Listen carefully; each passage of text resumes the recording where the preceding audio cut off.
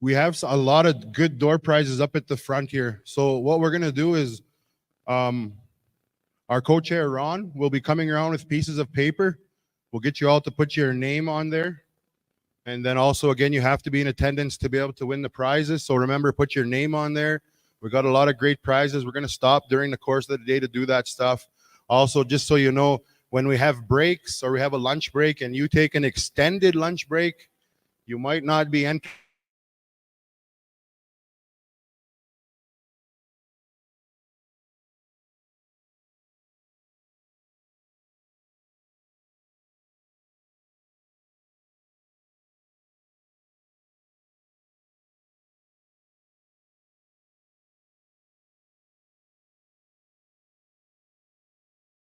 our elder come up and say a prayer for us.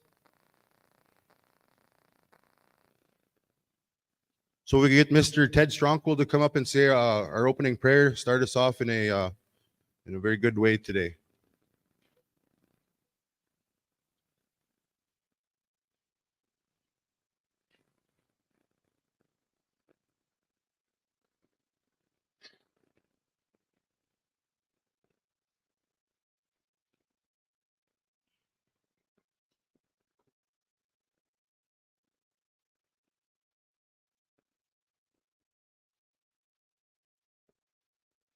Okay.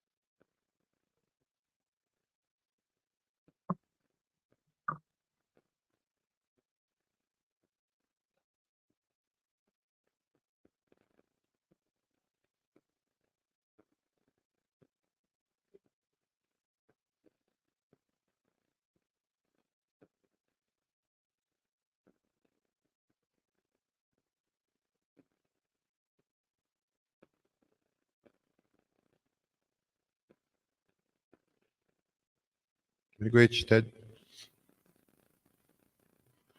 So it's good to be back here today. This is the third time I've been invited to the chair of the meeting, and I've definitely enjoyed it. And every meeting's gotten better, I've seen. So we look around in our room, and the presentation, the setup is very nice. So we're going to have some opening comments from our chief. But before we do that, I just wanted to take some time to introduce our co-chair as well as myself. So I'm going to get him to come up here. He'll share with you a little bit about himself. Hello, my name is Ron Keeseekoose. I'm from Keeseekoose First Nation. I always tell people it's the best reserve that in Saskatchewan. I kind of start a fight, but everyone should have hope and faith that their reserve is the best, in spite of the difficulties, the negativity, or whatever it is. Always have faith that your reserve can be the best. Always have faith that your chief and council can be the best, in spite of their mistakes. We're all human. I grew up, I lived here. I went to school in St. Philip's. I went to school in Brett. I ran away for when I was 16, went to Regina, lived there for a while, But when I lived back here, I used to hunt rabbits. I used to swim. I used to enjoy this land. I used to enjoy this First Nation. So that's my little portfolio. I really appreciate being part of this program and this group today. Again, just we pray to have a wonderful meeting, a good meeting in Miigwech. Thank you, Ron. If you have any tough questions today, anything you want to point at somebody, you can point them at Ron. Just kidding. No, don't do that to Ron. All right. So, well, I think I know most people in here. I went around talking and saying good morning. My name's Elton Kashane. I've been, I live in Yorkton. I worked at this school here, and I work in Keeseekoose school now. So that's my mother's home area, and that's where I work now. I get to work with the students from grade 5 to 9 with literacy and math. So it's a pretty good job. I really enjoy it. And I guess a little bit about myself is I grew up here. We played hockey here. I remember there's a little slough going down to the river, straight down what they called Kinch's Crossing over there. And there was a nice slough off to the side on the left. And I remember my cousins used to skate there. That was where they always spent time. We talked about how that's kind of where a lot of us learned to skate. And I remember they skated out there, they cleared it off, and we would go there. And so my cousins, Charles and Dana, I always wanted to follow them everywhere. And I remember thinking about looking at right now, what I think about is when we're driving and we see all the ducks or the geese. And I think about education and our students and how our curriculums are very Western curriculums. And so as we see animals, I'm always continually thinking now, my mind is in a different place where we look at how our curriculum is actually based off of the land. So it's based off of what we see. And a lot of those things should be fitting into our schools when we look at how, when the fish are running. And even looking out on the land right now, I see for about the last 2 weeks, I was seeing geese. They're coming back, but at the same time, I would only see two geese together. And so I spent time trying to think about that. And I even prayed about that. I was like, what's going on? And when we see the two geese together, we see the unit. We see the male and the female, or we see the home front there. So it's kind of a nice reminder the Creator gives us to look at how love needs to be part of what we do. And we see those geese together like that. And it makes me want to snag my wife up a little more. So it's kind of a nice thing to see all those animals out there. But that's where we get our strength from. So I think we got to go back to viewing and talking and thinking and even looking at the characteristics of the animals. So that's a bit about my story. I would like to now invite up our chief for our opening comments. So if we get Lee Ketchmori to come up and share with us.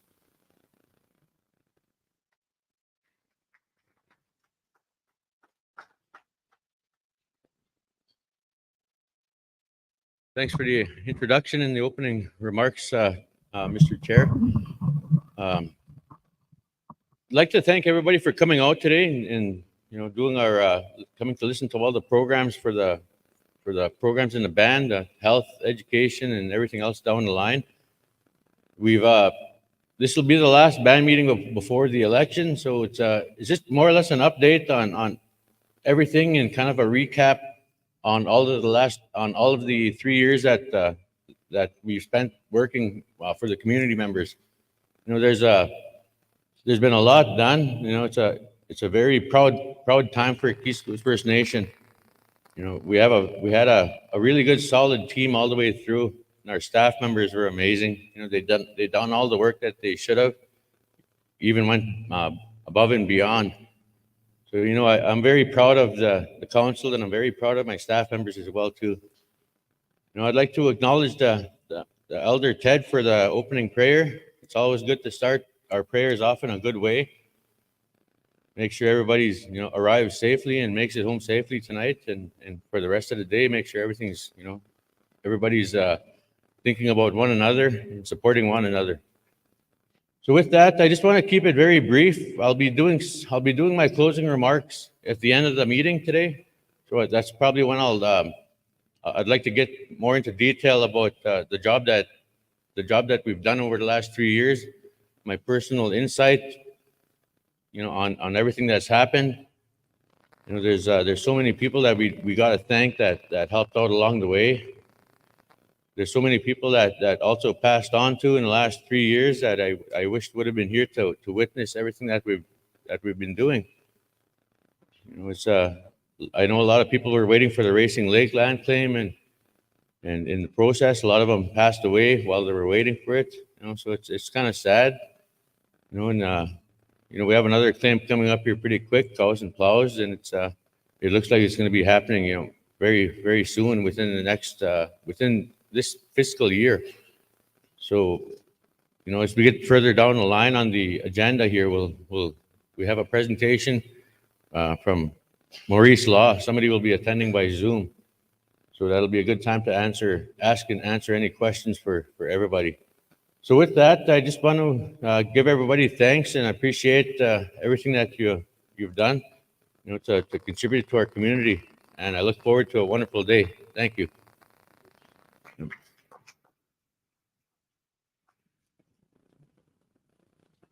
Thank you, Lee. Chief's opening comments were very quick today. So I think what we'll do is, are we ready for some draws yet? We need people to smile a little more here. They got to get happy. So in about maybe after our next presentation, we'll actually do some of the draws. We got some good stuff up here today.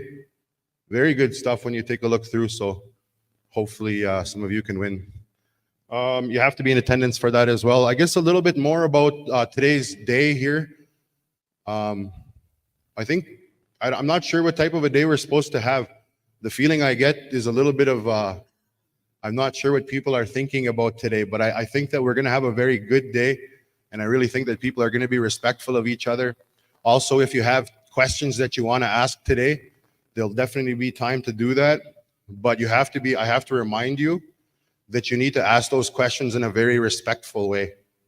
So I don't know if you guys seen the new sign out at the front. It was just posted. It says that this is a no campaign zone, which means any questions in relation to campaigns, this isn't the place to ask them because we haven't even got to that place yet. So if you have tough questions today about campaigns, we have to keep those away from the school setting because this isn't the place for that. I want people to be very respectful of each other. If you have questions, please frame them in a good way because we don't want to have a place that gets negative. Okay, we want to keep positive light. You know, all these people that are sitting at the front as well as others here have worked very hard for your community. So let's try come from a more thankful place than maybe a vindictive or point fingers. So I just wanted to put that out there. Also, I guess this is the first time, but we do have some people, some good people here to help us, some security. And I don't know if we're going to need them. I hope we don't need them. But anyways, just to let you know, we do have people here that might have to. If it gets to that point, we would have to use our security team, and they are equipped with tasers. So, I think moving forward, again, this is a no campaign zone. Also in the morning, we have a 10-minute break at 11:35, we have a 10-minute break. Okay, so everybody needs to see the change on the schedule. And then again at 12:05, now is the lunchtime now is 12:05 to 12:35. And that's provided by Donna here. And then again in the afternoon, we do not have a break put into the afternoon agenda. So if you guys need cigarettes or stuff like that, please do that at your own discretion whenever you need to go out and do that, or washrooms. We have washrooms here. Just as always, the washrooms are here. Lunch will be here. I think I see some water up at the front if anybody needs anything. Also, Ron is here to help as well. If we need any help, some of our elderly people who need help, you can definitely call us over and we'll get some refreshments for you if that's what you need. Nice. I get one too. Okay, are we ready for a draw or two? Yeah. We are. Okay, so because our first speaker is at 10:35, which is about a little over 5 minutes. And then we do have speaking for Terry today. We have Ambrose doing, Terry has some prior commitments due to, I think, our rescheduling of this event. So we're going to do a couple draws. Which way should we start? Fridge? Okay. All right. So maybe we should find it first before we say who the winner is.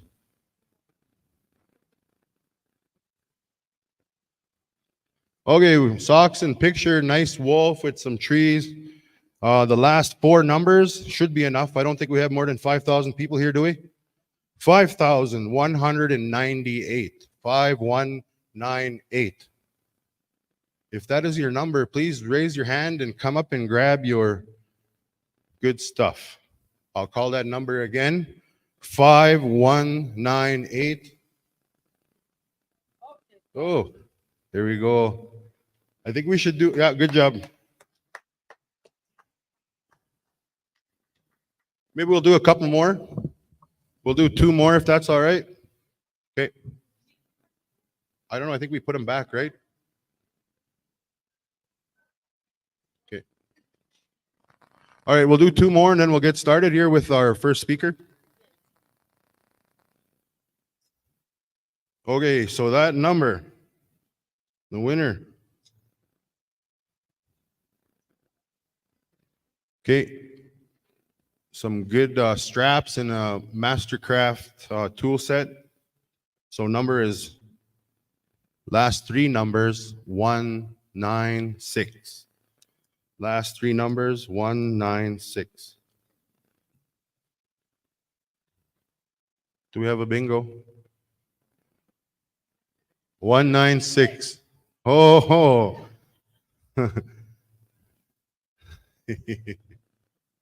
So maybe we'll do one more.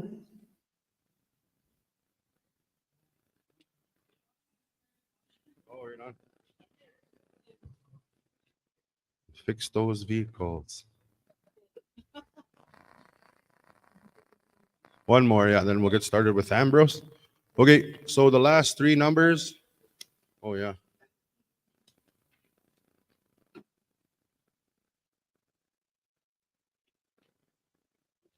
Oh, a nice big jumbo badminton set and a ball glove. All right, last three numbers. 221. Last three numbers 221. Over there. Okay, so we will get started with our presentation here this morning. For Terry Shingoose this morning, we have Ambrose come in to share our update. So Ambrose, if you could come up.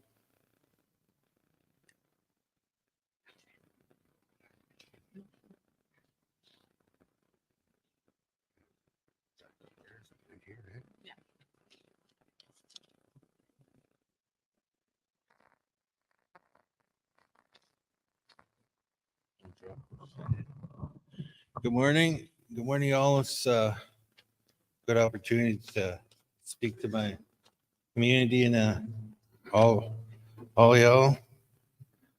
Yeah, I got some housing information from everybody that on portfolio. We deal with things. So some information we have in our community was like our housing, of course. Housing is needed. We need, of course, more units for everybody to function, and it's always good to have something new. Yeah, we've been working hard together on acquiring homes and dealing with contractors. Finding the best suitable homes for everybody to to live. And of course, it's been a while since we've acquired new homes, and it's needed. So we're working hard together to deal with this. And so we have some information about what's going on in our community. Like we have some renovations going on, like of course with upgrades and things with furnaces going on. If you got a new furnace, it's running well. It should be like the way it should. So we got like a few upgrades. I think it was about 80 furnaces, hot water tanks got, it's been just going out there changing these furnaces. I know it has to be done. It's good to have upgrades. Of course, you see our new home in the community being built through it's like IC and through First Nations, Child Family Services is going to be bringing up, chipping in, I think he has about 2 homes and another 3 being, decided where, so it's about 5 homes altogether. We've, coming pretty soon, probably this summer would be best, like right away. So, our burn unit rebuild we have going on was through, well, we got the insurance, it was able to just put it in the spot where, it can be built, and it's going well. Looks like be ready soon. I think within a month be done. So yeah, so got some information here about what is it? So ISC had ISC chipped in, I think 60%. Most of these full rentals that were going on in our community for people, like of course upgrades and stuff. The renos that were going on, like CMHC 40% chipped in, 60% ISC went well. Most of them were complete, inspected. Some were allocated already, so yeah, it's good for some people that got the new upgrades. Nice full rental house. It's always good to have. I was part of some of them, just to be out and about watching these rentals go. Just good work for the people that have the abilities. I love that. So some of these houses, I think, coming up being built in the future here are going to be built through some of the people in the community with the abilities, so be involved, which is good.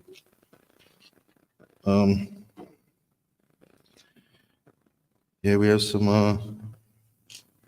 So there's also like a furnace cleaning we're going to be carrying out with the good weather and everybody. So if it's needed, it's going to be applied to each home, whoever needs it. So there's a furnace cleaning team out there able to do this. We have the tools, we have the people, the team to carry out this. It's usually a good idea to do that. So it was a good idea to bring that team together for that furnace cleaning. It's needed. I know. Being a part of maintenance, I know it's something that's needed in each home. So we have that going, and yeah. Oh yeah, the Rapid House Edition was denied because of IC held most audits because it didn't qualify. It was kind of qualified late through our audits.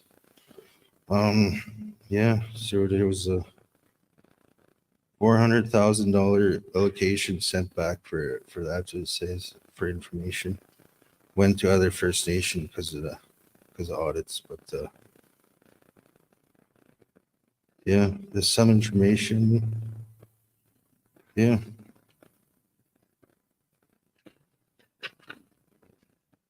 That's about the information I got for you. Yep.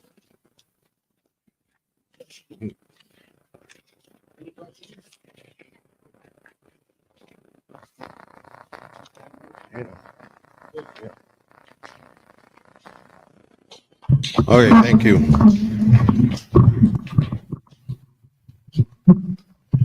I guess we're going to be moving along. So looking at our agenda here, Ambrose was at 10:35, so we're definitely ahead of time, which is not a bad thing. So we will take our next person who is on our agenda here, which is we have from the health department, Cindy Shingus, our director of health, going to come and share with us. So give her a good round of applause as she comes up.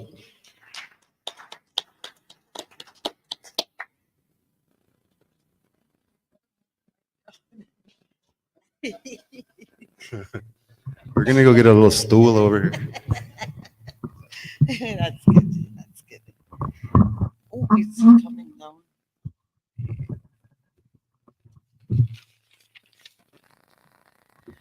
Good morning to everyone, our elders, chief and council, our membership. I'm gonna try be brief. There's a lot that we've been doing, but I'm just gonna try do a brief update on the health programs. First of all, congratulations are in order for our recent land claims, another cows and plows. Congratulations are in order to our nation here. Also, I'd like to take this time to give a huge thank you to the health staff. They go above and beyond for our youth community events. And they work endlessly after hours. There's no I in team, the health, all the staff are always ready to serve our community, whether it's through events or with our children. And so I'd like to take this time to give them all a huge thank you. They shopped for 300 Easter baskets for the kids. They stayed till after hours, handing out to 300 baskets to the kids in the community.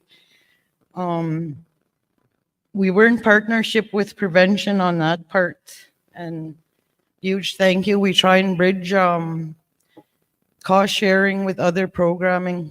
We kind of bridge our cost sharing with the prevention. So we got some of our dollars from there, and we find dollars through health. The health staff are planning for our second youth camp at the lake, Madge Lake, June 21st to the 27th. The one day we had 180 kids register out at the lake, and that's a large number considering the rain, but the kids really enjoyed themselves at the lake, and that's all that matters is seeing these children with a big smile on their face. And it all starts within our youth, because they are our future. So with that there, we have the health staff going like that crazy with the planning, and June is going to come around quickly. We've been holding status card clinics through YTC. We have them coming out again. It's planned at the office May 7th and 8th. That's the updated status cards. At the same time, the Jordan's principal, along with the other workers, we do offer birth certificate clinics, because there are a lot of our children that are not registered. In order to register, you need to have a birth certificate. And I think last time Claire took 12 certificates to Regina, and I do believe the 12 kids they're registered now today. Some of them were 12 years old, 13 years old. And that's what I mean. We with the children, we work a lot with the children to ensure that, their needs are met. So mothers, if you need, there's always a door open to come and apply for the birth certificates in order to register your child. Like I said, you need the birth certificate to register the child. Something new coming. We are kind of getting some extra help here too. There's mothers that never registered their children, so we're going to be having little clinics like that also with somebody. I think she was previous, Ruby Fiddler will be kind of assisting us to help us register kids. Like, we'll be having clinics for that. But like I said, you need your birth certificate.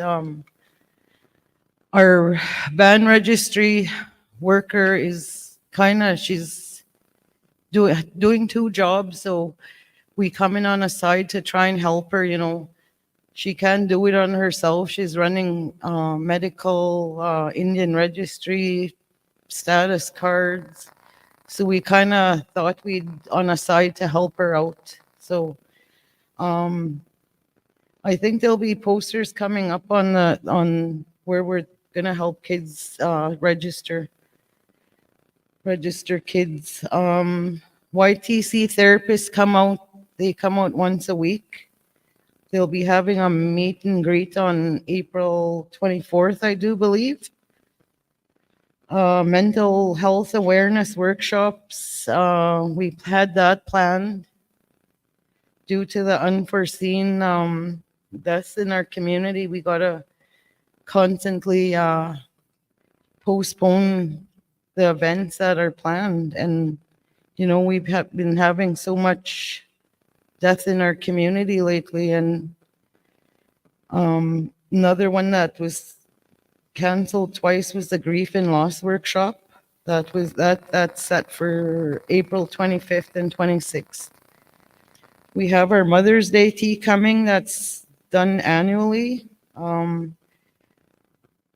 We have 10 young ladies aged 10 to 16 that'll be attending a youth empowerment workshop for the day, May 26th in Saskatoon.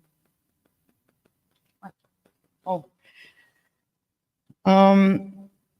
We're always looking to bridge our for cost sharing the spending. We've approached Hipperson, the one building our hospital. We've approached them if they can fund some of our youth projects, because some of the youth projects don't qualify within prevention, Jordan's principle. So we always try and find ways of finding dollars to assist our children in their needs, their projects, their travel. Like we have 49 kids attending school in KCI, Norquay. There again, we made sure that no kids are going hungry. So we kind of start working with our workers out there where, we provide snacks to our kids because, it is hungers out there. And we met with them. They told us, there's always kids that are hungry coming. One of the ladies in Yorkton said, Norquay said she gives her lunch away all the time or buying out of her own. So hunger is something that's not going to go away. So with that, we try find dollars to make sure every child matters. Every child is taken care of. Like I said again, the children are our future. Huge. Yep. No, unfortunately, just on the commute. Like if they want to travel to come out, yes. I wish we had money to travel out there to help, But you know what? They could call where we could assist them, where they can get help in the cities. Yeah, well, like I said, we're kind of getting some help on the side with I think Ruby Fiddler knows her thing. She was in membership where we'll have her coming in a day or two to help. Okay, thank you for your question. Huge thanks to our JP workers. She'll expand on that. She did a winter clothing where every child, all the families received winter clothing. Made sure the kids were warm. Like I said, we work lots with our youth, but she's gonna do her report and she'll expand on that. That just many that are happening within health. Yes. Pardon? It's around. It's supposed to be on reserve because with the JP applications, we have the YTC, we have STC where they can go fill out the JP applications. So it's more or less, yeah, it's on the reserve. And he mentioned about homes. There's so much of our mothers that rent in towns. So we kind of make an exception because we're so shortage on homes in the community, and it's not their fault that they have to go rent in a town. So yeah, the applications are available at YTC, like Yorkton area and all that. They have JP workers there as well. So that's the good things that's happening in the community with the health with our staff. We have so much issues in our communities. Number one is cockroaches.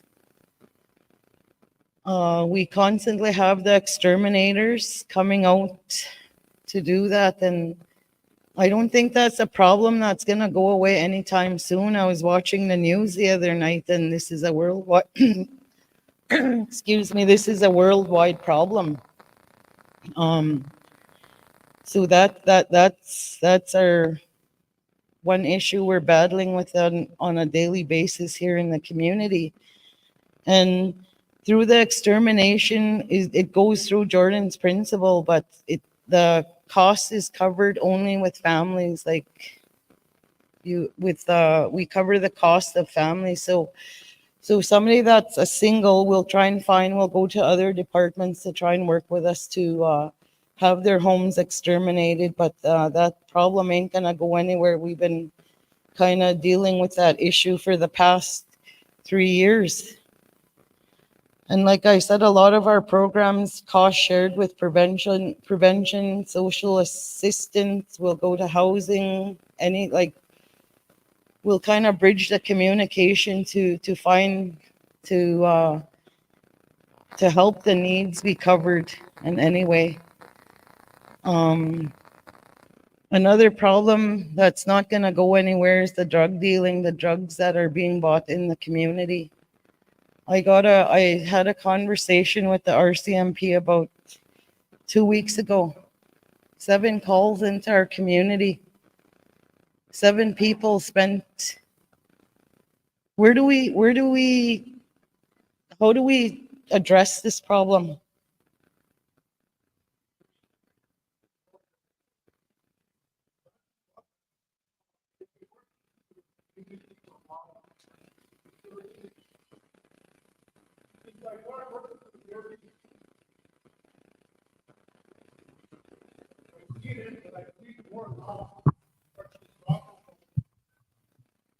I need our leaders, our elders, our veterans, our principals, standing.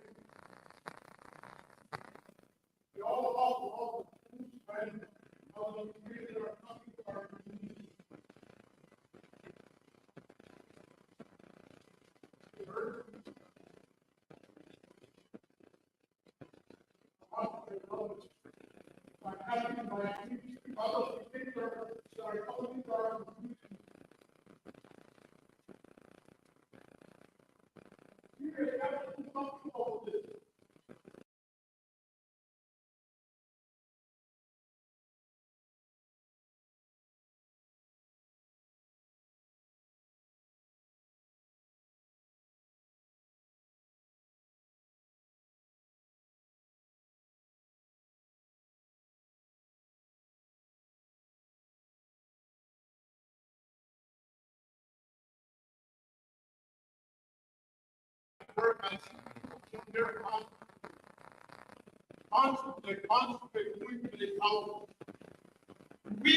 We gotta do something about this guy. Please. You guys are here. You gotta do something about this. We've been all the table to do something about it. I talked to a man that worked at the hospital. James Smith, and he told me the people that are bringing these drugs in their community, especially are the ones that are doing us. They're getting them off their reserves. They said they wanted one. Why is it 3 times and not that they stop and stop?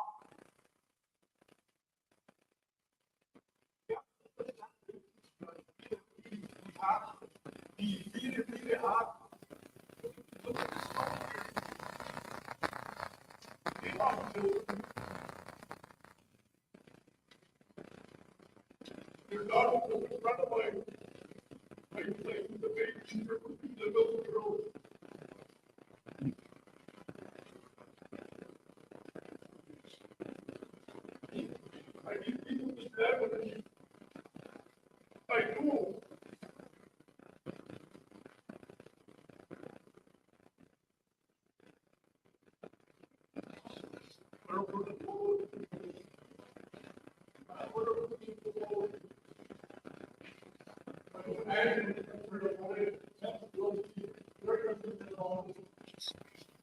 Okay. I'm just about done anyway, and I got a brief one to Alvina on like 8 years.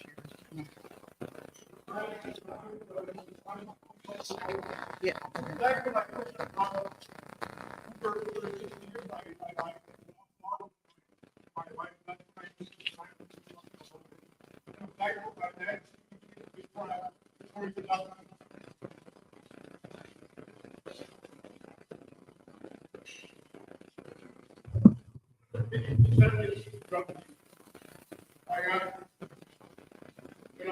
I put my name in, I just the meeting, and I want to get in here.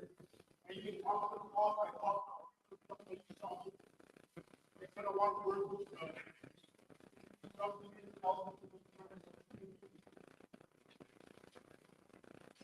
Thank you, Andy. We actually have to finish up our presentation. I think that's definitely a noble cause. We really need to think about that as a community. I agree. So we do have about 3 minutes for our presentation, so we would like to give her some time to finish that. But continuing on about drug dealing, I talked to Sergeant and I asked him, what do we do? He said, you know what, you're gonna be like a hamster spinning unless you have that community support, leadership support to do something with it. We had a drug walk here.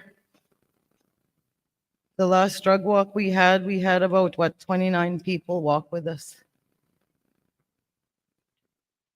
And like I said, we have to, and we do have drug walks. We do want to, it's frustrating. Yes, I know it's frustrating, but that's something that we need to present to chief and council, our elders. It starts there. So hopefully in the future we could get, but I'm on time here. I only got a few minutes. Another one is lateral violence on Facebook. That's one thing I try and do is tell my staff not to go on there. Don't go comment. Don't go liking anybody's. You know what? We're losing too many people in our community. How are you gonna feel you're attacking somebody on Facebook and they're gone the next day? I know I wouldn't feel good. Lateral violence within the workplace. Those are areas that the health will never stop trying to work at. And there's going to be a lot of it. Our elections are coming. But we need to remember our leadership are trying to do the best instead of trying to find flaws, faults on one another. Tell somebody how good of a job they're doing. You know what? That feels good when the chief junior mentioned the health, how good of a job we're doing with the health. That feels good. Just to get a compliment, it makes us feel on top of the world. So let's practice being kind to one another. It's something I tell myself. To work on myself, to be a good person. But yeah, let's be nice to one another with the elections coming up. Bad mouthing, lateral violence is not the way to be elected a seat in our upcoming elections. So I know I don't have much time, but Alvina, the daycare wanted me to do a quick update. I'm just gonna do that, and I'm gonna close off because Elton is threatening me here. He's kicking me here. So the the daycare has 21 children, and they're at their max. 21 children, 16 full-time, 5 part-time. All emergency, all workers that are working at the daycare have their level 1 and working towards their 2 ECE license. They're working towards being accredited. They are a licensed daycare. They have a waiting list. 2 extensions have been done in the last 6 years. Daycare staff do their own janitor, maintenance duties, and cooking. They're a jack of all trades. But with all the good programs that the health is running, Claire is going to have she's the Jordan's principal coordinator. Like I said, there's so much good things happening within the health. And we're glad that we could help our community in their needs. And one thing I want to stress is I don't make decisions. I don't turn any applications down, nor does Joe, nor does counselors never step in. We don't turn applications down. As a director, it's my duty to see the programming is being run. So that's one thing I want to do is I don't make the decisions. Joe doesn't make decisions on any applications that are. But anyways, I'm gonna. He's starting to get mad. I could feel him glaring behind me. So you all have a wonderful day and God bless. Thank you. Hey, Cindy.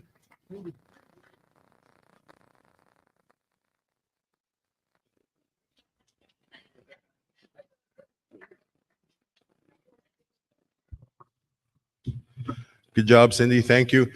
Very good comment made earlier. I would say that as a community, we definitely need to have time to come together and talk more about that. So I would just suggest, I know it's not my place, but it is a big issue and it does affect us all. Like, I mean, when we talk about family, we all feel that still. And some of us are mourning, still very fresh about what Andy was talking about. So I really think that we need to come together maybe as a community think tank or a place where we can communicate on how we can help our area. So we're going to move along. Cindy did a good job of filling her 20 minutes. Thank you. We also are going to do a draw right now. So I just wanted to tell you, everybody, I do have the number for one of the prizes over here. So if you've won prizes, what's going to happen is we have 4 bigger prizes, and they are a refrigerator, 2 TVs, and a barbecue. So for those 4, all the tickets of the people who have won, they'll all go back into the draw. Okay, just so you know. Yeah, we'll do 2 draws, and the winner of the blanket and the skirt. What's that?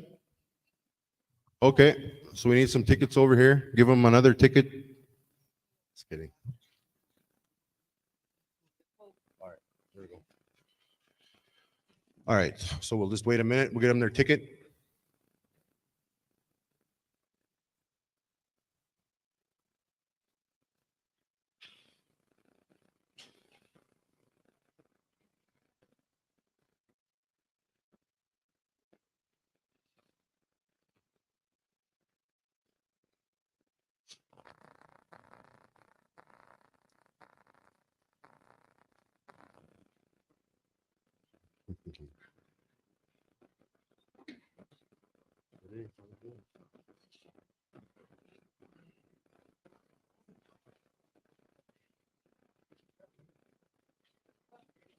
All righty. Okay, so our winner of the ribbon skirt and the blanket, the snagging blanket, 199. 199. Oh, snagging blanket there.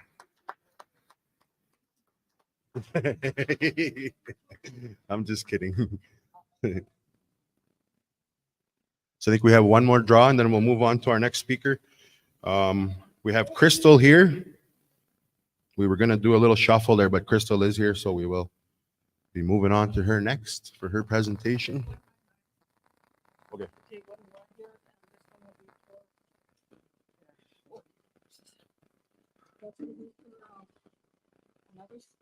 Okay, oh, these are some nice skirts here.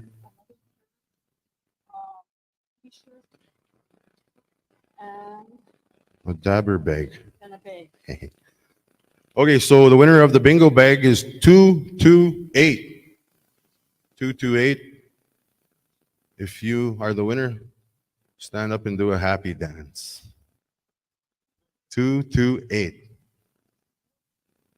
Happy dance, please, sir. There we go. We got a happy dance. Chubby checker style there.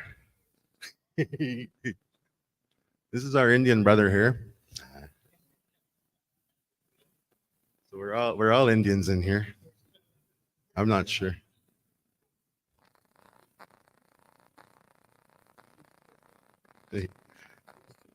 All right, 228. We'll put you guys back in the draw for the 4 other prizes. And so we will, without further ado, we're going to invite up Crystal Whitehawk, our principal here at Keeseekoose Chiefs Education Center.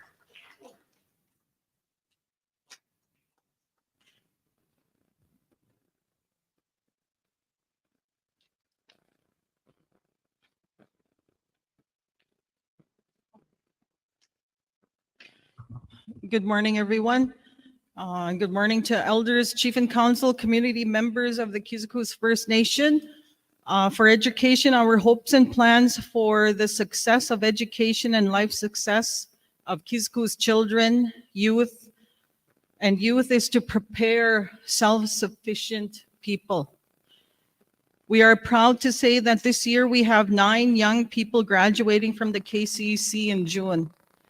Our staff is a very caring, committed, and compassionate staff. When we bring our people back, it shows in the plans and successes that are achieved in the community.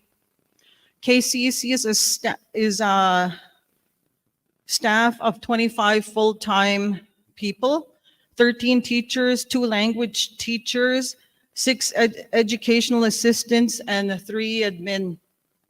This past year, we acquired Jordan's Principal Grants, which were applied for by our special education teacher, Teresa Denemy Fiddler.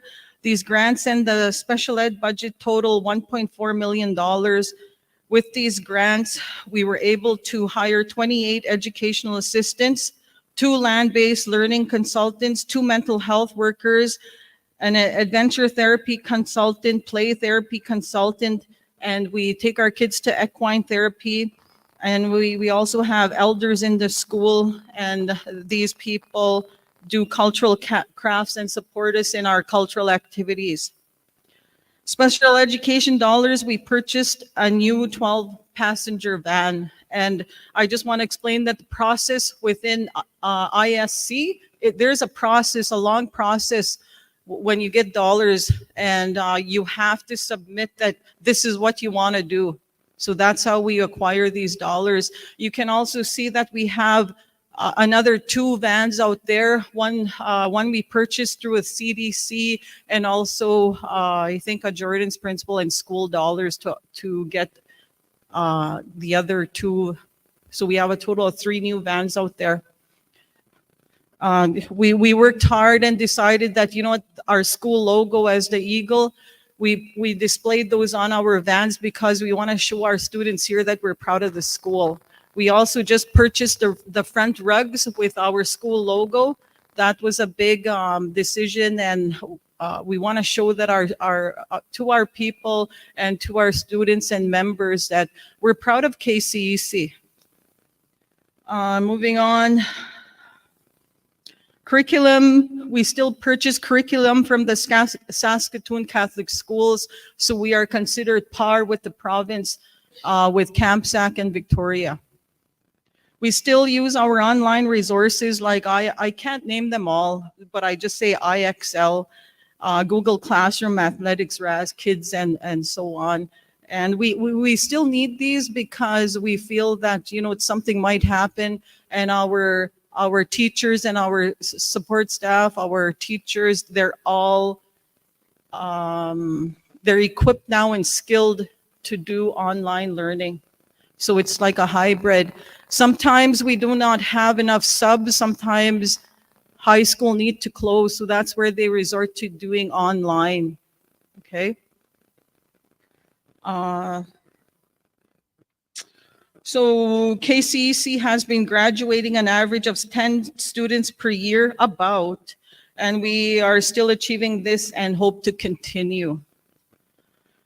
I talk about the grads because they are our shining lights and we are proud of them. It's great watching young people grow and succeed.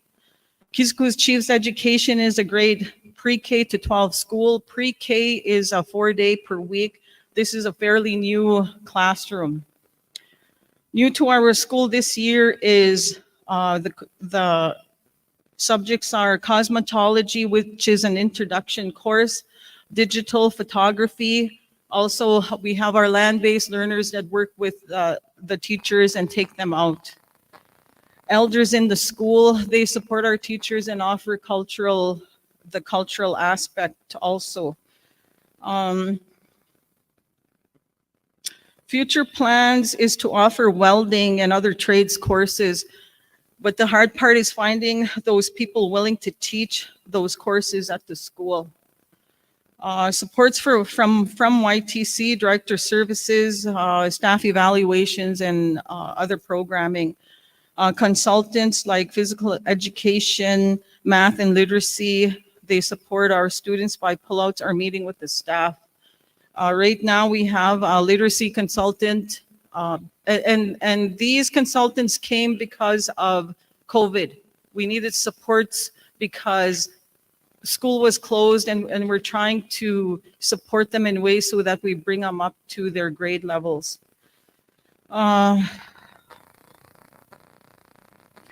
We have programs like ISSI and Education Partnership Program. We work with KCI, Cody, and Victoria School. We collaborate about culturally appropriate events that would meet the Truth and Reconciliation mandate. Also, they help with policy and curriculum.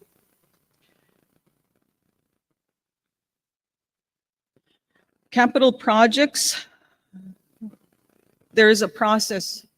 It's a long process, and we've been waiting for a while for some things, but there's a process where there's a capital project team that they do the assessments and they do the report, and then they send it off to ISC.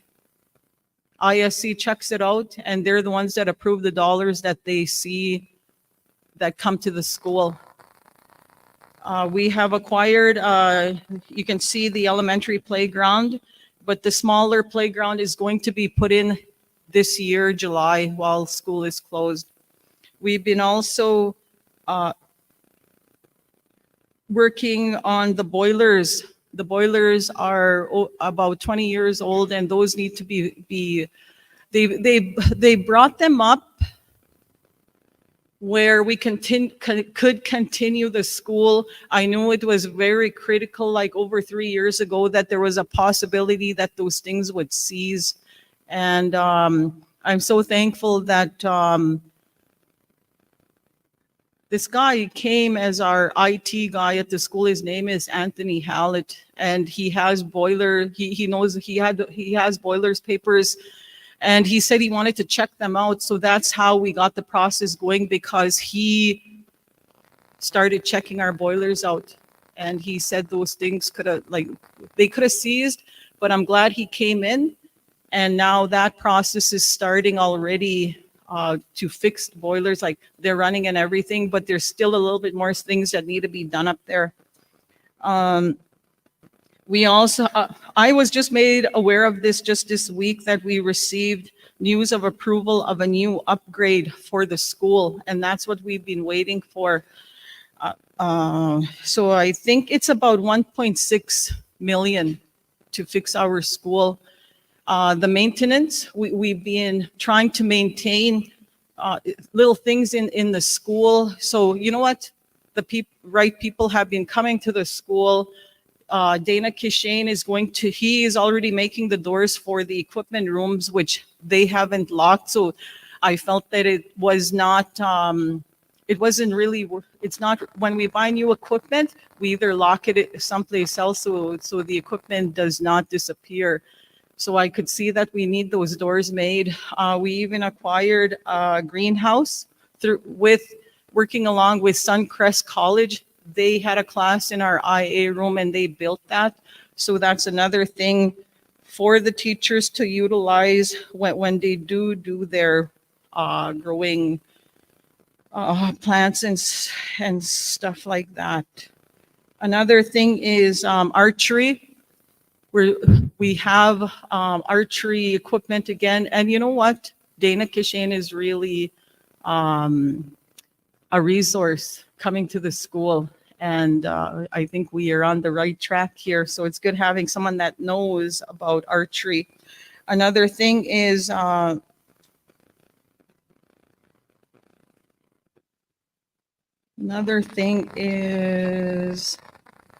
no, that's it. That's it. That's all I could think about. But future, we're still working on the policy. We're still working on the policy, and policies are really important for the staff and for the students and for the community. I know in future, for school board, we want to make a school board, but the policy needs to be in place first. And that's a process because ISC has these guidelines that you have to follow. So everything cannot be just like right away. Like things that we do in the school, it takes work to plan and stuff like that. Do I take questions? There's a question there. Go ahead. Oh, our enrollment fluctuates. I think it was like 162 this year. I think we started off with 175. When COVID hit, we exceeded over 200 students for 2 years, and then we went down the following year because people came home during COVID, and then people left. So we went down to 175. It fluctuates because people come and go and they move, but I know we haven't gone under 160.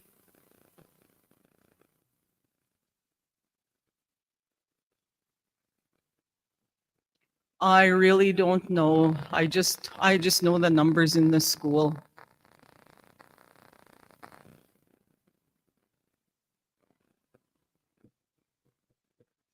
Probably the registry clerk. And you know what? We don't force people to come to school here. It's a choice. It's a choice where they go to school. But those students that come to Keeseekoose are usually the ones that that need the support. That's why we offer transportation to the school. We try do activities where, you know, we're supporting them, taking them places. Yeah.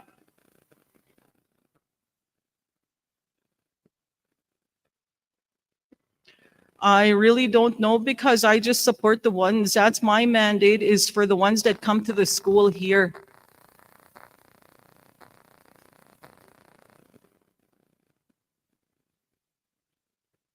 No, you didn't say anything about that. More about just supports. Supports? Probably just the school division. See, the way the process goes is if your child goes to Norquay or to KCI, Victoria School or Kenora or Yorkton, their dollars go there to that school. And you have to remember that we don't get the same dollars as the provincial schools. You have to remember that. We're probably like about half the dollars that we get here.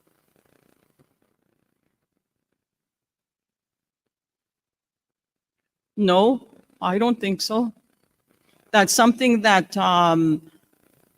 that those parents will have to talk to the school division for.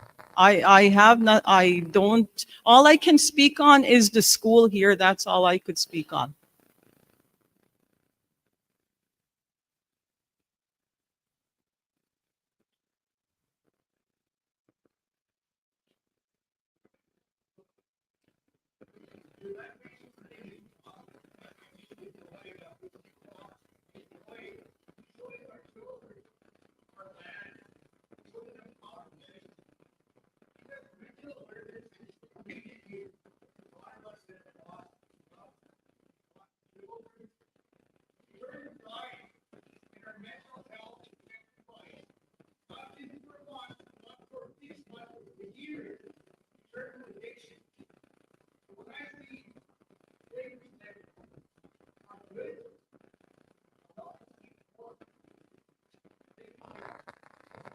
Thank you, Perry. I just want to say that, you know what, everything's a work in process. You're going to make mistakes. You're going to learn from it. But yet sometimes the right people come along at the right time. You know, everything that goes on at the school here is not about me. It's not about the council. It's about the students. But yet we need the support of the chief and council when we make when decisions are made at the table. All I can do is present what we need at the school here and tell it to chief and council that this is what we need. This is what we're looking for. And with great support, I thank you for backing up the school and just being there and being a real big support, because you know what, the staff feel the support. The students will feel the support, and we wouldn't be able to move on in the processes like the capital projects, even purchasing the curriculum and moving our education journey in a positive way where it's going to be success for our nation. And you know what? Our doors are open. If you want to come and check what we do at the school here, we're busy. You know what? I'm tired. I'm tired today. This is my weekend off. I'm tired. And I try and recuperate over the weekend because, like, look at my staff doubled. Just in 1 week, my staff doubled here when the Jordan's principal came up. And you know what? I felt the pressure because I was thinking, you know what? How are all of us going to work together? But you know what? Everybody's working together. Everybody's supporting the number one people that we're working for are the students. And that's where we have to stay focused, is our young people who come to this school. That's who my focus is on, the people, the young people that come to the school here. You know what, I want to thank the daycare for always opening at 8, because you know what, we have families that take their kids there because staff have to be here by 8:30. And I'm thankful for that, because you know what, if they did not come in on time, it would kind of mess it up for our staff that do utilize the daycare.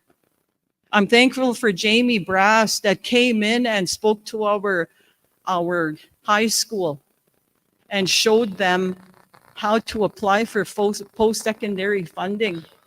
I'm going to talk about a gap. There's a gap there right after high school. We need something there to support our young people who want to go to trades, because some of them do not have that guidance. Some of them do not have that support. So we need something in place there that would help them move on in their career journey or their success of life. That's what I see the gap is right there, because some of our students don't go anywhere, and you still see them around. Yeah, it's good they're working at the store.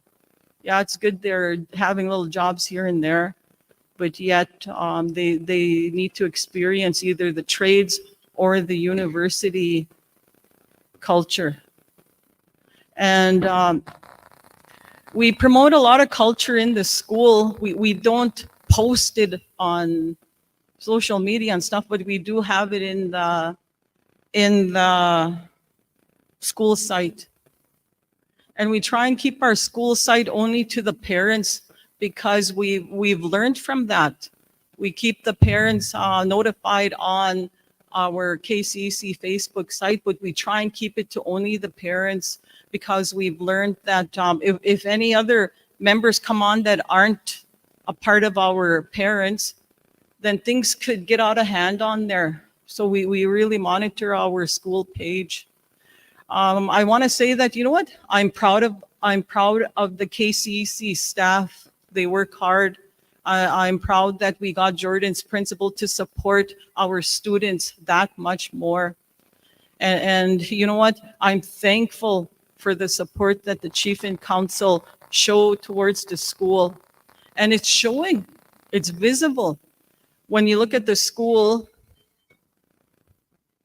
you can see the successes of that the school is doing, working forward, moving forward. And you know what, that's what I all have to say about KCEC.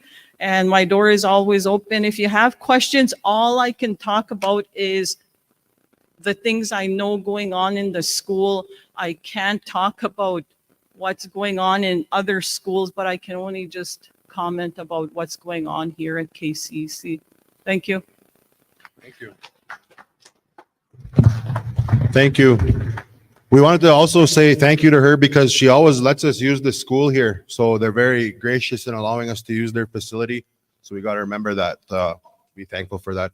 So we are going to take our 10-minute break right now. So we're going to do our 10-minute break. And after 10 minutes, we will have a draw very promptly. So that means you should be back after 10 minutes. And then we'll have, pardon? Does anybody not have a ticket? If you don't, we'll get one to you. So we will be back at, at 11:41 and 15 seconds.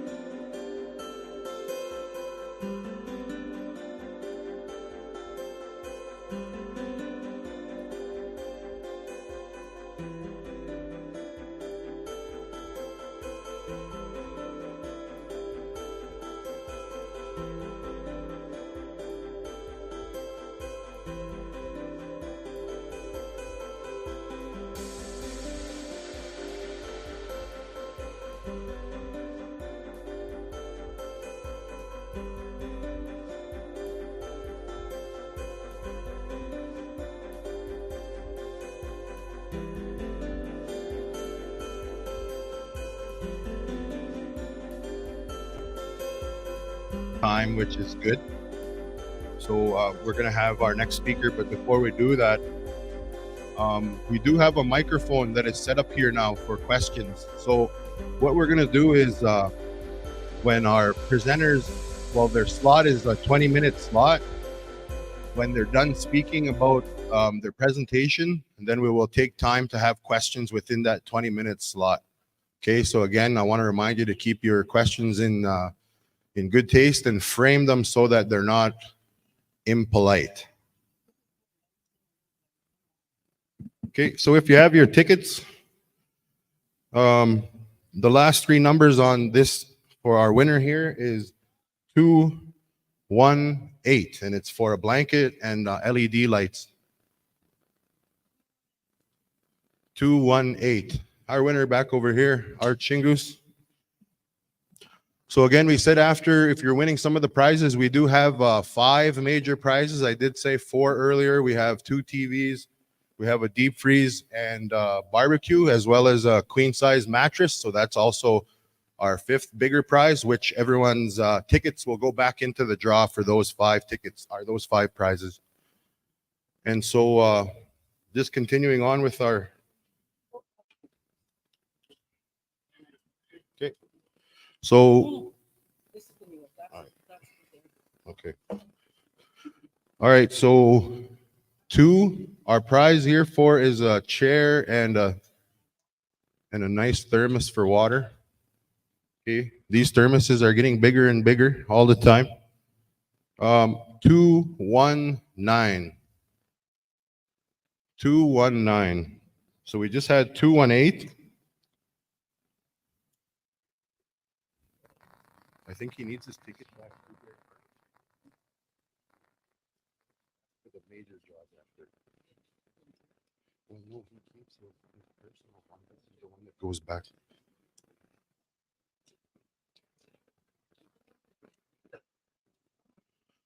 So remember to keep your ticket. All right, we're giving the ticket back to Art for the other draws. So remember to keep your ticket, that extra one. We have the ones from the ballot area. Okay, you actually have to let them keep them. Yeah, you have to let them keep them, because we're going to put these back in and then they have a chance to win again. Don't take their ticket. Yeah, you have to let them keep them. Because I have 219 and you have 219. Yeah, he has to keep that because all these go back. What was yours, Mom? 188? Okay. 199. All right.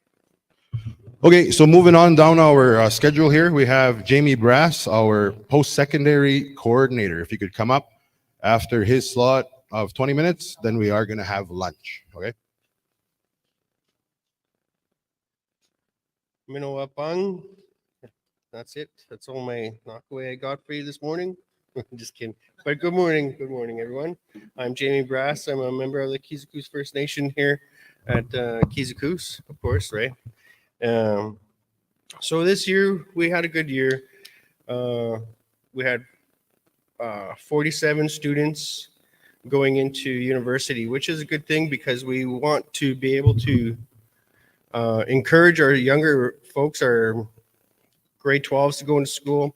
So this year, we went to this high school, which I'll talk about.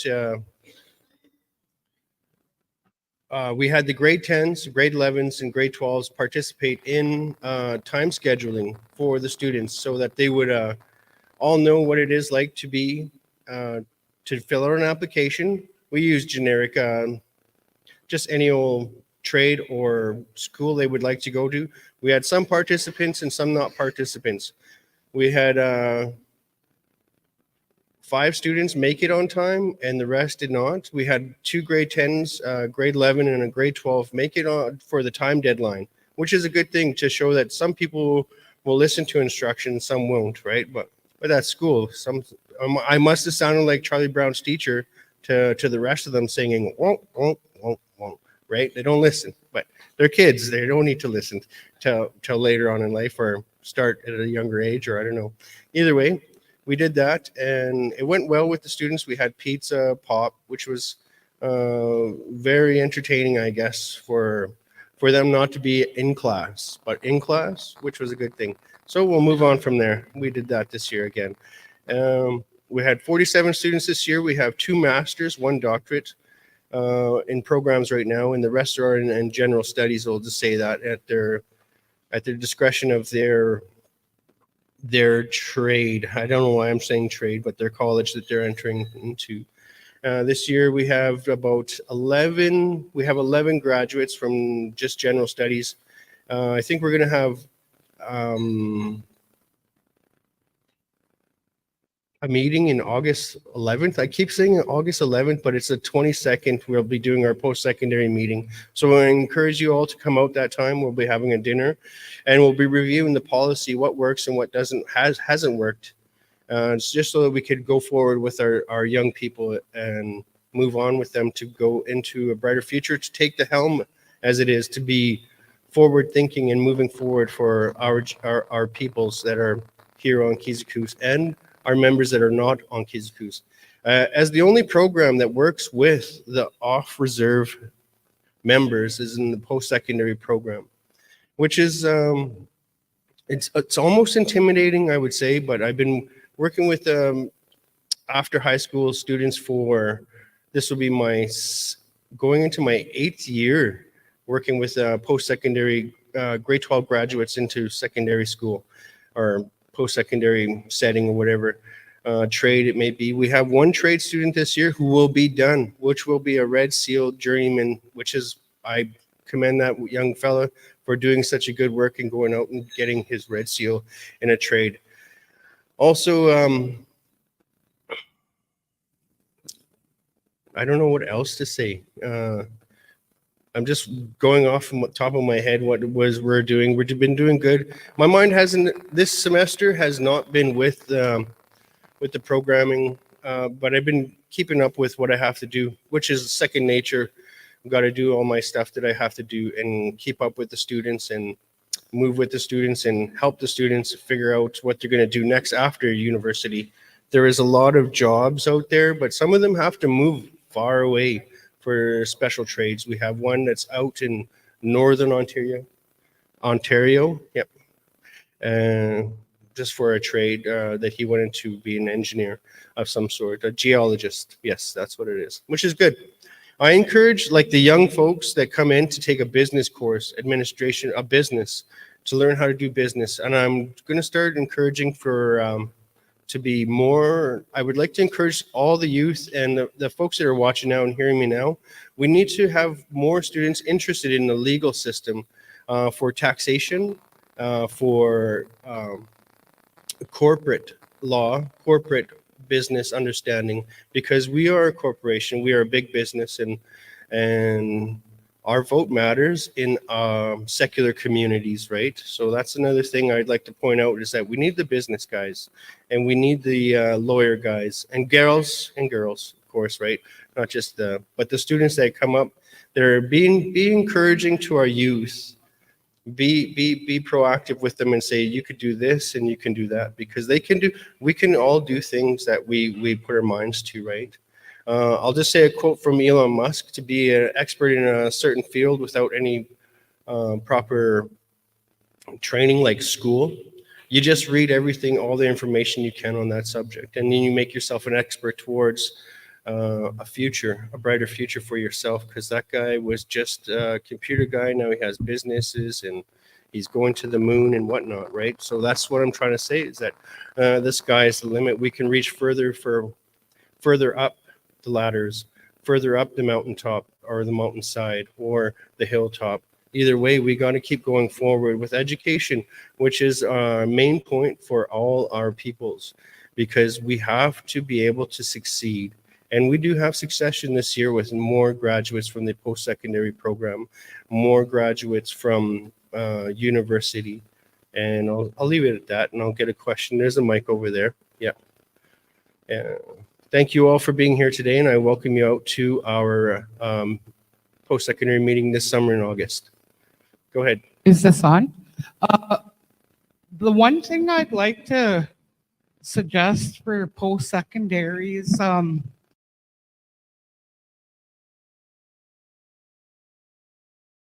graduates. I have two that are graduating this June, and it's pretty scary for them, you know, and Yes.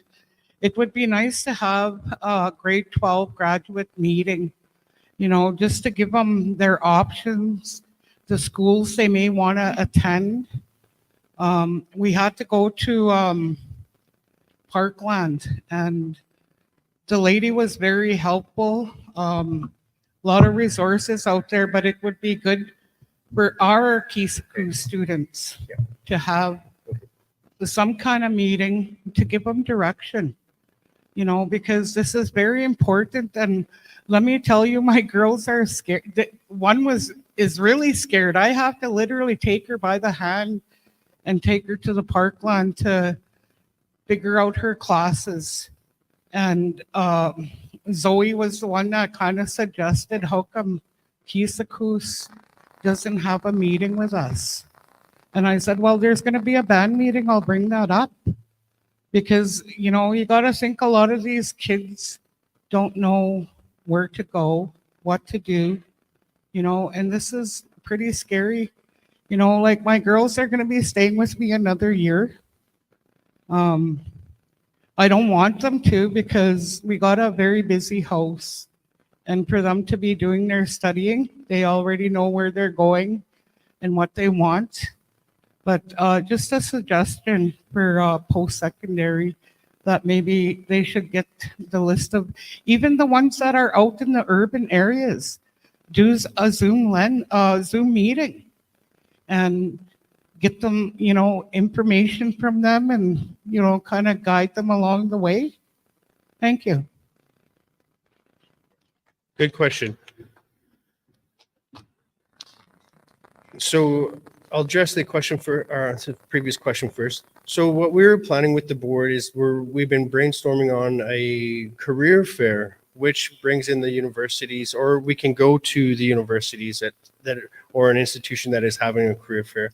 So that was just something we can look forward to, of course.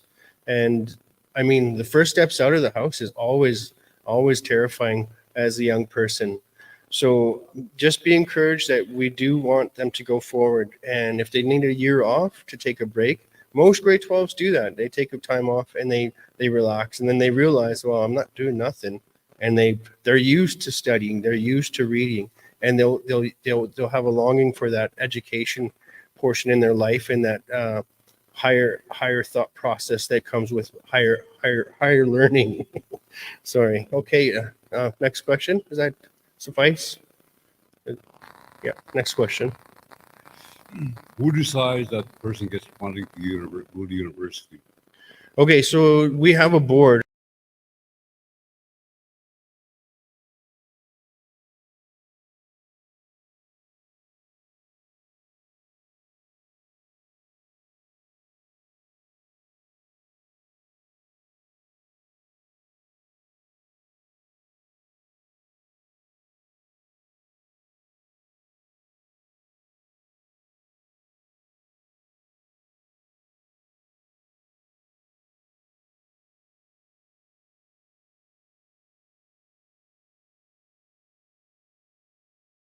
We select as a board. They select as a board. I just get the information from the students, and that's how they select.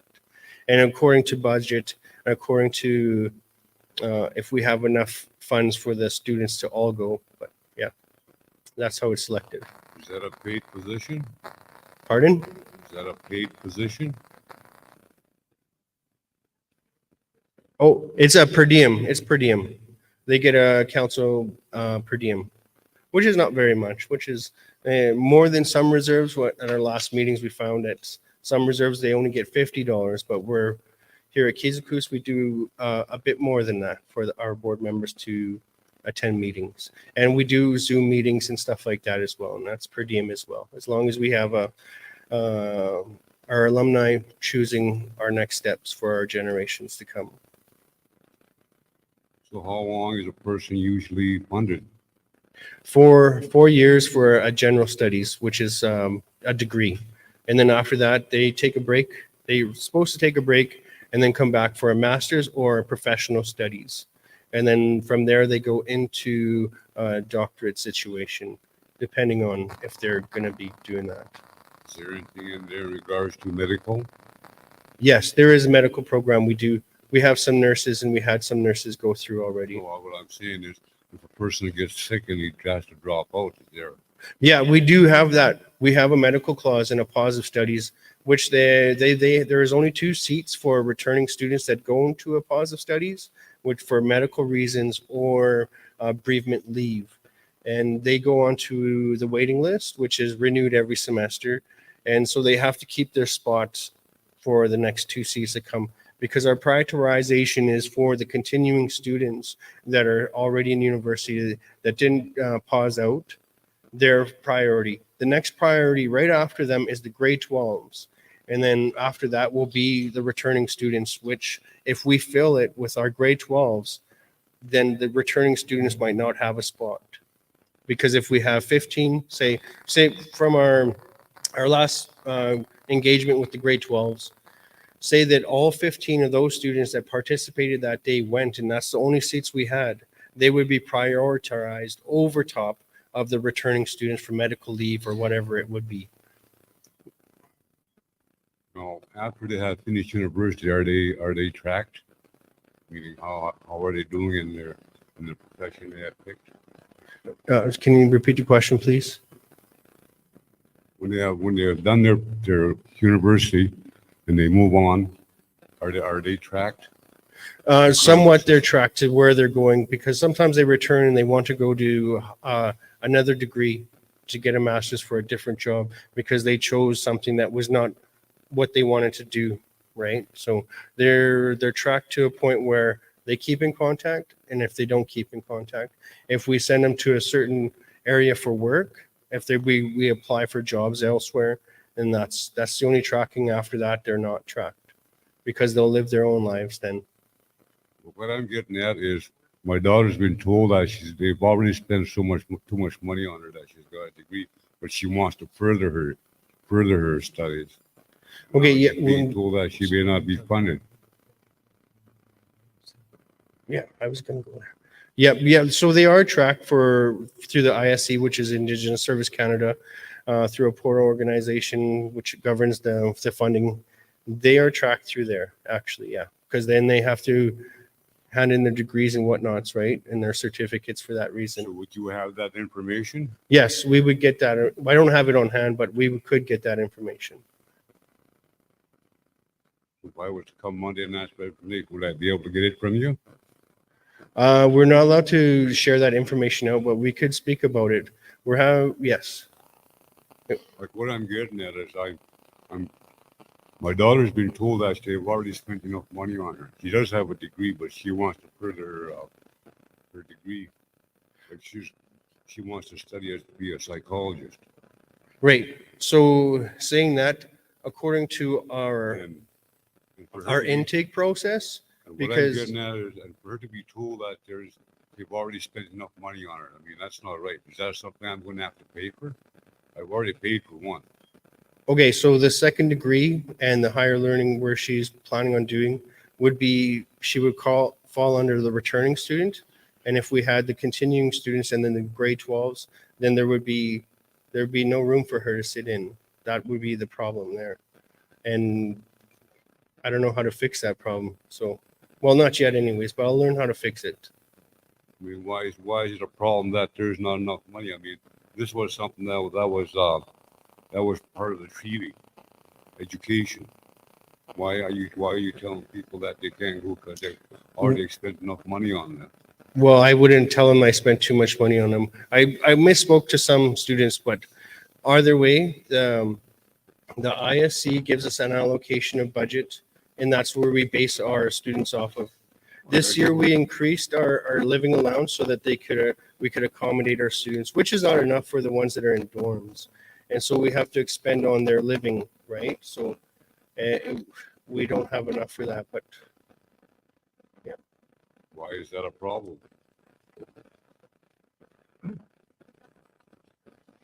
I'm talking to the other Just- guy. I'm talking to the other guy. Just to kind of inform you on a question that you're asking. Keeseekoose First Nation has a policy that they put in place that they follow, but they also have to follow the ISC policy. And one of the things that they are tracking is people that do get funded, we'll say for a bachelor in whatever area, which is 4 years.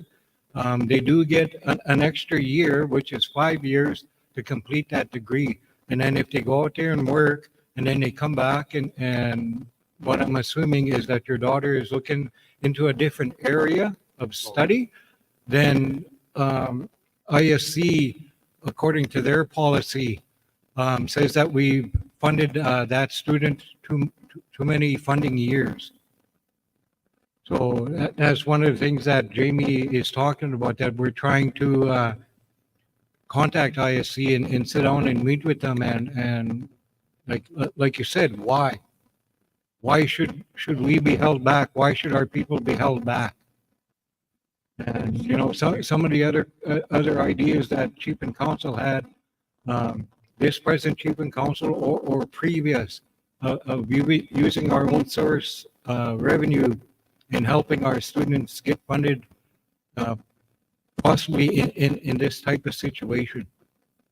So it's not only Keeseekoose in a sense that limits the students' funding dollars, it's also the policy that we also have to follow through ISC. Shouldn't we have enough money to fund all these kids to go to school? Like, if we have to dig into the band funds, why can't we do that? Because there is no money in the band funds. Why? Why is there no money in the band funds? Just certain people are benefiting. I mean, what's happened to the land? Where's that money going? Some of the questions you're asking, I can address when it comes time for my time to speak. But, Well, you interrupted, so I might as well ask you while you're there. well, I'm just trying to answer the question that you're asking in the area of post-secondary education, not band funds or what kind of money we have in the bank at this time and how we spend it. But I will get my money back if I have to. I have to sue the band to get my money back. If I have to start spending my own money to get my kids' education, then I have to. I will. The kids come first. And it seems like the kids won't come first around here anywhere. Thank you for your You're questions. not worrying about the kids I'm talking to, please. Well, I think maybe a conversation has to be had because a lot of the questions are like questions that could be discussed with our individual here. Right now, you're shutting a lot of people down. That fellow there was talking, you guys shut him down. No, we didn't shut anybody down, but we're ready to shut you down very soon. About the people on the reserve with their drug problems, and nothing's being done about it. Nothing. Yeah, you got to ask the questions at the right time. So Well, you don't give a person a chance to talk. Like, I was listening to him talking, people around me wanted to hear. listen, my job is to keep everybody within a time frame, and that's what I'm trying to do. I'm trying to do my job today. So much big problems that I don't think there's a time frame that they can all fit. Like I said, if you want to have conversations with individuals, you're definitely allowed to. That's what the day is made for. So the day is made for conversation. So I think that that's a conversation you could have directly with our post-secondary advisor. I spent a whole day. I left 5 o'clock this morning from Regina. Meeting's going to be at 9 o'clock. It doesn't start till 10:30. I could have stopped and had breakfast somewhere. No. Well, we have snacks on the side if you're hungry. We would like to move on if that's okay with you. But there's going to be more times for questions. If you have questions, you just got to find the right slot for your questions. Well, I was talking to the guy there, and to me, he spoke to my daughter. He was very rude to my daughter. my daughter about getting funding for post-secondary. Okay, if you're upset about something, And I you won't should, stand for that.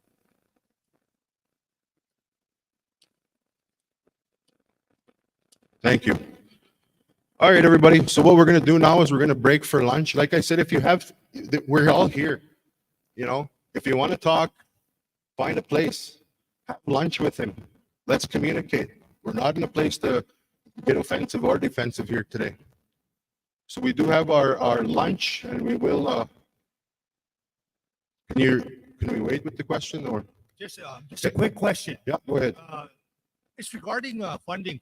You know, like we say we only have enough dollars for so many people. There's a lot of us that are educated and want funding. But I feel for the band because there's only so many dollars that you can use and you have to pick the best so that they complete those programs. But my question is there other funding available when you guys run out of money? And is there numbers and places that we can reach and contact? Those are the kind of things that I would love to see come up. Thank you.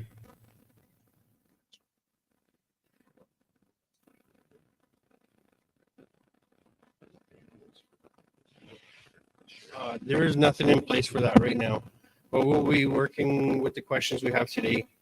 Very valid questions, very more research, of course, will be done on that, on those questions, of course. Thank you very much for. All right, thank you.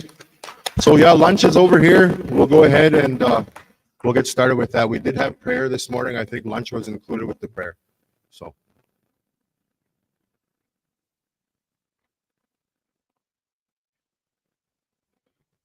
This is Buddy and little guy's favorite time of day, and to eat. So enjoy yourself. Just keep on having a positive attitude regarding your reserve and everybody that comes up and speak. I know we all have some internal things that we want to be dealt with, but we can deal with them appropriately. Thank you very much. Have a great meal. Miigwech.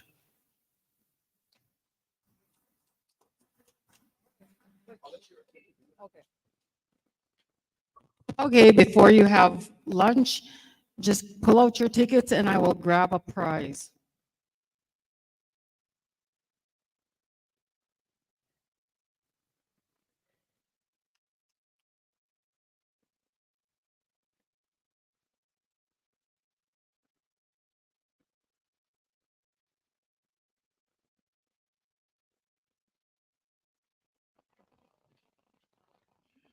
Okay, so your tickets, tea towels, frying pan, pot, Dutch oven, cooking all your wild meat, 257. 257 for the winner on that one.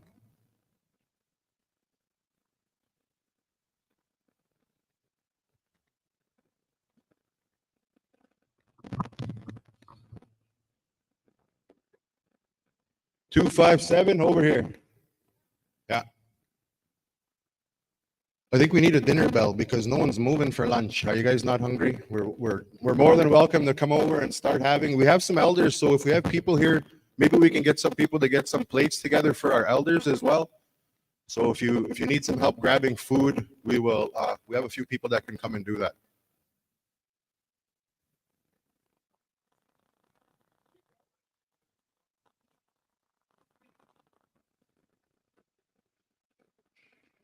Andrew, you want the tea towels?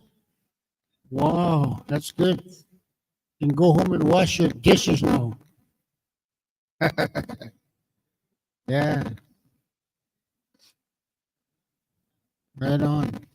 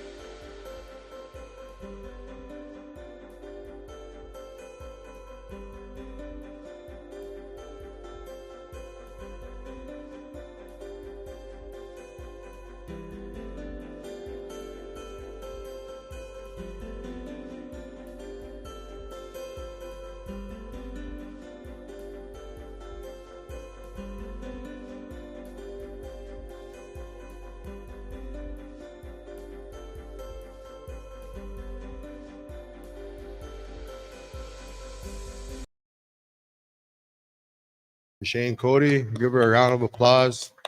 Always good food. We were going to hand out Snickers there earlier, but that's good we all ate. So we do have a bit of we have an elders group that wants to speak a bit here. So we do have somebody who we're given the mic to, and they're going to do a bit of speaking on behalf of our elders group. So are we going to do a couple draws quick, or okay? Let's do a couple draws, and then we're going to have Andrew Keeseekoose speak a bit to us. So I think he's coming up to the front.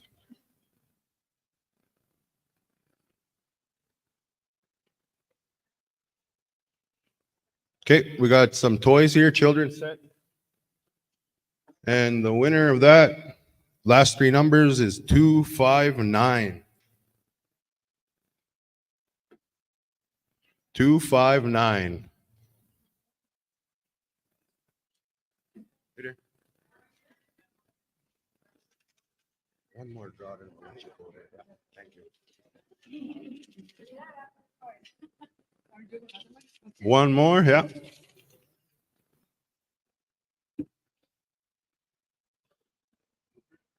Little coffee set here, can of coffee, as well as a percolator. And for that one, last three numbers, 222. 3 2s. All right.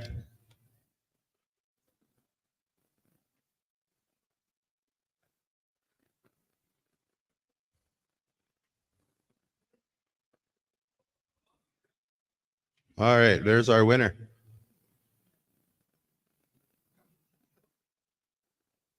So we have our next speaker here. We moved them into our agenda. We have Andrew Keeseekoose going to speak here on behalf of the Elders Committee.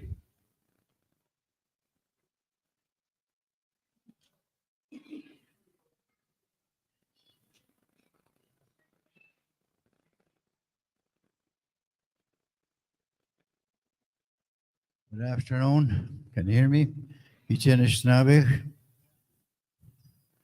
I was told not to be long by one of the band members here, but I think I got to talk about what needs to be talked about in our community. And that's working together, trying to get along. Let's not get along just for one day. Let's do it for year-round purposes. As an elder, my role in this community, I'm the youngest, if one of the youngest elders in our community. And I've been asked by people to sit at a table with them to give them direction. not tell them what to do, give them direction. And as a part of it, I go there with the intention of trying to look after all our people on Keeseekoose Reserve, their concerns, where they benefit, where they should benefit. You know, if people choose not to want to hear what I have to say, you can do what you want to do. But I've always promoted healing and wellness in our community. Why? For 30 years, I lived the result of the residential school, the effect of it. I hated, I didn't like people, I didn't like myself. In the last 30 years now, I've been working on myself to better myself. It wasn't for me. It is for my children, my future generations. So they benefit, so they have a better chance in life. Those are the things that are important to me. We as people talk about we got to look after our children, our young children, our children that are born. Let's not be so hypocritical. Let's do it now. What are we doing now? What we're doing now is we're bearing our children, our kids. That shouldn't be. In my time, we were bearing the old people. So there's got to be something wrong. We can't expect chief and council, elders to fix that. We got to take it as individual effort. Individual people got to do their part. All the band members got to do their part. You can't depend on everybody else to do your job. We failed as parents. Why did we fail? Where does that come from? Where does that hate? Where does that stuff come from? I'm not here to preach. I'm not here to say I'm better than you people. I'm here to tell you I've done something about my life, the way I live, because I didn't like who I was. That wasn't me. And my children benefited from it. They can acknowledge, they can recognize. Today, I still have a problem telling my children I love them. I still have a very hard time with that. I'll be 70 years old, and I haven't yet told any of my children I love them. There's got to be something wrong. And we identified it. If we go that way, we'll better ourselves as a community. As a community, we'll respect one another again. We'll listen to one another again. I would like you people to think about something like that. I'm not here, I'm not running for chief of council, I'm not running for nothing. I'm here to send a message to you people. There's nothing wrong with healing. There's a lot of good in it. You got to find out what you got to heal, what you're healing from. The damage, the trauma we suffered in the place we were put in. We went and sat in Calgary to advise the chief and council to go and settle this for the benefit of the people of Keeseekoose Reserve. Every band member benefits. I questioned why we can't give a 100% disbursement. I questioned that. And I said, you're still dictating how we spend our money. But for everybody to benefit, it's up to the people of Keeseekoose Reserve if they want this or not. It's not up to elders. It's not up to chief and council. It's every band member on this reserve if they want it or not. You've got to learn as band members, you people are the power. You people say what happens in your domain, in your society. And there's a proper way to do things. You can do a lot of things without anger. I was there. I don't think I'm better than anybody in this room. I done something what is wrong with me. And I feel good about it. I can look at myself now in the mirror and feel good about that guy in that mirror. Where at one time I couldn't stand over what I become. I was taught, I was very fortunate. I was taught by my old people, my elders. A lot of things they said to me when I was a young man, young boy, I'm starting to remember. I'm starting to practice. a very simple life. We make it so hard on ourselves. We make it so hard. We make it so complicated. May mga ining baby ko. I was raised in this reserve. I was out in a white man's world. I want to come out of a residential school at a grade 3 education. But I learned common sense. I learned the difference between yes and no. And that's not very hard to learn.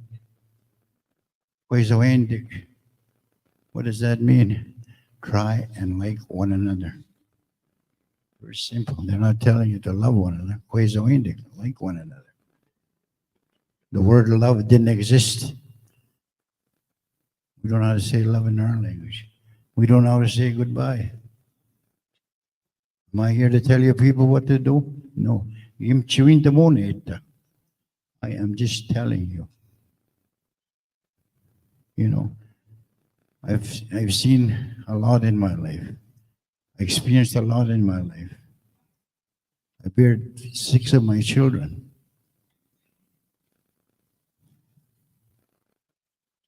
I buried 6 of my children. This end of the month, they invited me to go to Edmonton to go and make a video on murdered women and missing women. Because my daughter was murdered on the streets of Edmonton. They want to put it on TV. I question that. It's going to help people, then I'm going to do it. I've done very little for my daughter. This is the most I can do for her. I'm talking from here. Mawansi. Mateon. Art. Please, people, try and treat each other. We just talk. Let's do it. Let's start talking and walking and everything. As people. I'd like to see that before I leave that. Just a start of it.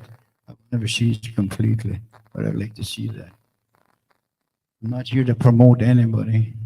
I'm here to promote healing and wellness in our community. That's all I'm asking. That's my duty as an elder. That's my job. People get along. So one day we'll live together in harmony and peace. You know, the white man was very smart. When he introduced the election, what did that do? Divide our people. Brothers, sisters, family against one another. The old hereditary system didn't have that. So it's time. If we're going to teach our children something, if we're going to do something about it, teach them the right thing, because they're always watching and listening.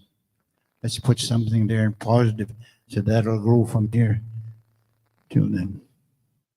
I used to carry hate. I used to carry shame.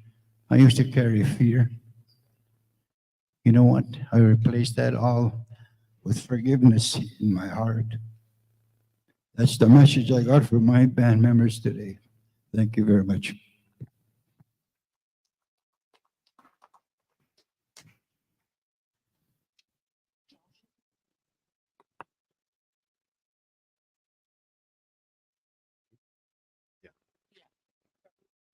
Okay. Okay. Thank you for that address there. Appreciate speaking that way. Always sets a nice tone when we can hear from our elders and what they're talking about as well. So we do have another presentation that needs to be scheduled in for 12:55, and I think that's coming up in 5 minutes. So I think we'll actually go with them now. And that is Josh Morrison, I do believe. So just because of time, we have Josh Morrison coming up, and he'll do his presentation right now. So give him a round of applause as he comes up. Our legal matters here. Hello, everyone. My name is Josh Morrison. I'm a partner with MLT Aikens. I know I don't dress like a lawyer, but I assure you I am one. I have been legal counsel for Keeseekoose now for about 4 years, and I have worked on a variety of different matters with chief and counsel over the years, including the 1909 Trust, where I got to meet many of you during our community meetings on 1909. So it's nice to see some familiar faces now when I come out to Keeseekoose. So I've been asked to present on kind of the current legal matters that our firm is working on or has recently concluded.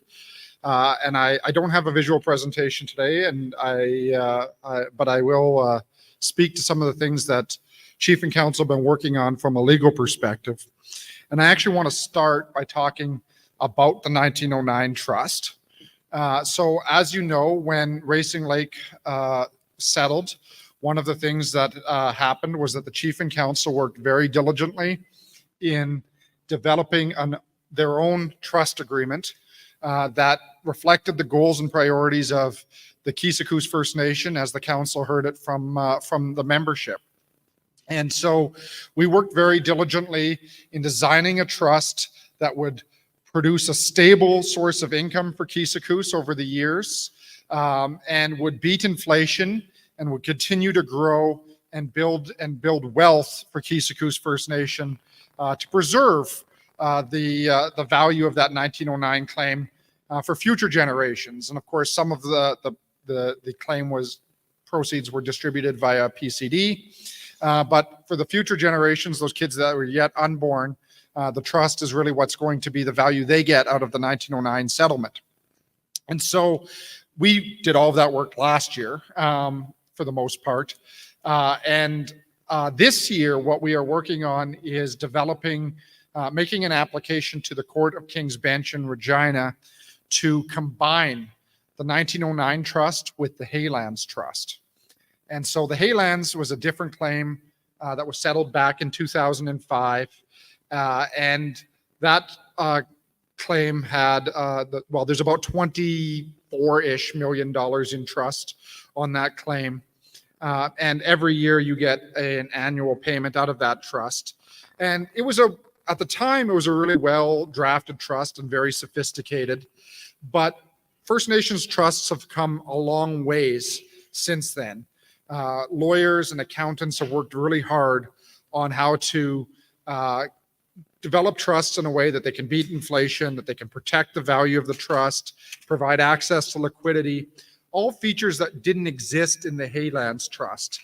And so after we finalized the 1909 Trust, and it went into force in December of last year, we then commissioned MNP, Louis Tapper at MNP, to do an analysis of the 1909 Trust, which was designed by your Chief and Counsel, versus the Haylands Trust. And we asked them to look at tax efficiency. We asked them to look at administrative efficiency, effect on inflation, the investment policy, the transparency, reporting requirements, et cetera, et cetera. And so we asked the auditors to look at this trust and give us an opinion about whether or not it was superior to the Haylands Trust. And I'm happy to report that the auditor's report, which has come back now, and it's with the Chief and Counsel for review and comment, but it reported that in every facet that we just talked about, transparency, inflation, protection of value, the 1909 Trust is considered by the financial experts to be superior. And so what we're doing with that then, with the expert report, is the council is going to make an application to the Court of King's Bench to consolidate the Haylands Trust into the 1909 Trust. And so what will happen if we're successful is that the 1909 Trust money, the $24 million, will be transferred into the 1909 Trust. And this will result in significant cost savings to the nation because you only have one trust instead of two. So there's only one trust agreement that governs. You'll only have one trustee, one investment advisor, one investment manager, one audit instead of two. And so it will result in cost savings to the nation. And it will also result in the Haylands monies benefiting from all of those improvements which your chief and council made when they designed the 1909 trust, including the most important of which, in my opinion, is the inflation protection. Because the biggest issue with the Haylands Trust was that it paid out all of the annual income every year. And so it didn't necessarily beat inflation. All of the income that came in went back out to the chief and council to be spent on the government initiatives of the day. But it did mean that the real value of the trust was eroding over time. As inflation ticked up, the trust stayed the same. And so the purchasing power that that trust had continued to diminish, and so did your annual payment. And I was speaking with some investment advisors recently, and they said, well, you know what, there's actually a bit of a curve where if you preserve the trust and you beat inflation, after about year 20, sometime between year 20 and 30, your annual payment will be bigger, even though the percentage that you're taking out of the trust every year is smaller. And that's just because the value of your trust will have grown so much. And so the Haylands Trust doesn't allow us to just take the trust monies and deposit them into the 1909 trust. We have to make a court application under the Trustee Act, and we have to convince the court that it's in the best interest of the beneficiary, i.e. all of you guys, to do this. And so that's our big project that we've been working on this year. And we've really only been in a position to action it here in the last couple of weeks because the expert report is now, the draft is now done. Once we have chief and council's comments on it, we will then prepare the application to the Court of King's Bench. And we expect that application will be heard sometime this summer. There's no real urgency to it except to get it done before the end of the year, because if it rolls into next year, then you will have that audit. You'll have all of those expenses that I just talked about. You'll incur them for another year. And so right now, like I said, there's no real urgency to it, but we do want to get it done this summer in case there's a hiccup. Other nations have tried this and failed. Moosomin First Nation in northern Saskatchewan, just north of my hometown of North Battleford, they tried this and failed. But what they didn't have, but what we do have, is we have the vote. Because during the 1909 settlement, we asked all of you, do you approve transferring the Haylands Trust monies into the 1909 trust? And you guys all voted overwhelmingly yes. And with the benefit of the expert report, that seems like a very, very wise decision. So congratulations to all of you. So we have that, which Moosomin didn't have. We have that, and we have this expert report, which is, again, something that Moosomin did not have. They had everyone saying, yes, this is a good idea, but we have an actual auditor that has looked at this and said that this is the way to go. So that's what we're working on over the next couple of months. And I'll pause there because I've got 3 other matters that are a little bit shorter that I can talk about. But I'll pause there if there are any questions from members.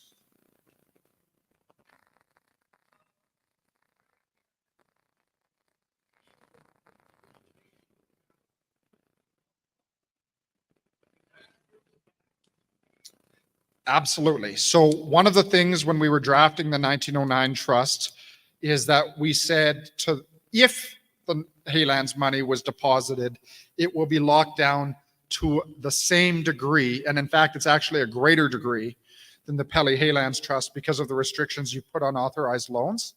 And so, yes, it will be 100% protected, just like it is in Pelly Haylands, but now it will have the benefit of inflation protection as well.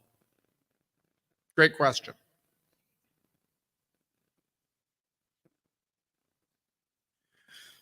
Okay, then I'll talk about a couple of pieces of litigation that we have wrapped up, and then I'll talk about one other piece of litigation that is going on. So, as general counsel to the nation, I do solicitor side work like drafting the trust agreements, but I'm also a litigator. I don't show up dressed like this in court, but I do go to court pretty regular, both for First Nations and for non-First Nations clients.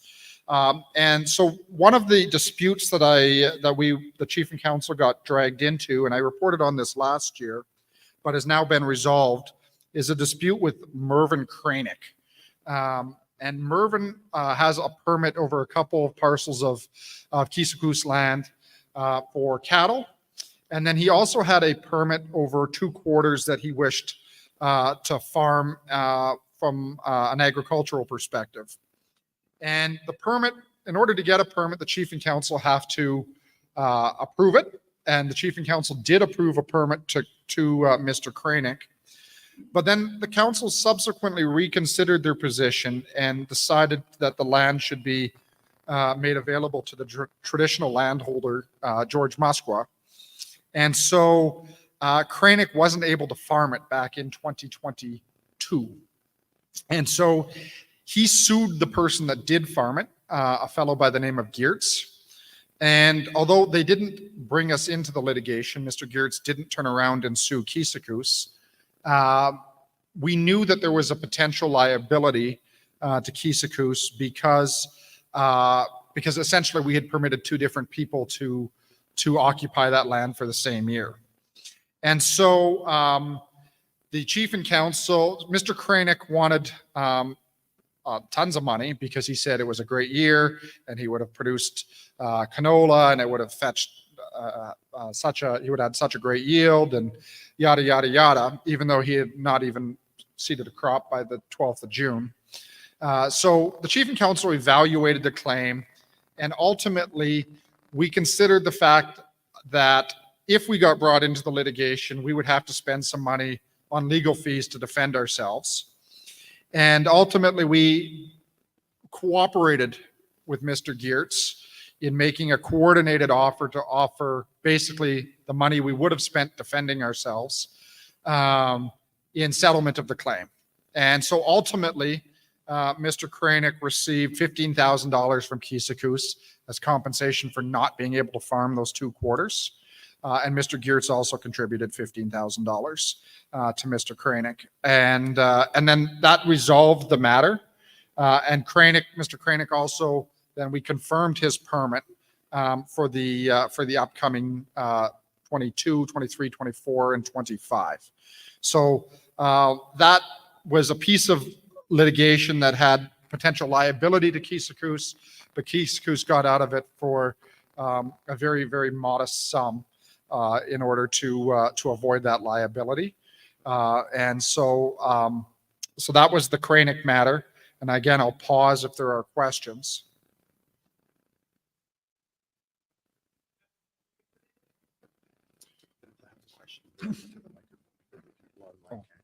Okay. So the question was, is that the only incident? Yes. I mean, that was the only incident of Keeseekoose kind of allowing 2 different people to occupy the same parcel of land. Yeah, that was the only incident.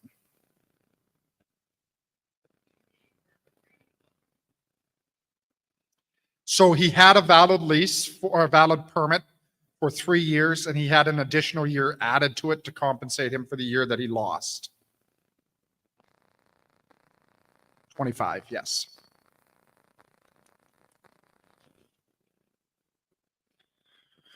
Okay, the last completed matter that I'll talk about very briefly then is some litigation that Keeseekoose commenced under the former chief and council the last term against Crawford Insurance related to a windstorm that damaged a lot of your houses. Crawford came out and was the adjuster on that loss. So Keeseekoose First Nation filed an insurance claim for the damage to the houses. And Crawford came out and adjusted the claim. And what an adjuster's job is to do is to go and inspect the properties, identify the damage, and then work. They usually have some specialized software, work to try to put a value on what it would cost to repair all of that damage. So Crawford came out and spent very little time here at the First Nation and looked at just a handful of the houses that we said were damaged. And then the adjuster left and went back to the city.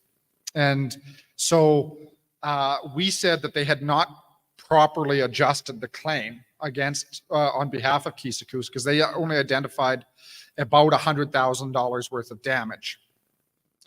And so Keeseekoose went out and hired an expert under the former legal counsel hired an expert. And the expert was asked to go and review all of the houses and identify damage to the houses. And this is where things kind of went sideways for Keeseekoose, because the expert that was hired didn't make an effort to determine what damage was caused by the windstorm and what damage was pre-existing damage.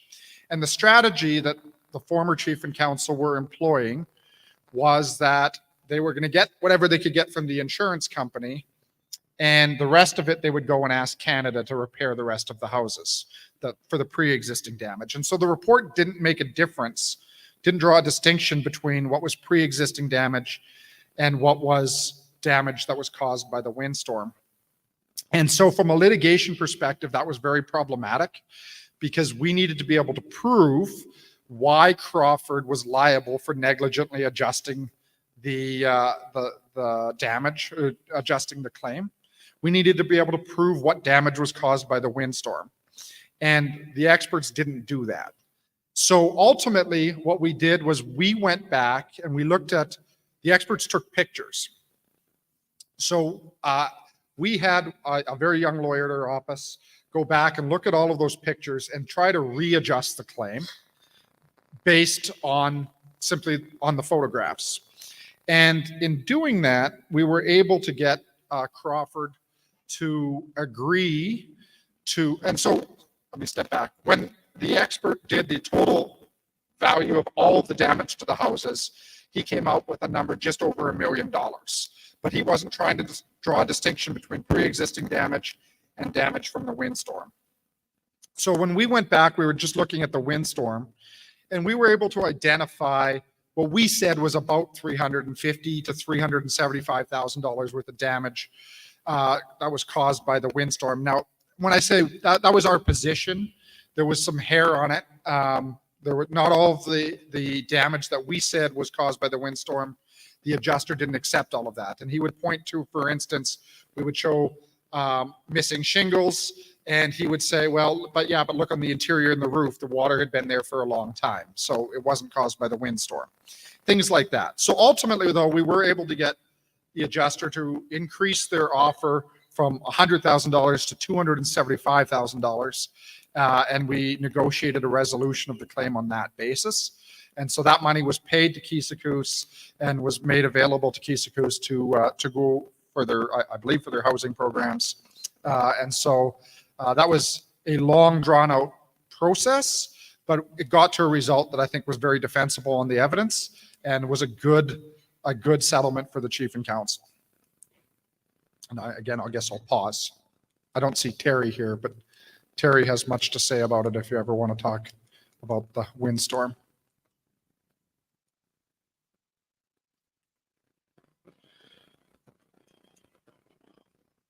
Okay. Yep.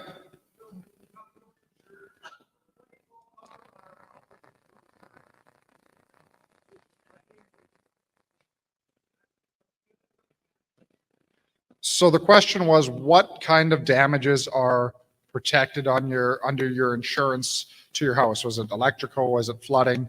Haven't looked at so to answer your question, I haven't looked at your insurance policy lately. The policy that was in place at the time was an all perils policy.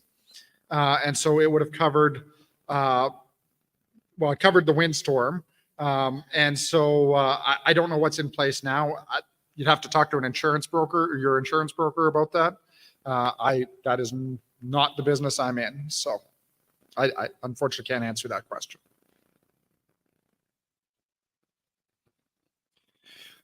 Okay, there's another question.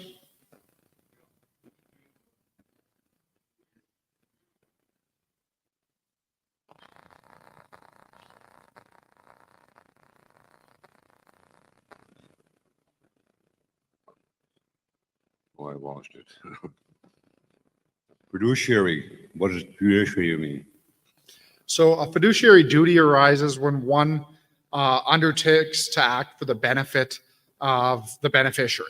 And so chief and counsel are said to be in a fiduciary duty to their membership because they administer the First Nation on behalf of the citizens who elected them. And so they act in a fiduciary capacity. A lawyer acts in a fiduciary capacity because I undertake to act in the best interest of my client, Keeseekoose First Nation.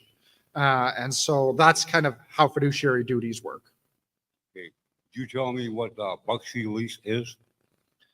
So a Buckshee lease is a lease that exists, that doesn't have legal meaning, legal effect. So usually in the First Nations context, it is where a member enters into an agreement with a third party to lease a portion of reserve lands, but the reserve lands are held in trust for the benefit of the entire First Nation and not that individual member. And so it's the chief and council that have jurisdiction to enter into permits and leases for land. It's the chief and council who get to make decisions about how lands are allotted on the First Nation, not the individual members. Yes, you mentioned individual members.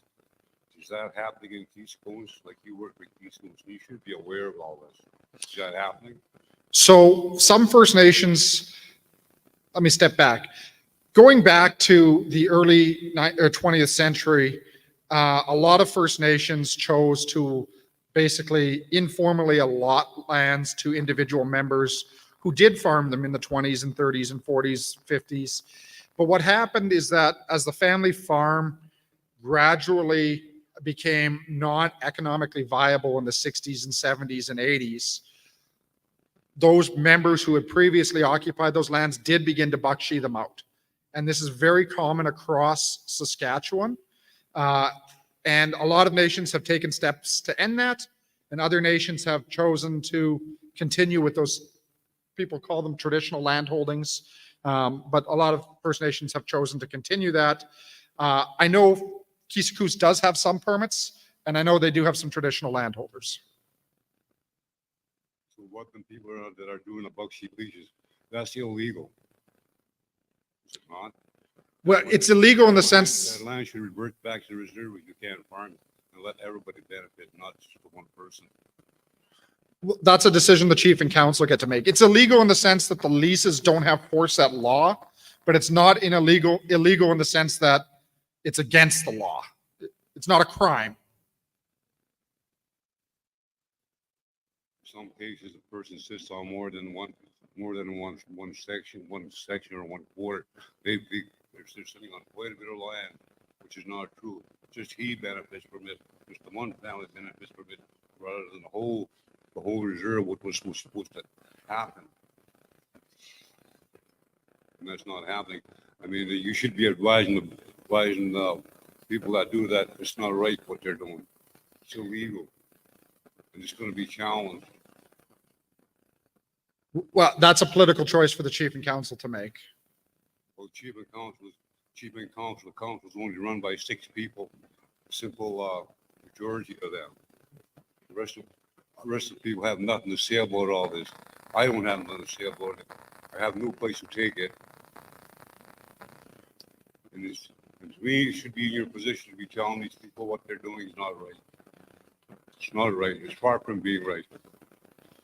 A lot of our people are suffering on account of it. We could be doing something with it. You talk about riches. There is loss here. There will be loss here. But only certain people are going to benefit from it. A lot of people are going to get left behind. Yeah, I mean, like I said, a lot of nations in Saskatchewan are grappling with this question and have been for the last 10, 20 years. And what is right for one nation might not be right for all of them. It's a political choice that chief and council have to make. Thank you. So, and I am conscious of the time, and I am already over my allotted time, so I'll be very brief on the last matter. Oh, another question? Yeah, I agree with this Buckshee. I know my mom's one of them. That's not right by any means. I don't see a dime, even though my mother collects. This land needs to be given back to the membership. And I don't think it should be only chief and council to make that decision. It's always been a sensitive topic, but we need to bring it out in order for us to have peace and equality in our reserve. Some people say they farm. Prove it. By all means, keep the land if you're farming it. But if you're collecting bakshi, do you think the rest of us band members without? That's all our land, and we shouldn't have to bicker and fight about it. That land should come back to help us bury our loved ones, pay our bills. That's own source revenue. Why only a handful of people that get to keep that? That's not fair. Sorry for the abrupt speaking, but it's always been a sensitive topic amongst our people. But at the end of the day, do they think of the rest of us that don't get? I don't think so.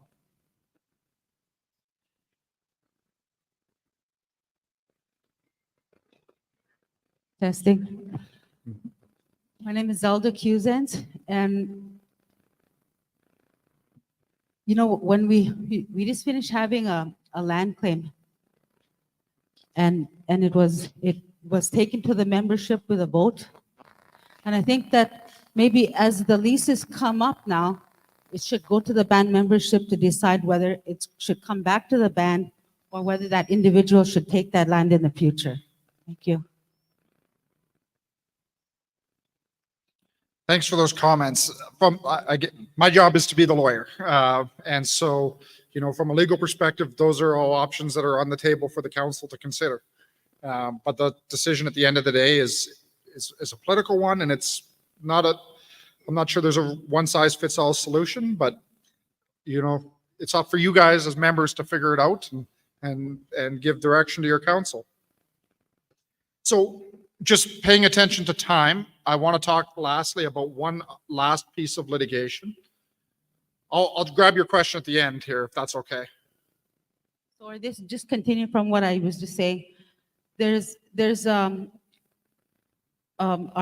land. It's like why are you trying to say it's a political decision when there's no decision-making process in our band? Right now, all we're doing is following under the Indian Act. We're just a sub-office of Indian Affairs or ISC. As we're just taking the money and they're telling us what we can and cannot do here on our reserve. The land that you're talking about, that's not what? Political decision.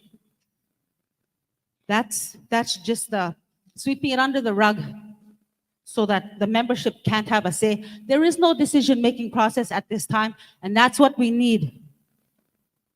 How do we deal with this land? Because it is a big issue and has been since I've been from Keeseekoose. And the other thing too is we also need people on chief and council talking for our band members who are 6-2s. All these people are not able to pass their status on to the next generation. And when that Bill C-31 came into effect years ago, they said in 50 years' time, we won't have any Indian problem because everybody will be unable to pass status on to their next generations. And we got all that. Every family here has that. And I've been talking about this for years and years, and I still don't see anybody doing anything about it. They said all the 6-1s will be dead, and they're the ones who can pass on their full membership. But like people like me, like we're all aging. And I don't know how many people can't. I mean, there's nobody telling them. Maybe it should be done is to teach the kids what exactly does this, the effects, and what kind of papers or documents do you need in support of getting to be a 6-1 status. Like somebody coming off the adoption list should be a 6-1 automatic. They shouldn't be put into a 6-2 category because they can only pass half status on. So, These are the kinds of stuff that there is no decision making. There's nobody to even bring those issues up to anybody and make something happen to it for our Keeseekoose band members. so on the 6162 piece, if you were born before April 17th, 1985, and I think about this often because I'm born on May 6th, 1985, so I'm not born before April 17th, 1985. And don't steal my identity, please. I'll let you know my birthday. But if you're born before April 17th, 1985, you should almost in all cases be a 6-1 Indian. And you can take steps to fix that with ISC because it's only those born after April 17th, 1985 that are required to have 2 6-1 Indians as parents, or a 6-1 or a 6-2, 2 Indian parents. So if you're born before April 17th, 1985, you should be a 6-1 Indian. I'm Métis, I'm not an Indian, but. Okay, and what's happening? I haven't actually seen a letter because I'm a 6-1. I haven't seen the letters where somebody gets their status and they're told you're a 6-1 or a 6-2. They do. Or how to I say you're the only ones that I've seen have been written. You're a Keeseekoose band member and this is your number and that's it. It doesn't tell you that you're a 6-1 or a 6-2. You can get in touch. I haven't seen that. So Maybe it's now, but whether you're a member of the band or not is one question, but whether you're a 6-1 Indian or 6-2 Indian, that's determined by the Registrar of Indian Affairs. and we at Keeseekoose took over our membership at that same time with that Bill C-31. Mhm. And we still have no say in who our band members are. That has to be looked at. I would sure like all of you here and everybody else out there listening, start thinking about it because this is not only our band, it's other bands too that have all of these effects. 100%. It's every First Nation in Canada is dealing with this issue right now. So the last piece of litigation I want to just touch on real quickly relates to your former financial administrator, Byron Fraser. So Byron Fraser was the financial administrator for Keeseekoose between, I think, 2019 and 2022. And in those years, the financial record keeping at Keeseekoose was not done properly. Byron, in particular, did not have adequate financial controls in place, reporting in place. He was prone to do a lot of cash transactions. And so, as a result of Byron's failures, Keeseekoose had audits that were a disclaimer of opinion. And what that means is that the auditor didn't have enough information to provide an opinion as to whether or not the books accurately reflected the financial condition of Keeseekoose. And that's not a good thing. You do not want to have a disclaimer of opinion. That's worse than a qualified opinion. And so because of Byron's work on the behalf of the nation had disclaimers of opinions in 3 straight years, which is a very bad thing for the nation. So ultimately, Byron was let go and replaced by the chief and counsel. And since then, they have completed those audits at least. Those audits weren't even done before. They're not good audits, but at least those audits were done. And Keeseekoose has implemented financial controls that address the gaps that were created by Mr. Fraser. But ultimately, Keeseekoose commenced an action against Mr. Fraser because of the loss and damage caused by Mr. Fraser, including defaulting upon a loan with the Bank of Montreal. Because we need our audits to access our SIGA trust money, SIGA froze all of the Keeseekoose money. The Keeseekoose money was used to pay the loan. And so then we ultimately defaulted on the loan And it cost hundreds of thousands of dollars as a result of Mr. Fraser's negligence, we allege. And so we commenced an action against Mr. Fraser. Mr. Fraser defended. In the course of that, Mr. Fraser is required by his professional regulator to have insurance. We discovered that he did not have insurance. And so because he did not have insurance, we have a very limited ability to collect. So we went to mediation with him last April. And since then, we have learned that the regulator, his regulator, is investigating his activities on behalf of Keeseekoose and the performance or non-performance of his job out here. So the litigation has kind of sat quietly, waiting for the regulator to do the job, because the investigation will take, we'd have to hire a forensic auditor. It would cost six figures. And so we don't want to spend all of that money if the regulator is going to do that job for us. And so we're kind of sitting here in abeyance right now, waiting to see what the regulator is going to do, because if they do that job for us, then it's a lot easier to go after Mr. Fraser. Now, the other question we have is, does Mr. Fraser have any assets? We don't know. He has no insurance. That's what you usually collect from. But I don't know if he has any assets. And so we don't want to invest a ton of money in the litigation if we don't think recovery is a possibility. But in the meantime, we are cooperating with the regulator in providing them what little information we have, and hoping that the regulator kind of carries the mail for us on that litigation. So that's litigation has kind of not moved in about a year, but the regulator is moving. And that's it. That's all my matters that I'm here to speak about today. I see another question though, so I'll pause. You're right, I want information. Pardon me? But you're right, but when Lupiak left that mess here, Fraser didn't want to sign off on his mess. That's why them things were never cleaned. You had good audits when Chalupiak was your auditor. It was only when Mr. Fraser came along that you couldn't even complete the audits. Mr. Fraser found all that stuff that he didn't want to sign. He didn't want to sign off on it, and the chief and counsel wanted him to sign, and he wouldn't, and that's why they let him go. And this is why Chalupiak come back. Well, I can tell you your chief and counsel have substantially improved their audits over the last 3 years between when Mr. Fraser was here. Glenn, did you want to speak?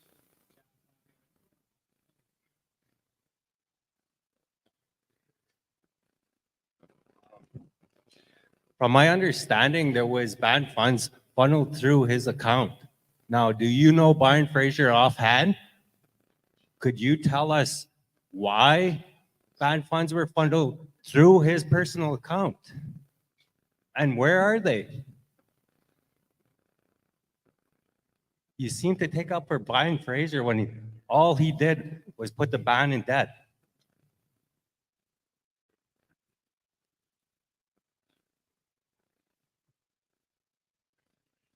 Okay, well, thank you, everyone. I appreciate you having me out here. Always enjoy coming out to Keeseekoose. It's a beautiful place, and I love coming here. So invite me more often.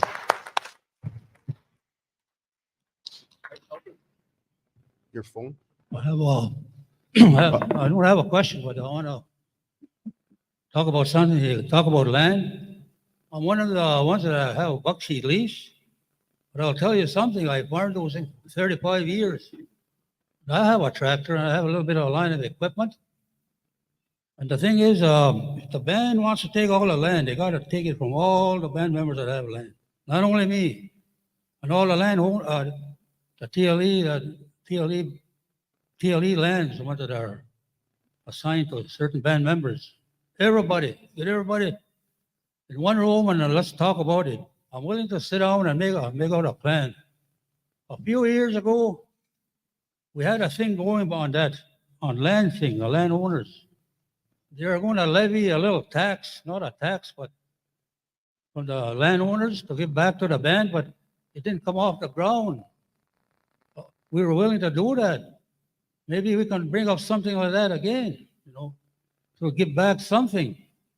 Because my children, my grandchildren, my great-grandchildren, they benefit from the lands that I have. Well, I don't say I have, but a bucksheet lease, I guess. But I like to hang on to the quarters as long as I can. I farmed those for 35 years. I'm not bragging or anything, but that's just the way it is. But if we want to sit down about land, let's sit down and all the landowners, get them together, the TLE landholders, get them all together, come down with a consensus, a levy or something to give back, maybe $5 an acre, maybe $10 an acre back to the band. That's progress. We're giving back. So that's something, your landowners, please think about that. Thank you very much. Thank you, Ted. So we're going to move on to our next person. We have our social assistance, Gloria Janai, our income assistance worker. Before we do that, we would like to do a couple draws. And thank you to Gloria for being patient with us.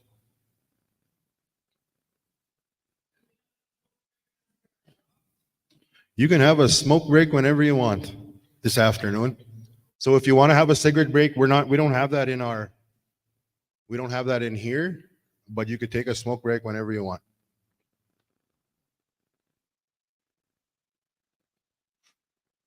All righty, so get your tickets out.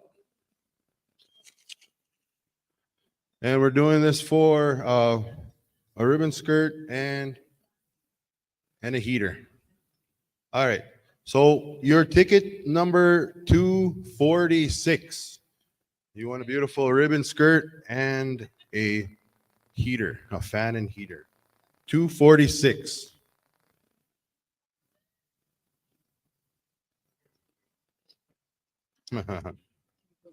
$246. Did somebody claim that?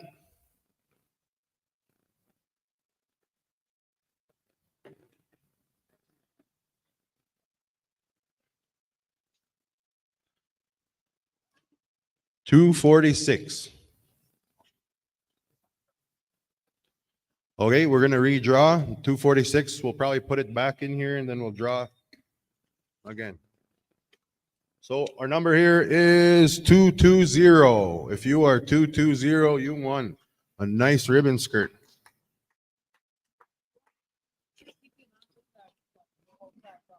Okay, so we got a TP lamp and water cooler. So the winner of that is 249. 249, Linda. Awesome. I have a couple housekeeping items here. The chief has asked that we have the council come to sit at the front table. So if we could get the council to please sit at the front table, we'd appreciate that.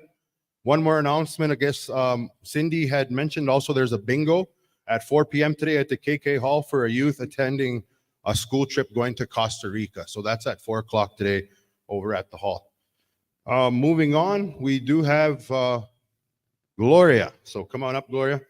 Give her a round of applause.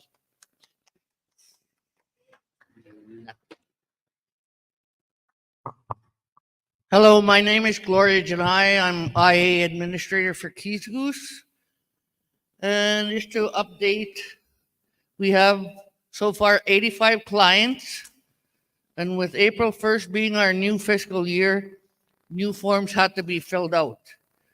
And because of the losses that we had in the communities, we had to push back the date for the new forms. We're giving the clients until the end of April to complete their applications, IDs, bank statements, resumes, and tax assessments are needed to complete their applications.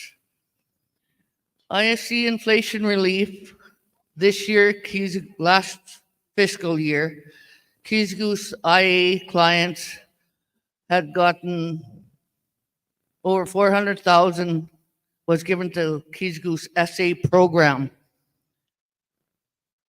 With that, we made purchases of appliances, fridges, stoves, washers, dryers, household supplies, dishes, air conditioners, and every few months, we supplied meat boxes to the SA clients. The SA program purchased a sea can to store the appliances.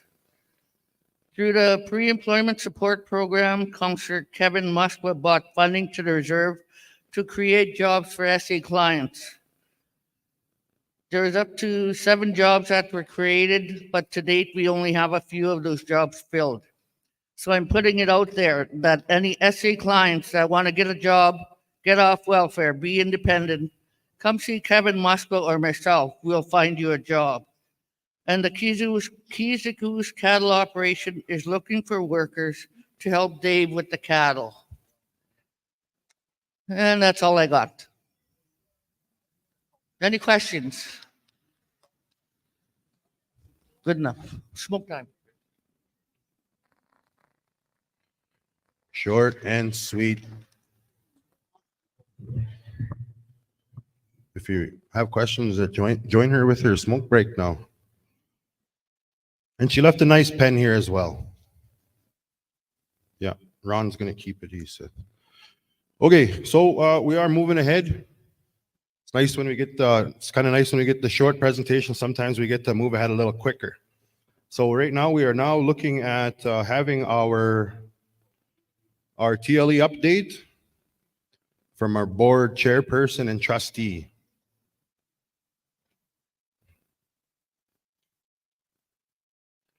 And that is Miss Crystal Mann. Welcome.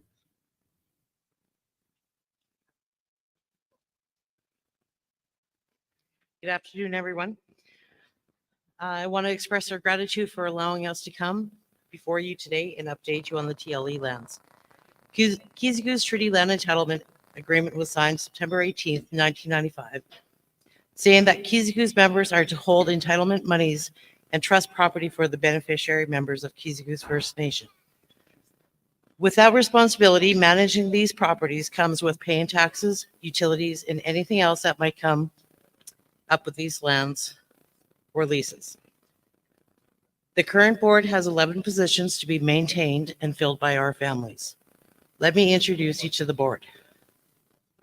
As of April 13th, 2024, Les Stronquo as vice chair, Janice Straightnose as treasurer, myself, Crystal Mann, as a secretary, and the temporary interim chairman.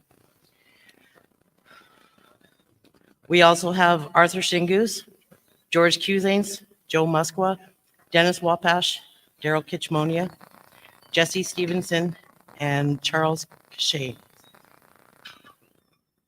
We do have an open position for the Keeseekoose family, if anyone wants to nominate anyone that way. Being a member of the board is quite easy. However, there's a responsibility and lots of time needed for communications. The board members get paid a per diem amount per meeting, but this does not include the hours with phone calls, lease writing, and any other activities working with the lands. The board member is not a cattle company and is not written in the TLE agreement. At some time, there was an agreement made that the TLE board would manage the cattle. With this responsibility comes with hiring a full-time cattle manager to care for the animals and their environment. The cattle business so far has exhausted TLE funds and has added so much more responsibility to the members of the board. There has been some chatter about transferring the cattle to the Economic Development Board, but in the meantime, we continue to babysit a little bit longer. I encourage every one of you to, if you have concerns, issues, or problems with how the decisions are made, feel free to express, write, or email your family representative of the board. I am passing a sheet of paper around. If you would like minutes, I can email you a copy. The board members' responsibility is to update their own families. They have a responsibility to you and are supposed to have your best interest when making decisions. On April 10th, Dean Keeseekoose resigned as the chairman of the TLE board. He and I have struggled through the meetings with different opinions and actions made by others. I respected Dean's decision to step down, and I fully support him and his intention. I wish him the best.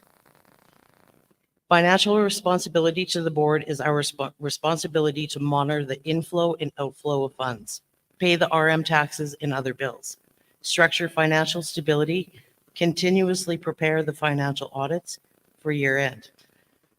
I can assure you that we struggle with attaining the 2019-2020 paperwork and cash flow.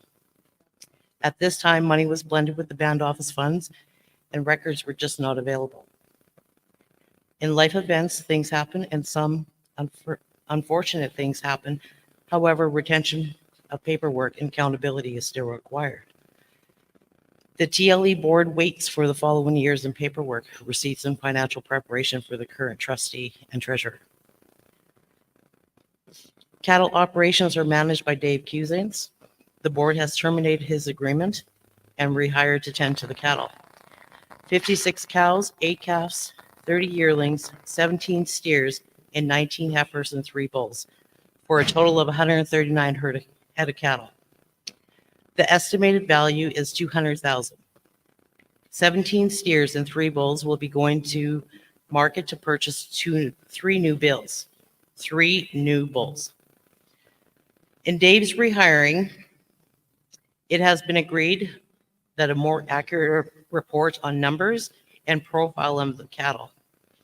I asked Dave to give us a request to the board to help him manage the cattle, the needs and the wants for a better operation. I want to remind everyone that the cattle is not written in the TLE agreement. There has been some complaints, judgment, and harassment about cattle operations and who is running it. I want to invite any members who want to contribute their time, money, and dedication that this man has. With this, Dave needs some assistance with calving and monitoring predators near the cattle. I recall last year we lost a few calves during the birth or just after. The position is open to anybody with a pair of rubber boots. The payment is great and gratifying for volunteering your time with your blood, sweat, and tears. Payment is gratitude by all members of the community. Dave's quick report this morning, there's 16 new calves and 35 more expected. What Gloria was saying, Kevin Muskwa does have some money to pay some people that if they want to join and learn cattle, we just need the muscle power. So there's 13 signed new leases, or 13 signed leases, estimating to be about $398,000 in land revenue, and 2 signed leases that are in arrears of $127,000. They're in the proceedings of investigations or court action. The expected income for the final lease year is $525,000, if all goes well. There will be an increase in the signing of leases for the next 3 years of 2025 and 2028. There is still one court case that is and that's that Jordan Baumann's case. Expenses have been exhausted due to the taxes and cattle. The estimated tax amounts every year that we pay is $120,000 just to the RMs. Group home power bills are $3,500. The cattle manager's wages are $38,400 per year, and the extra cost of hired men to help. Per diems are estimated at $39,600 for the 11 trustees, and cattle incidentals, and supplies are estimated about $50,000, according to the Northway Co-op invoices. Keep in mind that these are just some quick numbers and not accurate to the dollar. In KKTLE services, we have contracted the coroner office to complete our audits and Tim Stodoka to plead our cases. This too has been way too expensive for a small operation of manageable leases. We have been propositioned for a transitional home at the Keeseekoose group home that we fully support and that we are honored to be part of. A lease will be signed for rent, utilities, and taxes. We all should be very humbled by having a woman like Cheryl Keeseekoose, the brain behind and planning the details of the operation. In February 2024, I have now completed Indigenous lands management from the Tula University of Kamloops, BC. I'll be reaching out to Joe and Calvin to start converting land to reserve land. This has been a slow process for everyone. Whether the status of my title and where I am, I will continue to contribute my knowledge of lands and management to the homeland of Keeseekoose. Concluding all that I said, I ask for a little bit more kindness, appreciation, and gratitude for your family members who reside on the board. This is a thankless job, and with many unpaid hours in debt, I can speak only for myself and my family. I pulled many double shifts and countless hours for them to have a voice on the board. We battle enough with others in the world. We do not need to fight one another. Be well, my relatives, and that concludes the TLE report. I need to do a follow-up. Thank you, Crystal. I have to commend Crystal. She's so awesome. I'm glad she got her manager papers. And we kind of just put her in a hot seat and put her as a chairperson, seeing Dean resigned. I'm sorry to lose him. But I come to do a follow-up. She missed one of the pieces with the Jordan bombing versus KKTLE. This is dragging on in the courts. Some of us trustees, not everybody goes, but we do our best to attend. We didn't think it was going to drag on the way that it does, but it is dragging on. And a few of the when we were sitting in the hearing, one hearing,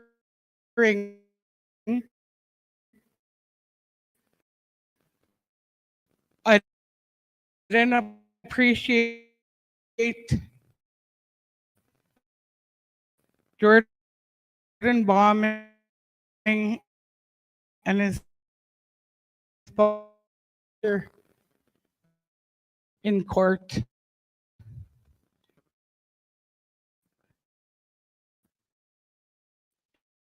And I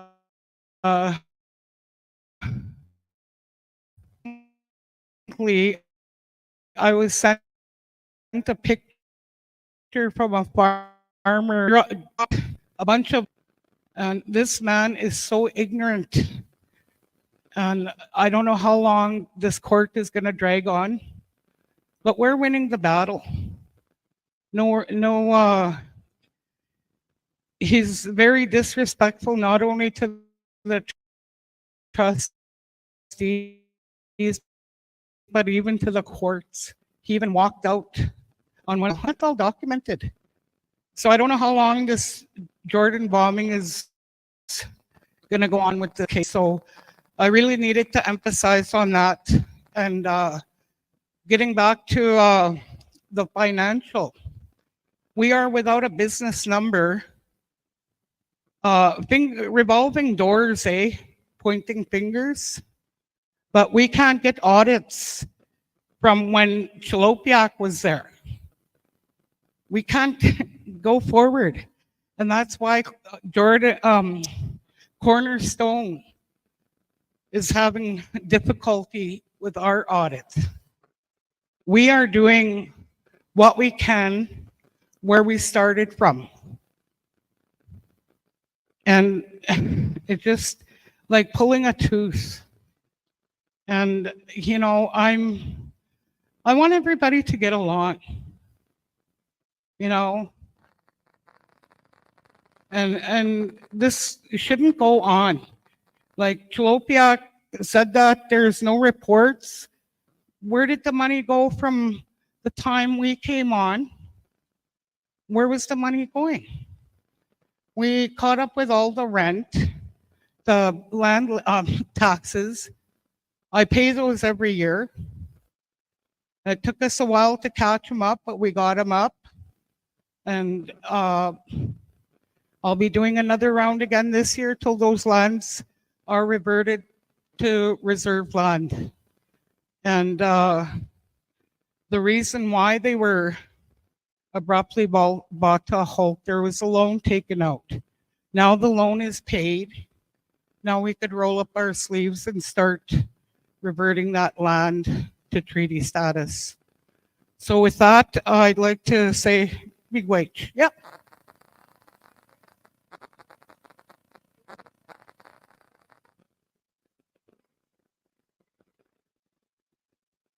No.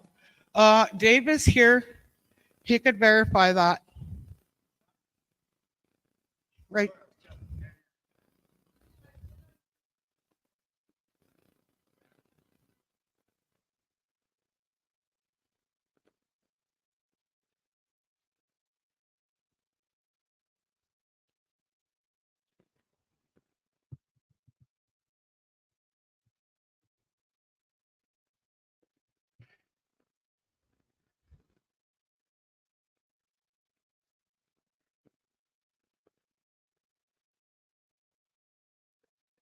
Okay.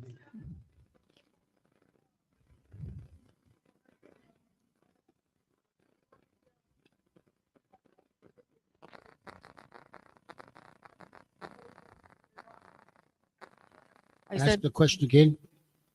students that graduate from high school, do they get a $1,000 bursary from the KKTLE? Okay, we have a screening process.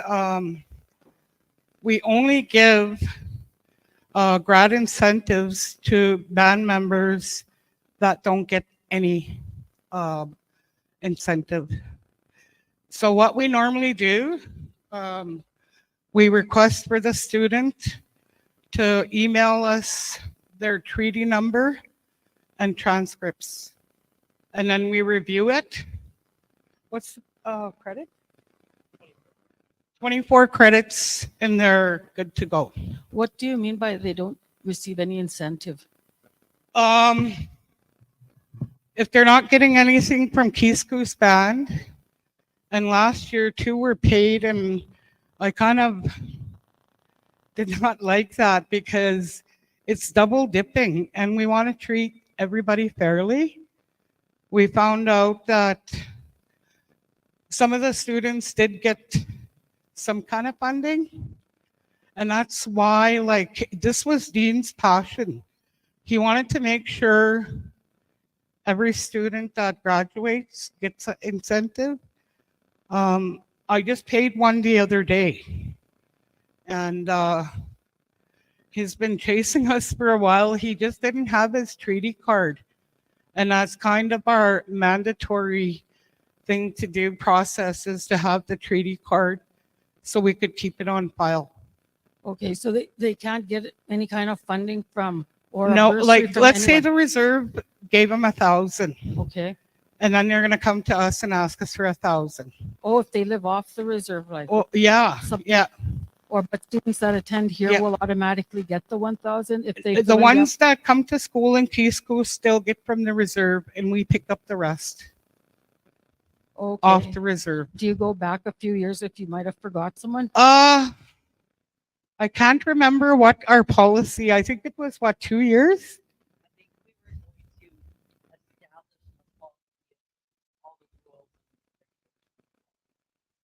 But yeah, I'm pretty sure it was 2 years was the longest that we could wait. Okay. For It's not- that. It's not 2 years yet, so. Yeah. We'll see if. So just look for our emails.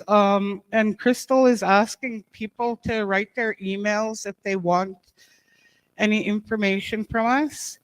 And we could also put our information out there. And but I prefer Crystal. She's more on the ball when it comes to stuff like that. The application for the grad incentive. Okay? Okay. Fair enough? Yes. Thank you, Janice and Crystal. Thank you for your presentation. And as we move on, we're going to have the Zach Penner Band going to sing a song. I mean, give us their presentation. Okay, Zach Penner, you're up. Thank you.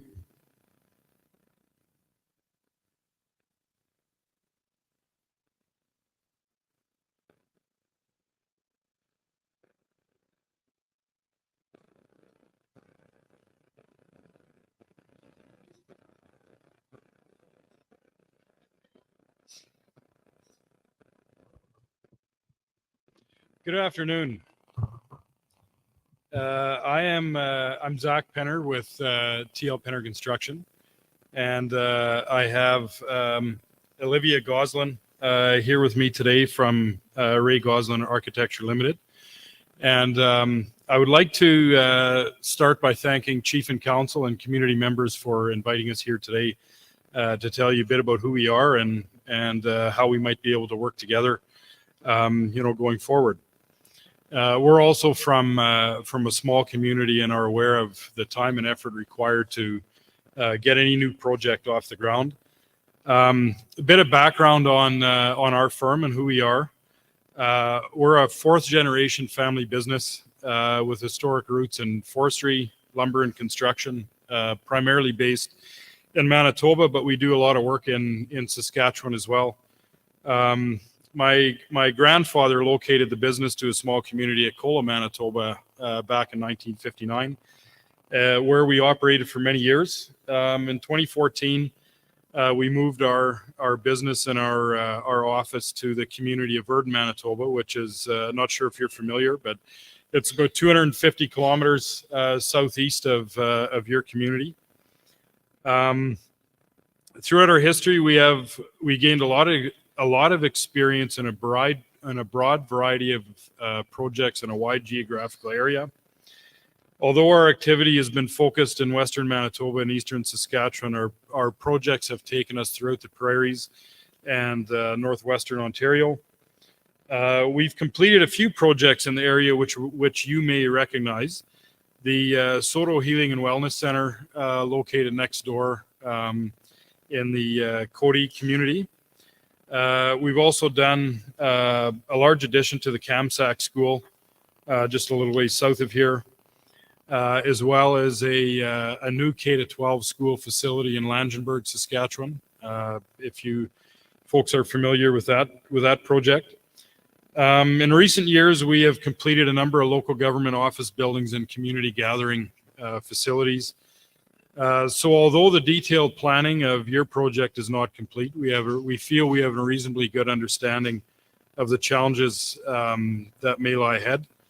And we look forward to having the opportunity to share our experience and ideas with Ray and Olivia and their team through the design process. With limited time to get both the design and budget completed and confirmed, it's important that that we're able to start this work without delay. Our head office and field personnel and equipment are not far away from making the site mobilization relatively easy. We have an excellent relationship with local trades in the area to allow us to secure the best pricing possible. We plan on using as much local labor and any other resources that may be available in the community for any project we may be involved with. We're enrolled with the apprenticeship program, which allows us to provide an opportunity for those who wish to further their career or start a career in any of the building or construction trades. We have experienced personnel available to perform the work. When it comes to estimating and budgeting, we have the knowledge necessary and the staff resources as may be required to take on those tasks. I will personally be involved with overseeing the process to make sure it gets off to a good start. We've got a number of experienced project managers, site superintendents available to manage both the site and the office activities. And we certainly appreciate the opportunity that we've been given to be involved with some potential new work coming up in your community. Just so you know who we are and our values. We strive to be honest. We have a lot of integrity and respect for the communities that we work with, and our goals are to establish and maintain credibility and to not only build buildings but also long-term lasting relationships. And with that, I again want to thank you for your time, and I'll maybe just let Olivia speak a little more about their firm. Thank you, Zach. Thank you to Chief and Council and the nation for having us here today. My name is Olivia Goslin. I'm here representing Ray Goslin Architect Limited. I'm just going to point out Ray Goslin, our president and principal architect, who's just at the back of the room. Ray, if you could just stand up so they know who you are. He's on mushroom duty today. My little one, Everly, she's 4. She's traveling with us today. Oh, yes. Please stand up, Everly. Yes, I can't forget you. Thank you.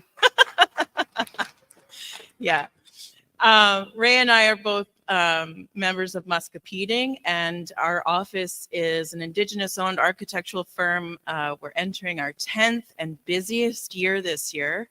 Our office is located in the First Nations University in Regina on Red Dog Urban Reserve. We're a smaller firm. We fluctuate between about 4 and 8 people, just depending on our workflow. But it's been such an incredible experience working with my dad over the last 8 years. I never expected to be operating a family business, but it's actually turned out to be, I think, part of my greatest work. So obviously, as an Indigenous firm, it's important for us to not only incorporate culture into our work, but also to ensure that future generations also have an equal opportunity to be represented in this professional industry. So some of the projects that we've completed, we realized how little representation there was for Indigenous architects, not just across Saskatchewan and Treaty 4, but also Canada and the US. So it's part of our mandate now to incorporate as many mentorship and engagement opportunities for youth to participate in our design experiences. So we've had in the last several years, we've had some chances to work with youth councils.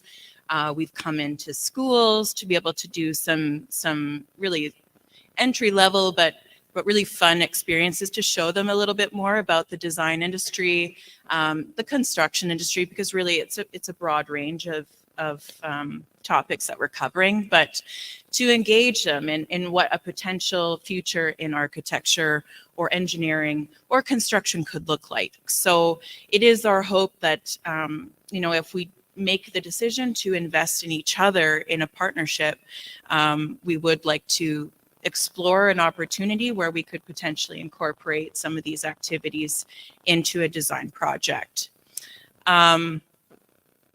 I think I'll pass it back to Zach. I just, again, would like to thank you so much for having us here today, for the opportunity to introduce ourselves. And thank you. Thank you, Olivia. So yeah, we've had some some discussion about potential band office, gathering center to be built within the community, and that's I guess the reason or one of the reasons we were invited to partake in the meeting today. And with that, I guess we'll just ask if maybe there's any questions, comments, that sort of thing for either myself or Olivia that you may want answered.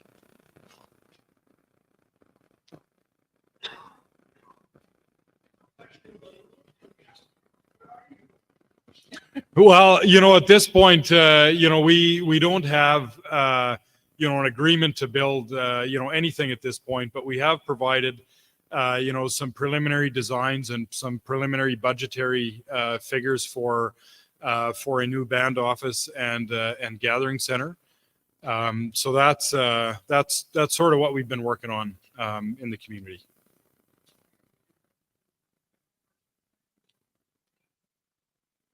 Sorry, I didn't get all that. Well, we hope so.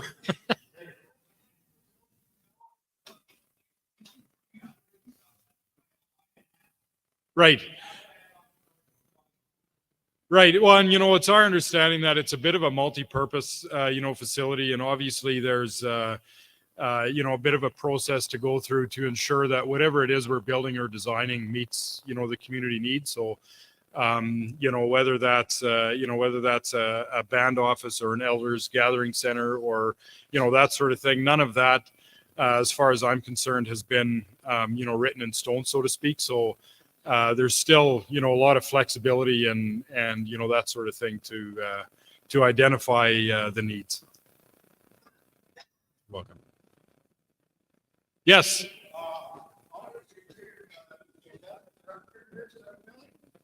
That's based on the preliminary design that we've put together, that's the budgetary number that we've come up with. Where's the money gonna come from? Are you guys gonna look for it, or? Yeah, Well, I'm some not companies do that, eh? They look for that money. right. So, I mean, we haven't had, I guess, those discussions as to maybe where the funding is coming from. I mean, if there's, I'm not sure what others maybe have proposed, but we were, we were sort of requested, I guess, to put together a preliminary design and a budget and that sort of thing. And that's sort of the stage we're at this point. Well, no, I'm all for it. Just that you'd like to know where the money's coming from. Right. And if maybe you can, that's if you can find all of it, even better. I'm sorry. I'm just. Yeah, you bet. Yeah, No, it's cool. I think probably that question might be better answered by somebody else other than myself. Maybe Chief and Council can. Hello. Hi, that's a good question. Early in the term, Chief Lee got Keeseekoose involved in a class action lawsuit against Canada in regards to cultural loss, different areas like that. And this lawsuit was successful. And I think over the course of about 10 years, there's going to be dollars coming to Keeseekoose in regards to the cultural aspect of that. And the proposed building was for a cultural center and kind of an administration office, because the office that's been used as a band office in the village, it's a health administration office. It was a health office. That's what it was meant for. So we moved out of there and we moved to the hall and kind of repurposed that into a band office, but it wasn't supposed to be a band office. So that's where these came from. And I think it might have been about $8 million over the next little while here that will be coming to Keeseekoose. So we thought, instead of build something lasting for the community, and this would be a cultural center. This would be a band office, administration office, and also there's the option to build an arbor for powwows. So that's where the discussion started coming from. We got word probably about last summer that we were that the class action lawsuit was successful, and we just kind of I think it was about 300 plus bands all across Canada that were involved in this lawsuit, and Keeseekoose is going to be getting a portion of that, and that's where we kind of talked about it, is utilizing that to create a cultural center. We a place for elders, people to gather, because right now there's not a place like that. So we just looked at that aspect and the fact that we needed a new administration office. So we combined the two, and funding for that would most likely come through those reparations dollars. Yeah, no, that's positive. Cool. Thank you. Thanks, Alvin.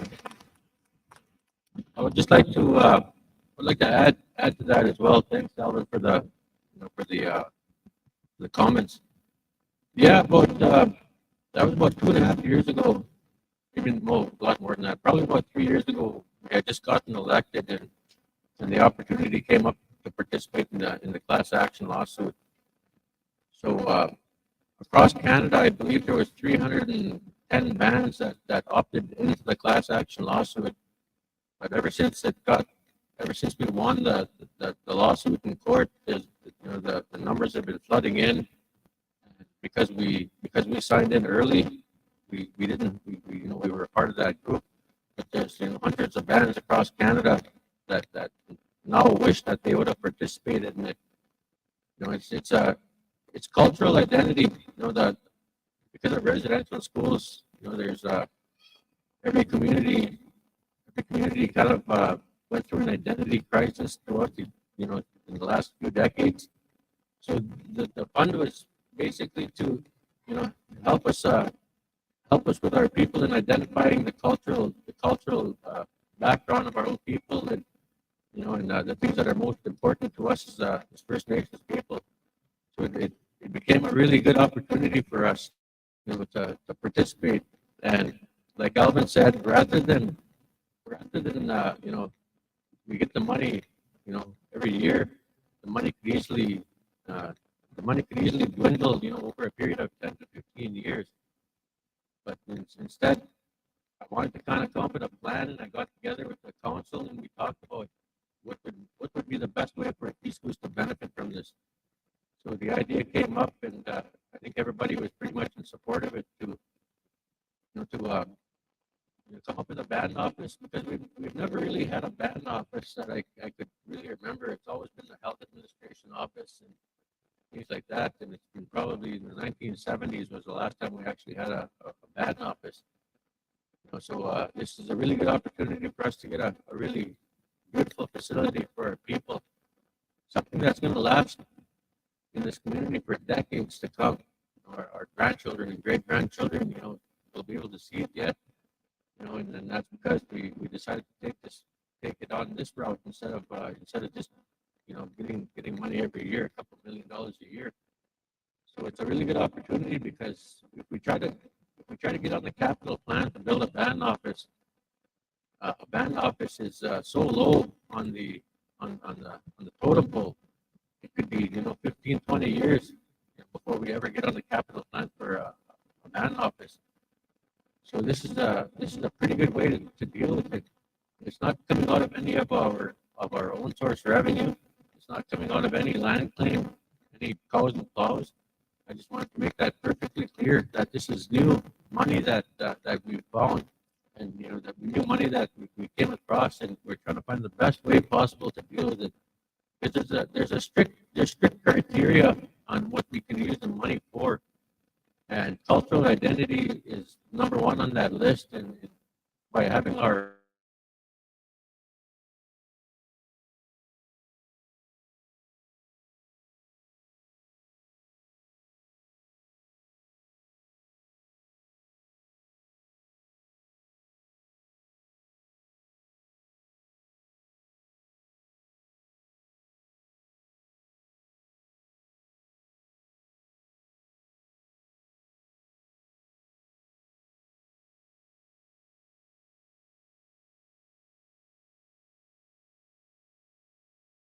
center on a silver platter, it's never going to come. We have to do this. We have to do this on our own as a community. So I'm really proud, that we can actually have the means to do it and not tie up any financial the financial situation at the band here. So it's at the very beginning stages right now. We have the drawings and things like that, and because we kind of started working on this late in the term. There's going to be some community consultation, and everything will be broken down to the band members, and ultimately we'll be deciding this as a group.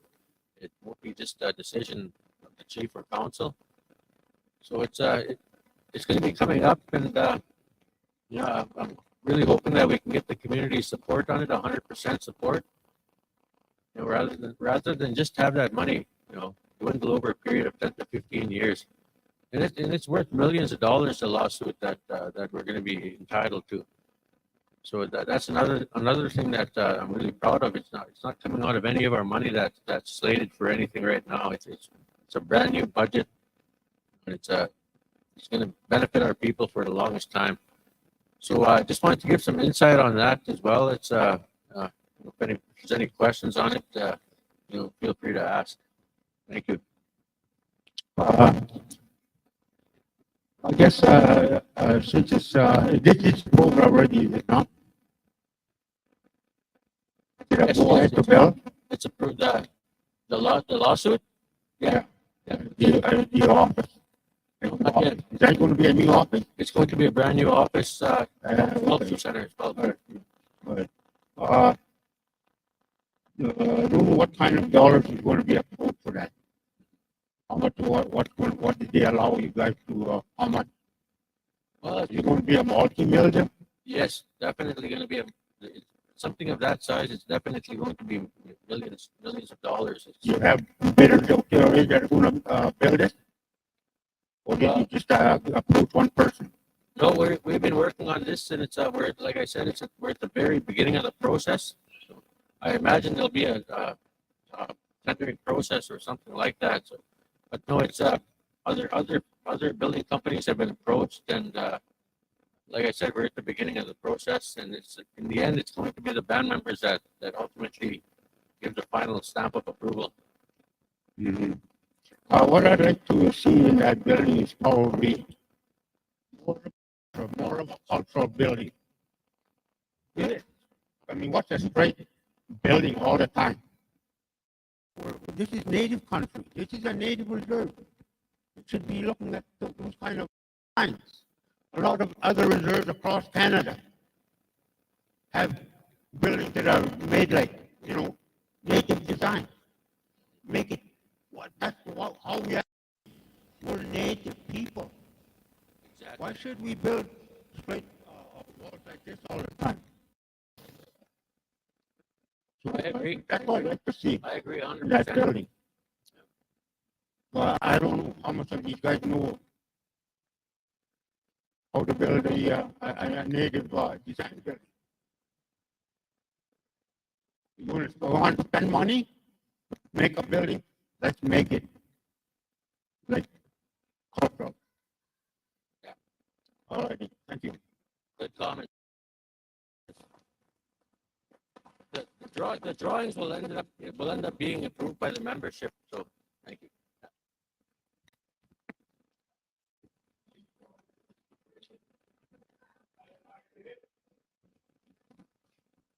I did a profile of our community a while back. No, chief, the chief or the council didn't ask me to do this profile. I wanted to do it because I wanted to do it. These past 3 years, you know what? I've seen some real positive changes within our community. Real positive changes, and I'm so thankful for the chief, the council for working together, the elders for giving them direction. And I'm proud to be from Keeseekoose. This is my homeland. I'm going to live here. This is where I'm going to live till it's my time to leave.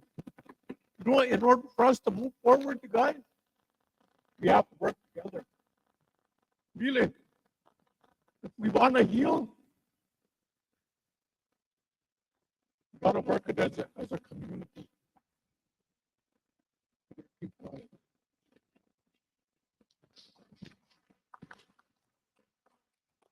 Come on, birthday. I'm waiting at the mic here, please.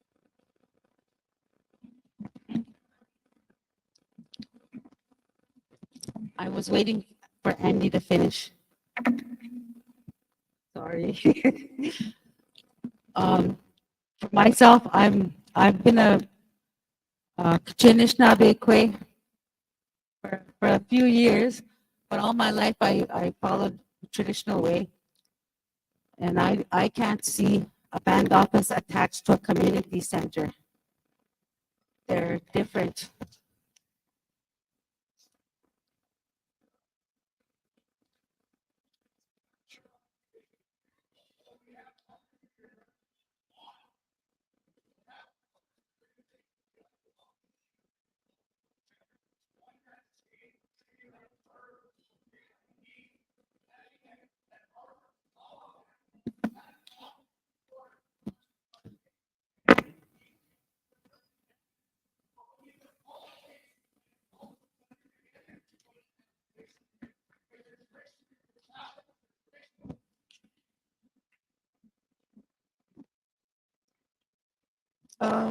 I just have like part of that lawsuit that's going across Canada in terms of our cultural laws, our traditions. A big part of that has to do with our mental health. And in terms of our mental health and working within the community, that really needs to be addressed with these dollars that are coming in. Because we have addictions, we have psychosis, we have drug-induced psychosis. And how are you gonna, you can build all kinds of nice buildings, but who's gonna fill those buildings? Those are the social issues that we need to also look at with these cultural dollars because that really impacted our identity and our culture. Thank you. Thank you. I just wanted to thank members of the nation for your questions. These are all great questions.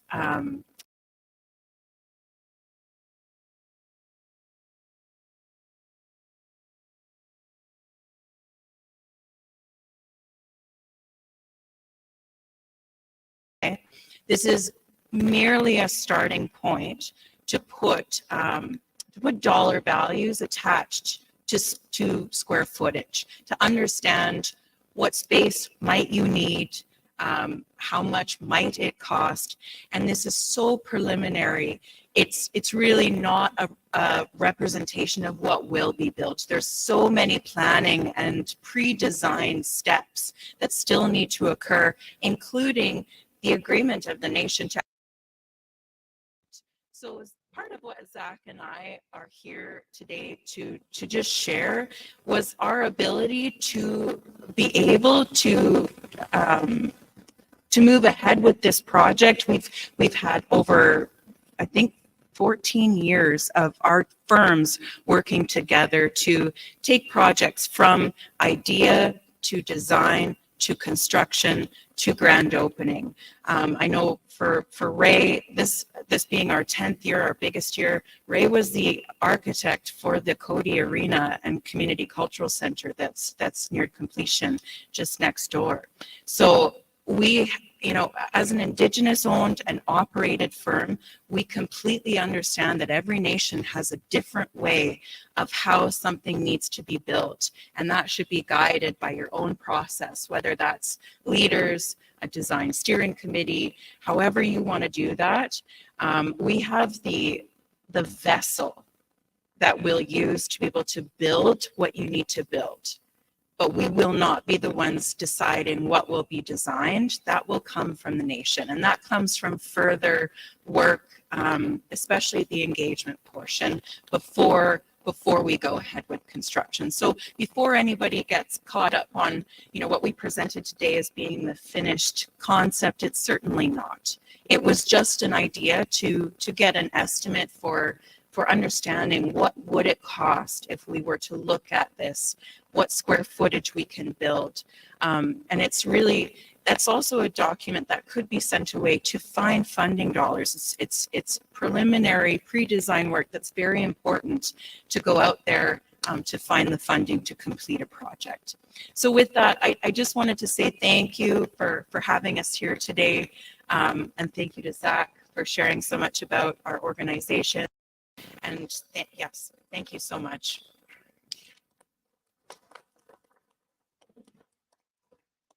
Okay, thank you for that presentation. We got a bunch of draws to do, so we're gonna take time right now to do about 5 of those draws, so please.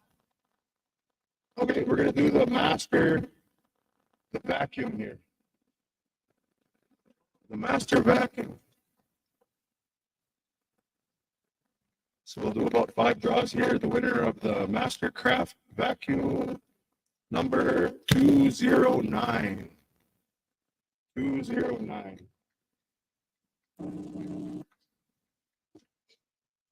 All right, here's our winner. Okay. We're going to do one more, everybody.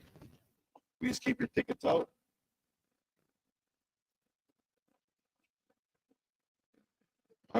Okay, skirt and a purse. 215. 215. Proud winner of a ribbon skirt. 215. There we go, we have a winner. So we're going to do 3 more of these.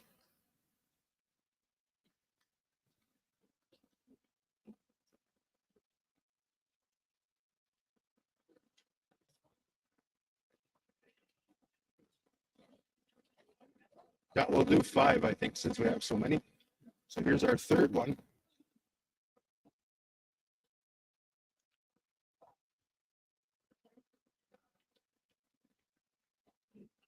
Okay. Mesh curtain tent and some patio lanterns. Kim Mitchell. You guys know Kim Mitchell? 201. Those patio lanterns. 201 over here. Looks like he's hosting a party with the patio lanterns.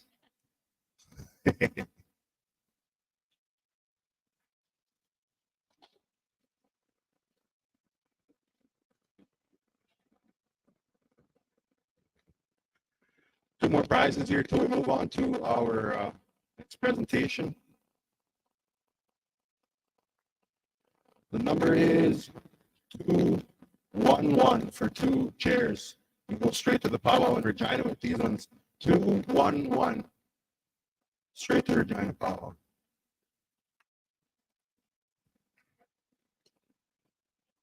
One more prize, and then we'll move on to our Racing Lake presentation from Chief and Council. We're going to do a blanket, another snagging blanket. And the winner of that, 261. 261.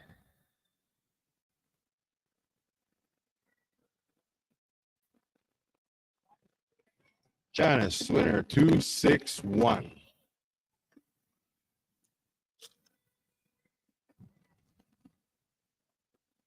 So just so you know, we have a Zoom, a person going to be meeting with us via Zoom on our screen there.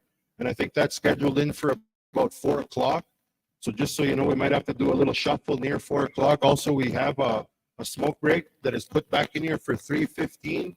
So according to if our presentation goes over that time, we'll be having a smoke break around 3:15 or 4:20. Maybe we should just put it at 4:20 because today is 4. I'm kidding. We won't do that. Okay. So up next here, we have the Racing Lake claim to talk about that. We have the Chief Ketchimoni, and as well as Council. So give him a round of applause. How you doing? Can I just say one thing for a minute? Yeah. You know, we have this new hospital coming up, and that's where all our health are going. Eh? Our health are going to be in that new hospital. That's going to open up that health clinic for something.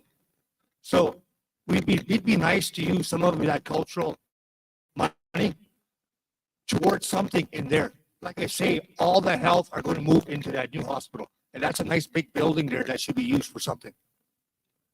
Thank you. So Chief and Council, are you guys going to present from here? Or?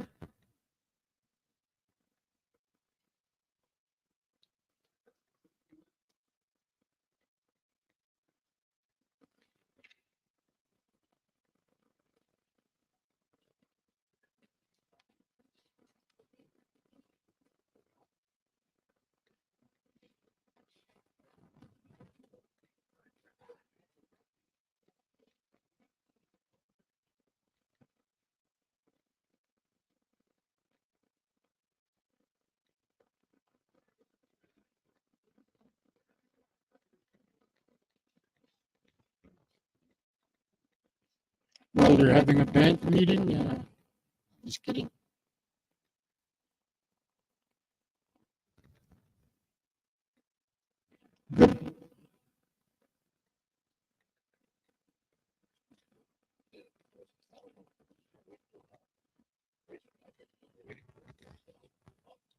Okay. Okay. They're going to do their presentation at the same time as the cows and plows of race law. 4 o'clock. But thank you very much. There's a type error on this paper.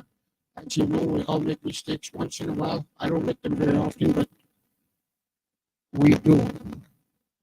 The next one is finance for Joseph Musco and Jeremy Southwind.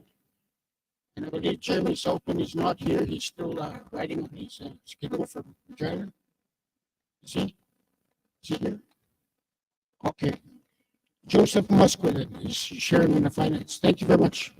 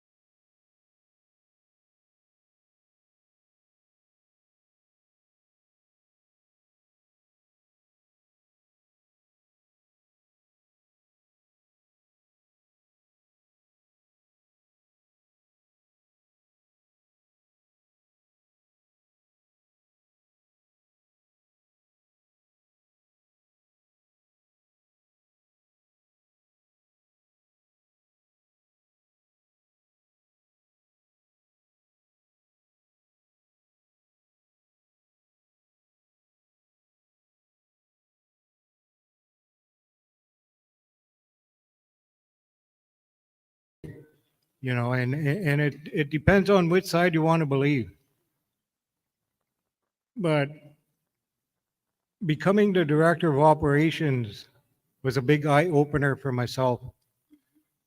You know, there's a lot of stories out there that from past leaderships, loans, land claims, whatever you name it. You know, whatever money moving forward. You know, I've seen some paperwork from 2012, 2014, 2016. You know, and those are all good, valid concerns.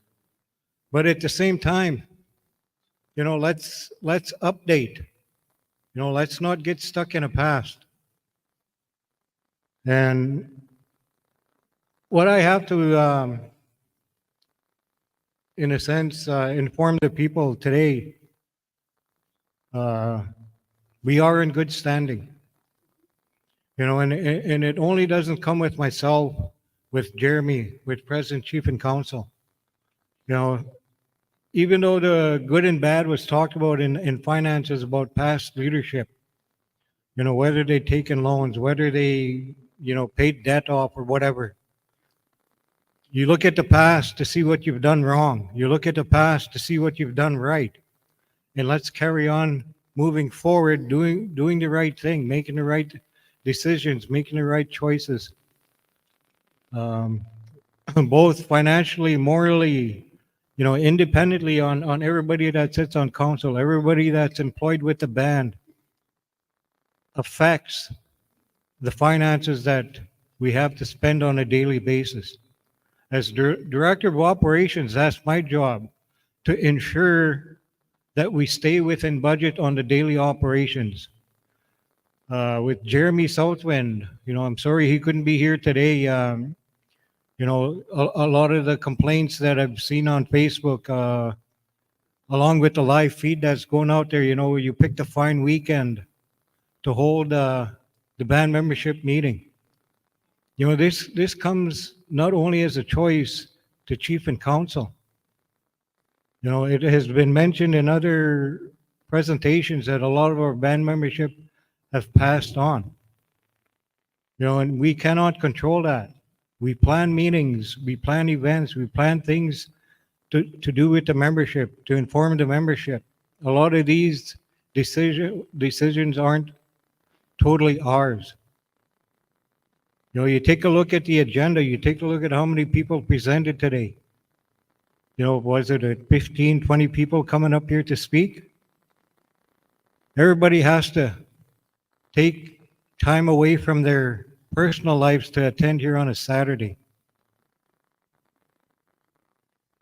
You know, there's presenters that aren't here because their children are playing hockey, because their partners are playing hockey. You know, even themselves. There's even people sitting here today that are on a roster to play hockey this weekend. You know, they're here today to ensure that the membership get the information. They're here in the audience to hear the information. And then if that team makes it to the next day, that's where they will be tomorrow. But going forward with the finances, on an average basis, Keeseekoose First Nation receives from ISK anywhere from, I'd say, 850,000 to 1.2 million a month. So that ranges around 14 million to 16 million a year to do the general operations of the band. Now that covers everything that has to do with the band operations, the wages, the programming that each department has, whether it be health, whether it be education, public works, you know, whatever service that Keeseekoose First Nation provides.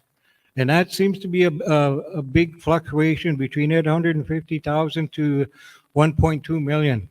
And that also depends on the services they provide and the First Nations needs. You know, everybody's talking about the issues that we have here in Keeseekoose. And they are big issues.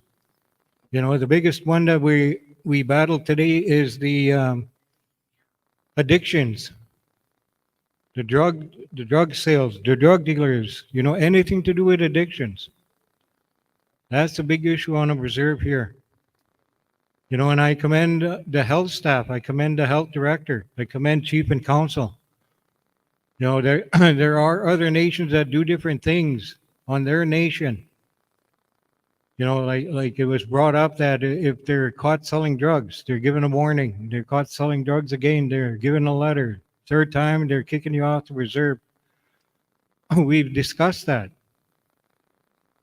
We went through that. And there's still more discussions to be held.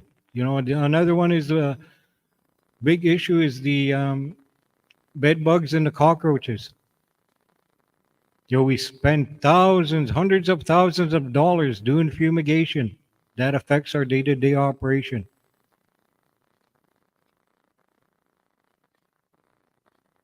How do we get rid of cockroaches? How do we get rid of bed bugs? Just like everything else that was mentioned before, it starts in your own home. There's homes that fumigation and health services have been in their homes 3 times to address the issue. 3 times. And it's anywhere from $1,000 to $1,500 to do a fumigation on a house, depending how bad the infestation is.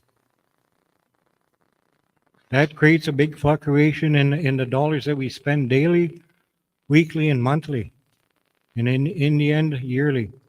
We have other programs that we that we have now that bring a lot more money into our community. Jordan's principle.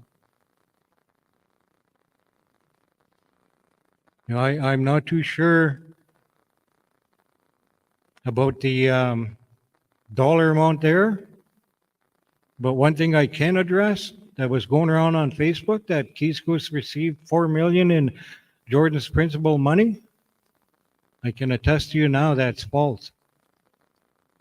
We do get Jordan's principal money, and we also have different areas on the nation that receives Jordan's principal money. We have the education Jordan's principal that runs through the school here to assist in any kind of issues with our children in any area in their social life. We have GP that's in the health center that deals with the nation's, in a sense, general residents on the reserve on social issues where they can access funding from through there. We've also have Jordan's principal running through Circle of Life Camp that deals with the culture and language over there. And I think during the 3 programs that received the money, I know for a fact it does not come up to $4 million. One of the things that we have tried to do, sticking within the policies of Jordan's principle, is opened up our door, or our borders, I guess, in a sense, extended our borders for the reserve to include the local towns of Kamsack, Kenora, Norquay, Aaron, the little towns closer where we have our nations residing in those little towns. We do take applications there, but they're also on a case-to-case basis. We also do a lot of the group submissions. For the culture camp or the camp that was held out at Magic Lake for the wellness camp. We also have prevention. We've taken over prevention for, I think, 1.5 years. That's another source of income that's coming into the First Nation, and that's with all these programs that we brought in with JP and Circle of Life prevention. We've employed probably about 10 people. And out of those 10 people, it's opened up the door to share the services.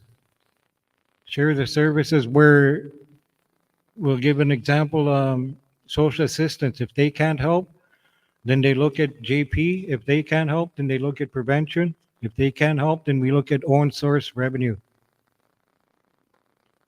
Well, that's another one that kind of going around on Facebook and, you know, what's our land money going to? You know, we heard from TLE, you know, and sitting there with the last 3 months with TLE, I understand where their money comes from. I understand where their money is going, and I understand the hardships that they're going through. But I also understand that we cannot work separate from each other. You know, to make all our departments work, we need to work together. You know, that's always mentioned. I heard it today how many times? The finances have to be shared. The finances have to be funneled in one direction with everybody in agreement. You know, working separately, fumigating a house. The band paid for it at first.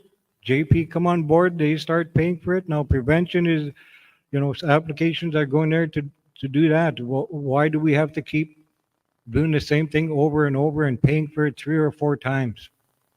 We all need to work together to save our money. You know, one of the things that a lot of people don't know, you know, there was comments on our audits. That's a big issue. You know, like I said, whether you believe it or not, the presentations that you're going to hear, the talks that you're going to hear, you know, with upcoming elections, there's going to be a lot of rumors going around. I've always stated my door is open. Finance door is open. Right from day one, I said, come and ask us questions. We'll show you. If we can't show you, we'll find the answer and we'll show you. When this leadership came in, audits weren't done from 2018, 2019. We had to get ISC to approve somebody like an RAA and a director of operations to handle our finances. Within this last 3 years, somebody can correct me if I'm wrong, but I believe we did 4 audits to catch them up.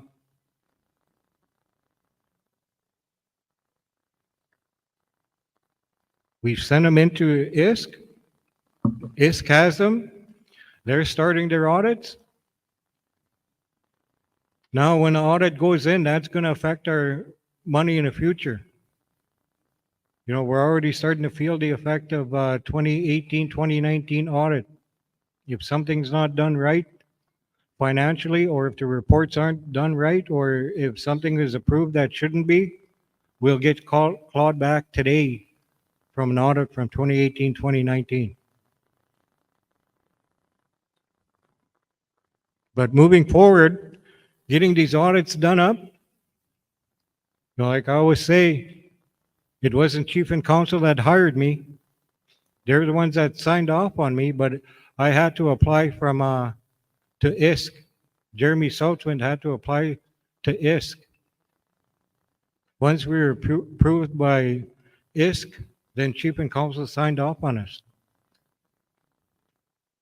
You know, there was a lot of comments about the past RAA. There's a lot I can say. I worked with that man for a little over a year. There's a lot that he did. There's a lot that I witnessed. There's a lot of paperwork that we're missing because of what he did, what he kept, what he didn't do. That we're still feeling that effect from those audits and those mismanagement of funds. You know, one of my biggest jokes with chief and council today through this whole term, past director of operations and RAA carried around $20,000 on any given time. I witnessed that. I seen him pull that envelope out of his pocket. How come chief and council wouldn't give me today, these past 3 years? That's one of the financial changes that this leadership changed. Anytime anybody needs our BMA, it comes out of everybody's pocket that you see sitting in front here. When they want to get reimbursed, they have to have the documentation. That includes me.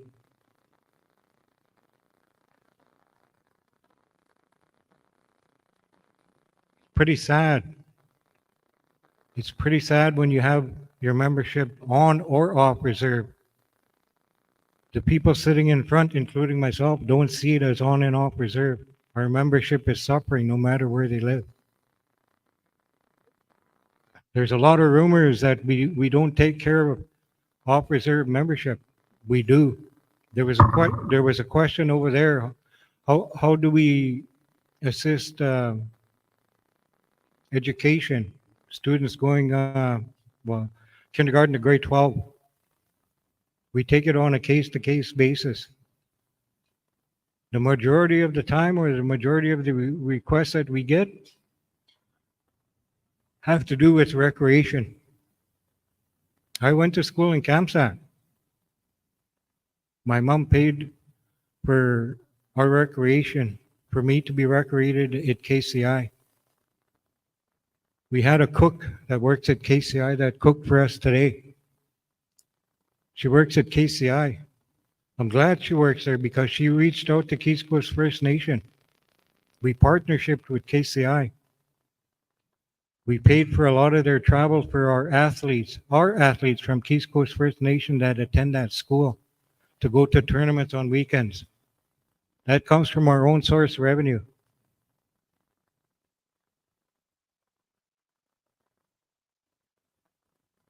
When they can't find a bus or whatever, we've given our charter bus to KCI so they can take their students, their teams to Regina, Moose Jaw, and Saskatoon. That's partnership. That's how we take care of our students off reserve in a close proximity. We've paid tuition. We've paid for sport fees to higher level athletes that attend these schools. The ones that got drafted to the States, being picked up to the States. There was a family, mother and daughter, tried out for a team in BC. They're going to be going down to play in Albuquerque. Some sort of ball. We assisted them.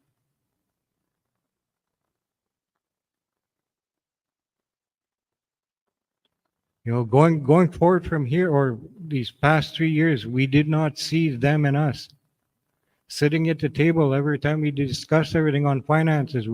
There was no quorum. Everybody had their say. Everybody had their seat at the table.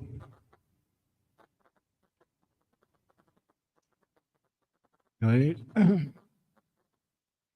In the last 3 years, where this leadership came in on our finances and what we owed,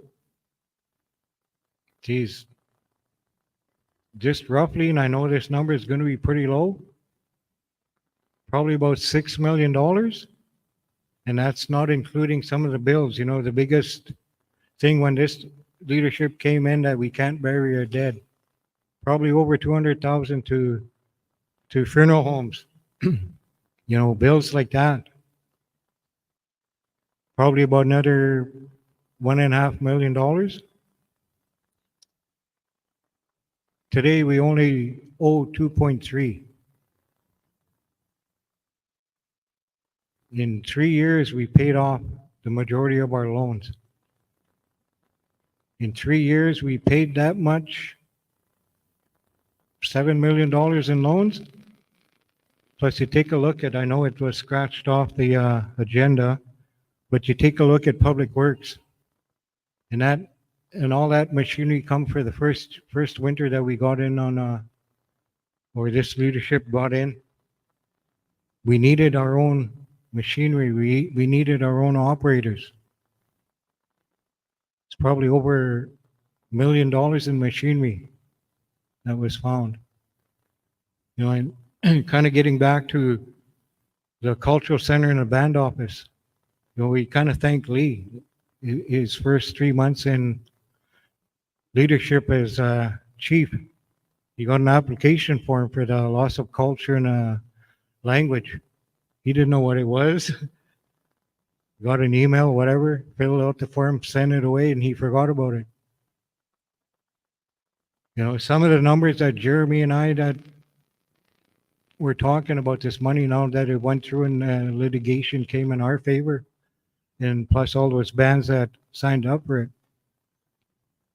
I'm going to use a low number, 750,000 for the next 20 years to get this cultural center and band office. Yes, we'd have to take a loan, but that's where the payment would come from. I know Jeremy has a higher number. He has a lot better figures than I do. Jeremy takes care of the bigger money in that sense. Like I said, I do the day-to-day operations. You know, moving forward in that area, the staff that we've hired, the people sitting with us, the people that we've talked to, we do have a plan. You know, Pablo Arbor, the school starting dance troupe, singing. We'd like to continue that within that cultural center.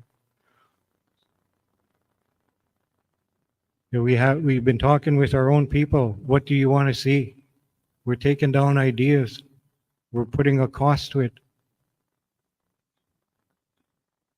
So the money that's coming in is going to be well spent. And we hope to keep that moving forward. You know, whether it's this leadership, next leadership, or leadership down the road in 5-10 years' time. And it's only going to work if we work together.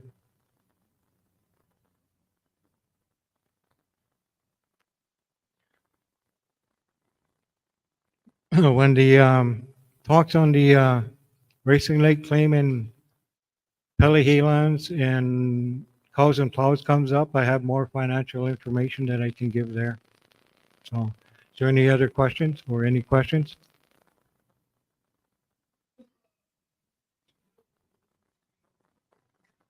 What's that?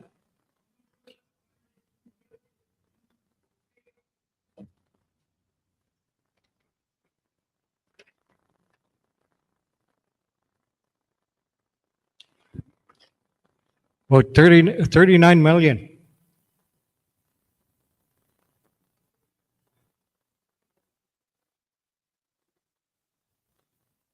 Yeah, we can give that breakdown when it comes to that part. But yeah, I have a sheet here that we can discuss or talk about it when it comes up. And once that's done, I'll be posting this on Keeseekoose bulletin board and the other sites.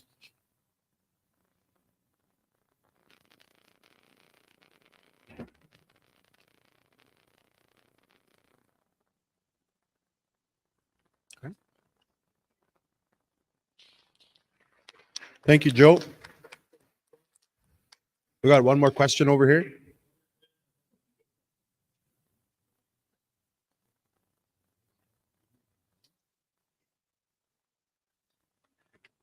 Who has a question?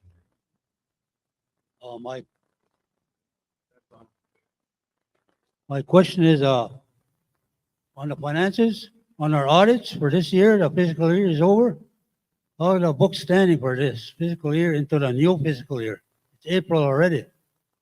So it's going to be balanced, or what is going to be more or less looking ahead? It's going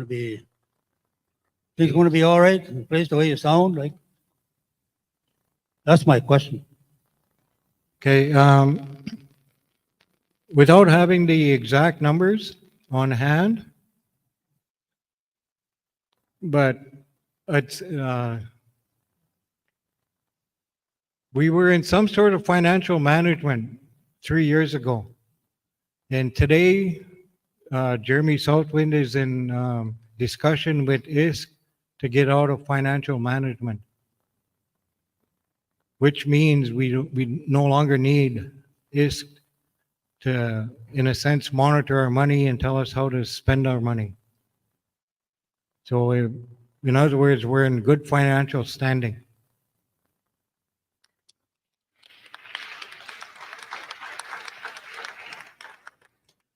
No disrespect to, but yeah, when our own First Nations, in a sense, are captain of our ship, we drove our ship very well and brought us out of the hole and out of ISK's financial assistance, I guess. So we are in good standings on these. Without breaking it right down, I'd say we probably have a little over $3 million in our bank accounts and probably about a little over 70 million in our trust accounts.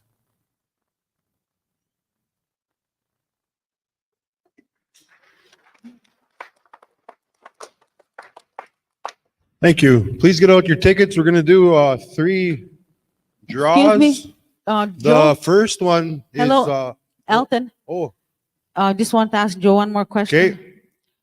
All the children who are turning 18, is that money set aside for them? And also, people who are eligible right now or at the time of the signing, if they were eligible to be a band member, are they also included on this list or for the payout for that 20 grand? Because I have a sister-in-law who was on the adoption list and she's been waiting. She got a letter last year that said it'll take another 2 years for them to process her application, taking her off the adoption list.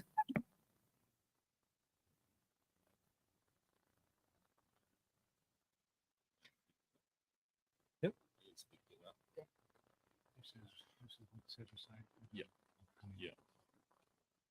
All right, I'd like to speak to that because we had a lot of talk about that in the dealing with this trust agreement. So right now of that, the money that's set aside in trust, there's $13,260,000 to be paid out over the course the minors till they turn 18. And in regards to your sister that you said was out in care, as a part of the trust, we made it where anyone who was put out in care and they wanted to come and apply to be part of the band membership list, that we gave them, I think, up to 18 years, up to 19 years to do that. And once they are added to the band membership list, they will be eligible for this PCD.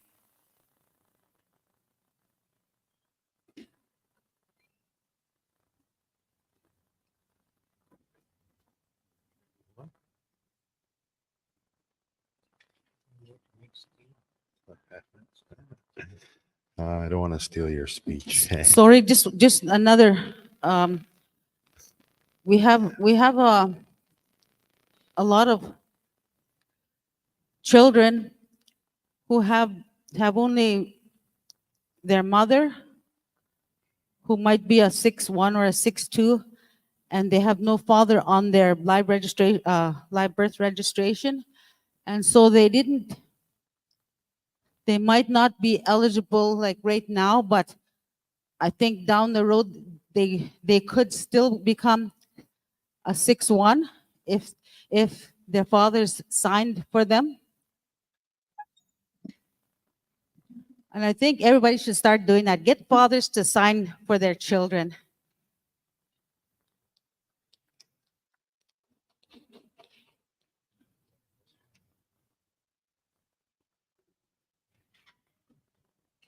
Okay, so it's not, okay.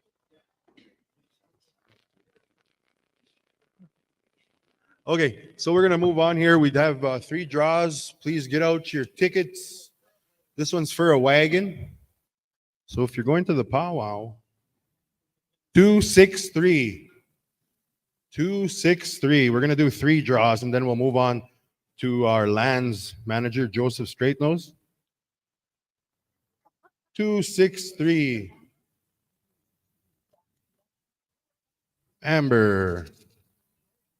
Okay, so our next one is for the chair and, sorry.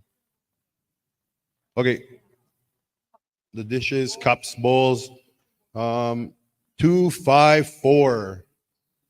254. The table's winning too much. Just kidding.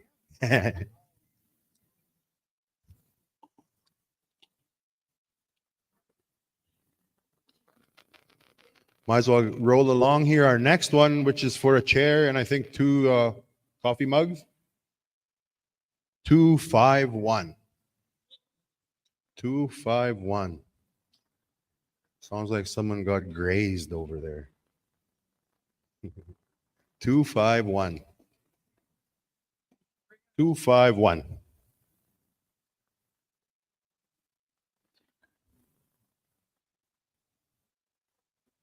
Two, 5, 1.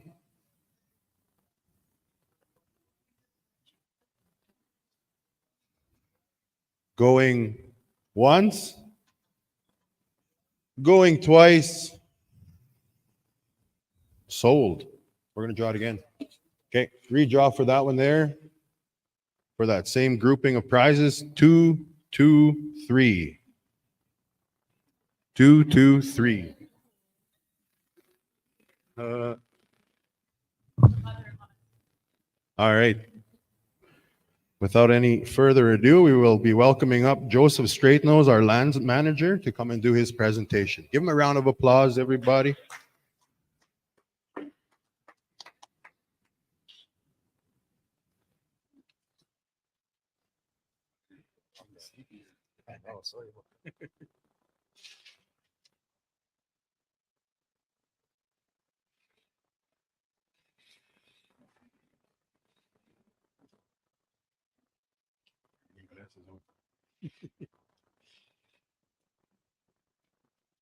Good afternoon, band members and elders, chief and council. President, waiting for a spring payment from the following arms, arm of Keys, arm of Cody, arm of St. Phillips, arm of Calder. And these payments are made out to the Receiver General of Canada and mailed to Indigenous Services in Regina, Canada.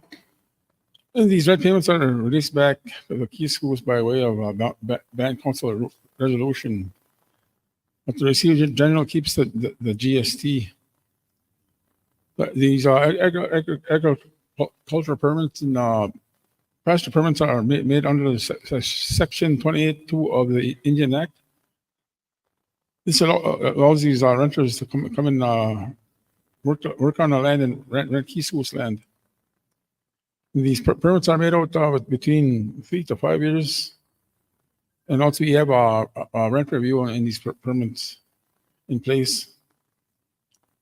And we also get inquiries from other farmers and ranchers wanting to rent Keeseekoose land. You know, under these permits, we get back $23 for egg an acre, and pasture is $15 an acre. It comes back for paying my wages and paying overhead for the Keeseekoose Grand Office. And that's about a short presentation, I guess. Yeah. Thank you. Yeah.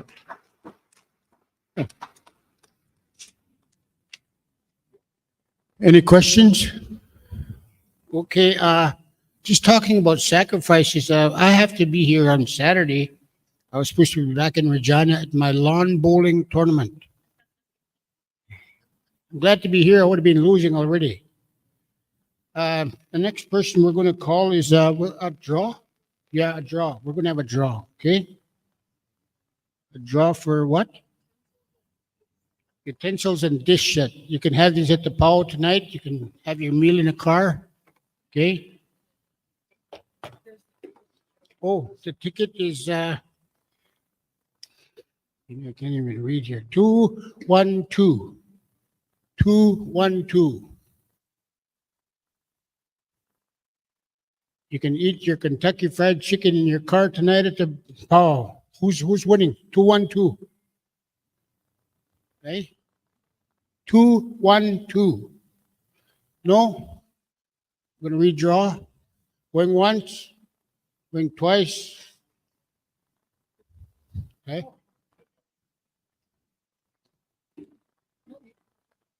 Okay. The next number is 213. 213. 213. Anybody? 213? Nobody wants to win. Geez. Hey? 213? Okay. We'll hold on for 1 second. Do another one. We'll do a different one. We're going to hold these for these people that might have won. Oh, that's beautiful. Vanna White or what?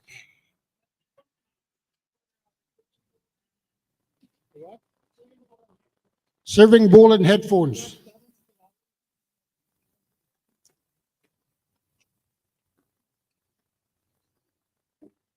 $240. $240 for this bowl. You can make your salad and your headphones. You can listen to your jazz, eh? That wasn't okay.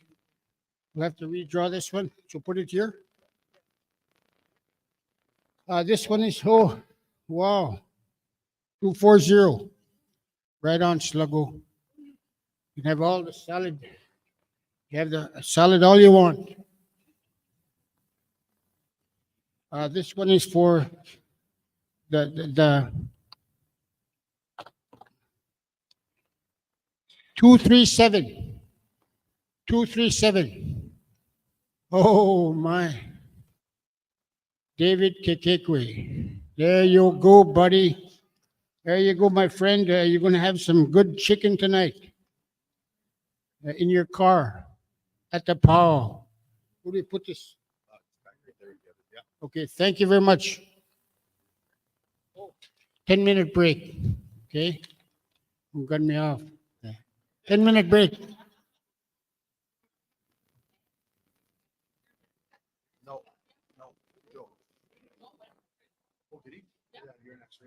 Yeah, Ed is after the break, so have your.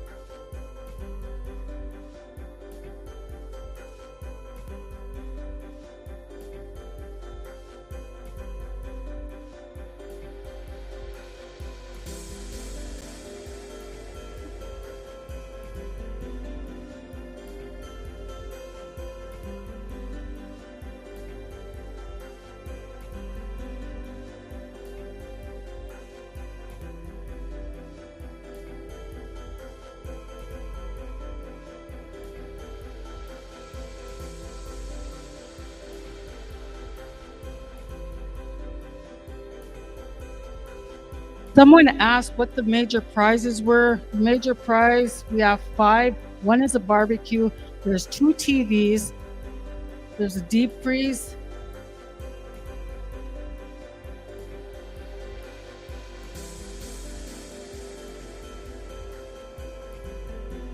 and a foam mattress.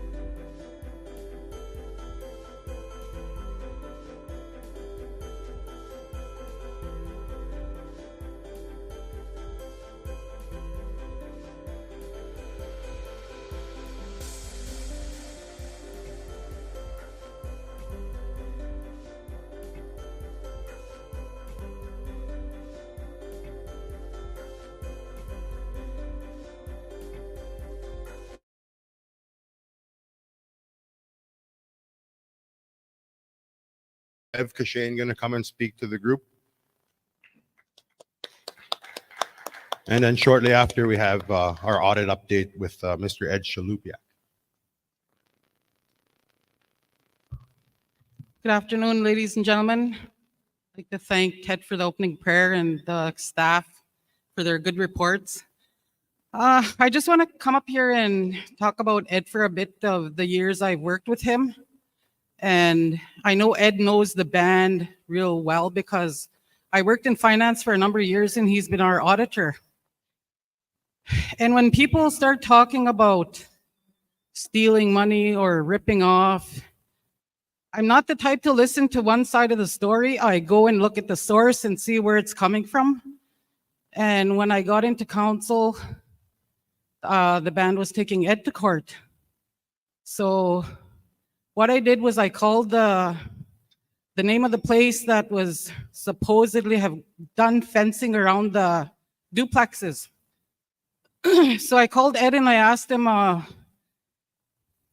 when was this company supposed to do fencing around the duplexes? And he says, it wasn't fencing, it was landscaping. And they changed from fencing to landscaping, but they didn't change their company name. So I phoned over there and I talked to them. And I asked them to send me a invoice on the work they had done. So I got that. And then I asked Ed about the housing. They said that he had ripped off $1.some million in housing dollars. So what I did was I asked him, give me the information then that says that you didn't rip this money off. So I have the document from Indian Affairs that states that this money be kept in a separate account until the duplexes were done. Because I know a lot of times in the past, when I worked there, dollars tend to be getting eaten up by the band. Not by a bad choice, but because it was needed in some places. And if anyone wants to see the letter, I have it. I'm not a person to listen to one side of the story. I go to the other side and listen to their story also. And that's the same with when we have meetings. When we have, I sit on the education board and we have some discrepancies with staff. I don't just listen to one person, I go to the next and I ask them, what's going on? What happened here? And you put two and two together and then you find out where the little discrepancies are and then you say, okay, this is what happened. And if it's family member, I always say, you know how I am, I don't stick up for family members. I'm a neutral person, try and act professional and try to look at the whole situation and not take their side. So Ed's a good guy and he's been working for the band for many years and I know there's no way you can pay an auditor to do what you want. I know that for a fact. And Ed knows our books and when he come on to take on the 3 years that we were in trouble for, MNP weren't doing their job. They were telling us when we'd meet with, we're just about done this audit. Come back again the next time, they tell us we haven't started. So there was something wrong there and this accounting firm never worked with First Nations, so they didn't know the First Nation, how they get their dollars and how it's spent or where it's put. So I just wanted to clarify that on behalf of Ed and on behalf of the Chief and Council. We're here to make things right for our membership and not to do things wrong and pick the wrong people to do our work for us. We're elected as a body to work together and try to get things done for our band. And somebody stated that it was only 6 council that were here working. That's not true because we all sit at the table and we all make these decisions and we all agree. And we all worked together when the Racing Lake claim was passed. All the councillors, the chief signed the documentation. So we're a working group. We don't put anybody aside. We work together. And I always thought we had a good working group. And I think we still do. So thank you.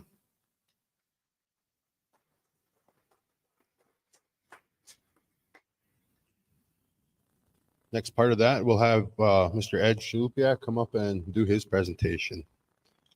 Thank you.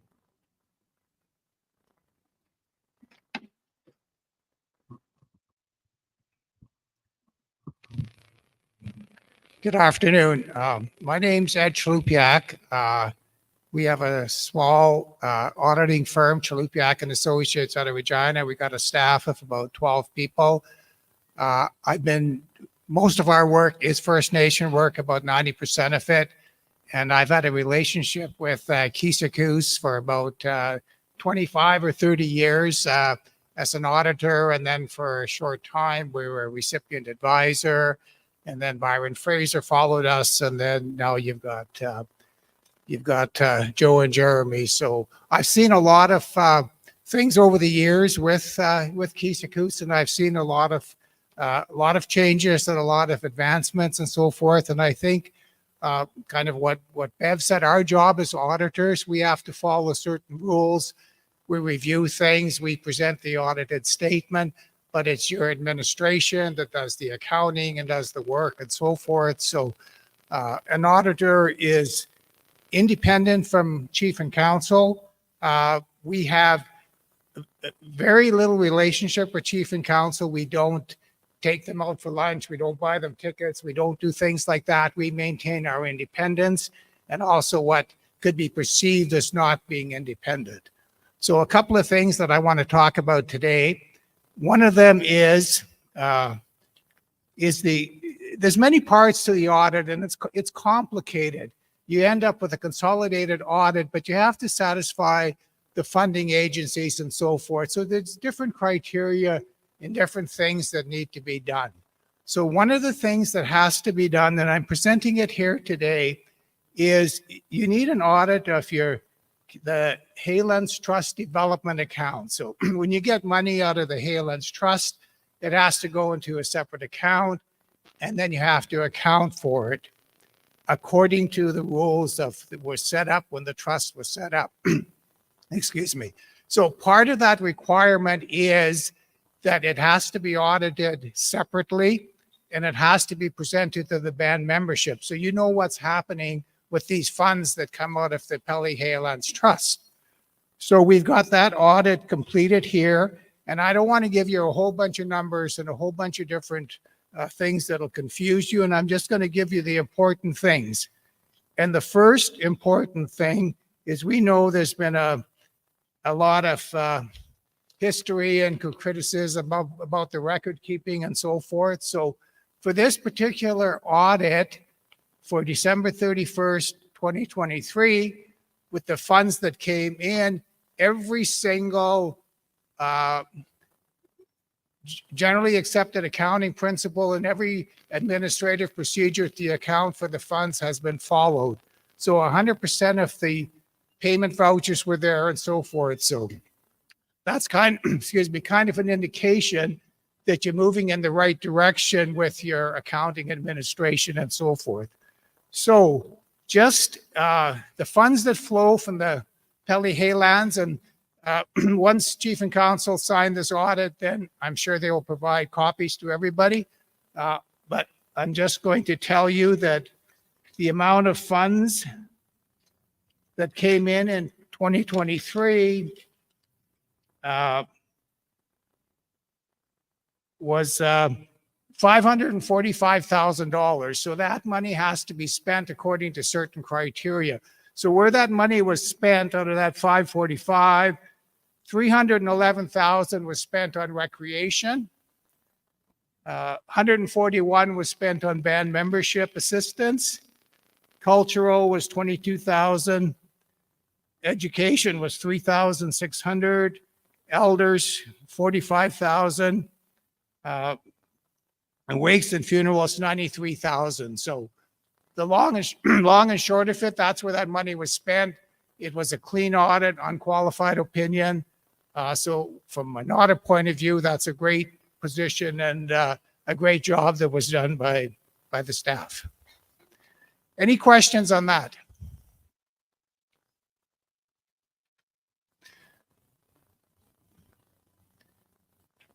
So now that this has been presented, there's the money for the next year will now be able to flow to the First Nation, and that's 623,000. So once this audit is signed, 623,000 will flow into your coffers. Okay, good job on that. No question? Yes.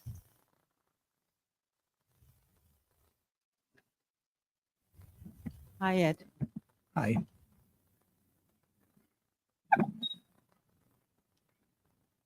Test. Can you hear?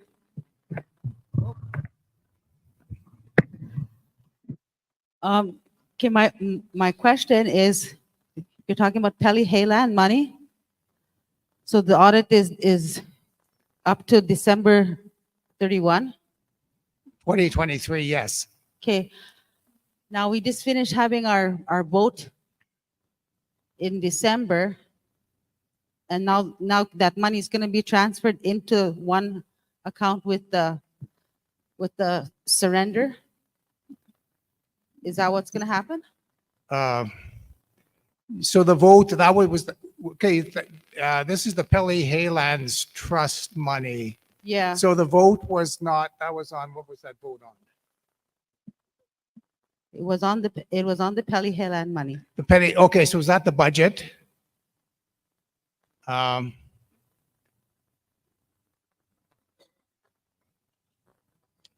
So that vote that was done, it was done on June 13th of last year to put the Racing Lake Trust and the Peli Haylands, well, put the Peli Haylands Trust into the Racing Lake Trust. So what has to be done now is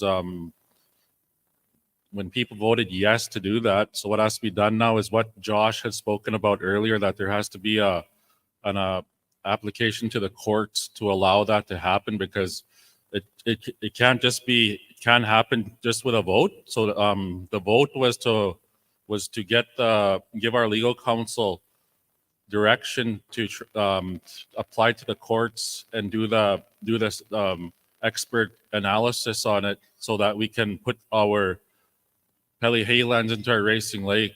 But right now, as of right now, the application has not been made, and the Racing Lake and the Peli Haylands Trust are both separate trusts that we have at the moment. So it's business as usual for the Peli Hayland Fund until the court decides? Yes. Okay. So the Peli Haylands will give Just want to make that clear. yeah, Peli Haylands will give a payment, and then once Racing Lake is up and running well, it'll be making a payment as well.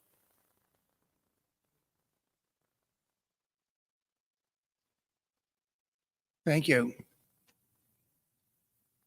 Okay, the other thing I want to talk about is the consolidated audit. So the consolidated audit brings everything that comes under the umbrella of the Keeseekoose First Nation into it in one way or the other. We just completed the March 31st, 2021 audit. It took a long time, and there was lots of challenges and so forth with that. And that the end of 2021 is the end of the period when Byron Fraser was doing the accounting, and you're all familiar with a lot of discussion and so forth. So it was a challenge. And at the end of the day, it was really called a disclaimer of opinion. So what that means is that we couldn't really express an audit opinion to say that, yes, this is reasonable, this looks correct, like we did with the Peli Haylands. Everything was clean, everything was there. So it's a disclaimer of opinion because we knew we could never, ever get all the answers that we needed. And it was just costing more and more money to try and dig for answers and so forth. So the best thing was to go on. ISC was okay with that. So now we're working on the 2022 audit, which hopefully we will have that done by the end of May. So things are going to go a lot faster and better now because your records are back into your old accounting system. They're not sort of in some cloud-based system that we couldn't get access to and so forth. So the 2022, based on, we're like 80% done with it. So based on what we see and so forth, 2021 was a disclaimer of opinion. We think that 2022 will be a qualified opinion. Now, qualified opinion means that everything is okay except for a few things that maybe aren't okay. So that's going in the right direction. And then based on even like the Pelly Haylands audit and what we've seen with the most current stuff, we're hoping the 2023 audit will be a clean audit and you'll be back completely on track again, which where you should be. So that's kind of our expectations. With, I said, we only got the 2021, the 2022, and 2023. But within there, there's different parts of, there's like, sorry, First Nation Trust audit. For your trust funds, those have to be audited so they can flow. CMHC needs their audits so that the subsidies can come in and so forth. So those we've done up for 2023. So it's kind of a little bit of a hodgepodge right now. We've done everything up to date that would affect funding.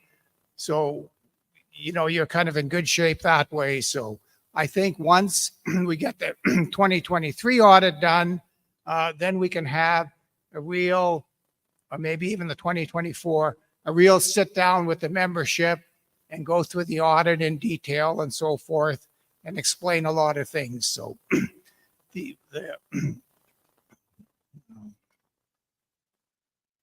any questions on that?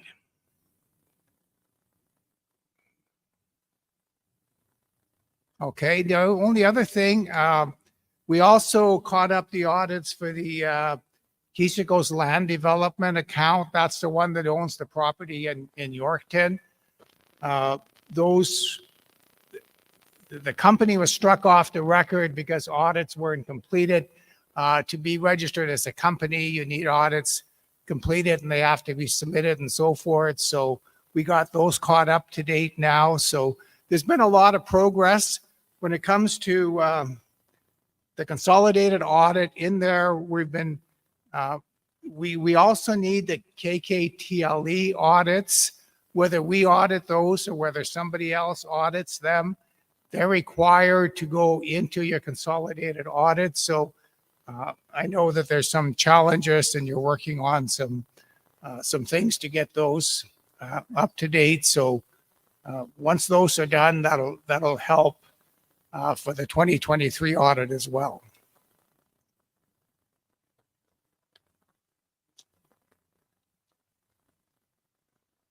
Any questions? That's really all my report is. Yes, go ahead.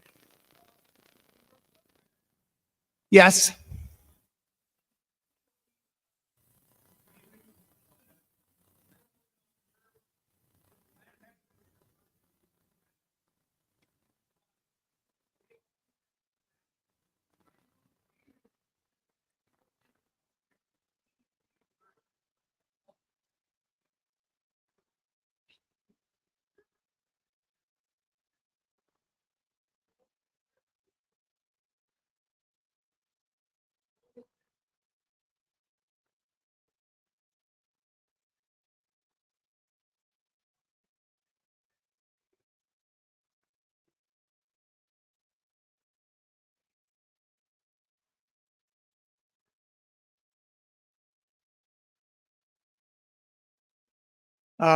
We work with about 20 different First Nations, and I don't know of any First Nation that we've worked with where they've been able to get some extra funding or reimbursement because of the length of time it took.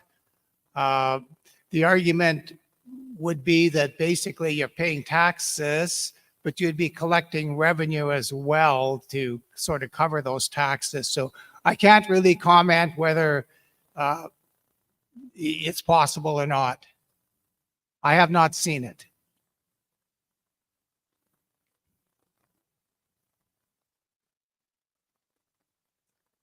Any questions?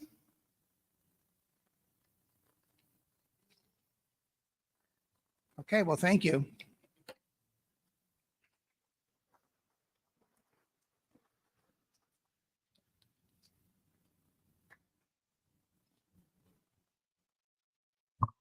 Draw time. Draw time. Okay, get out your tickets. Nice set, kitchen set. 210. Good for making fried bread. 210. Oh, oh, good. Finally. Kidding. Okay, two more. Some pillows and LED lights. Man, a lot of these prizes are very romantical. I don't know if you guys are feeling that. It's all about the bedroom and the powwow and the snagging blankets. 260. Where's my wife? Just kidding. 260.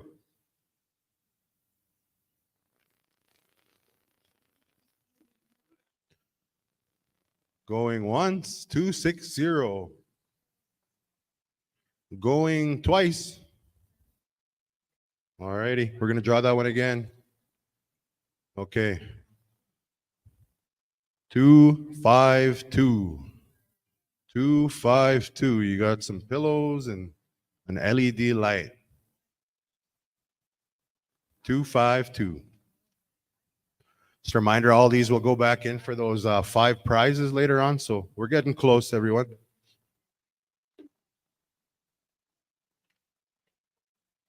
So just so you know, today we still have Bob Morasti coming up after we pick this prize, and then we have Diane in prevention and Claire from Jordan's principal, and then we're finishing with, I think, actually Maurice Law is zooming in possibly in 20 minutes, so we have to be prepared to kind of shuffle in that the Zoom over here.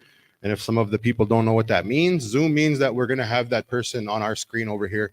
They're not here. They're going to be in the screen. Just kidding. No. They're going to be over there in the airwaves, cross probably in Regina or somewhere. And they're going to be, oh, Calgary. Wow. And then they're going to be on that screen. So one more prize here. Okay. Shop light.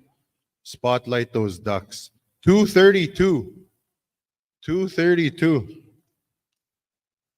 232. Over at the end there. 232. Ambrose. All righty. So we will move on down our schedule, our agenda. Here we have our economic development, Bob Morasti.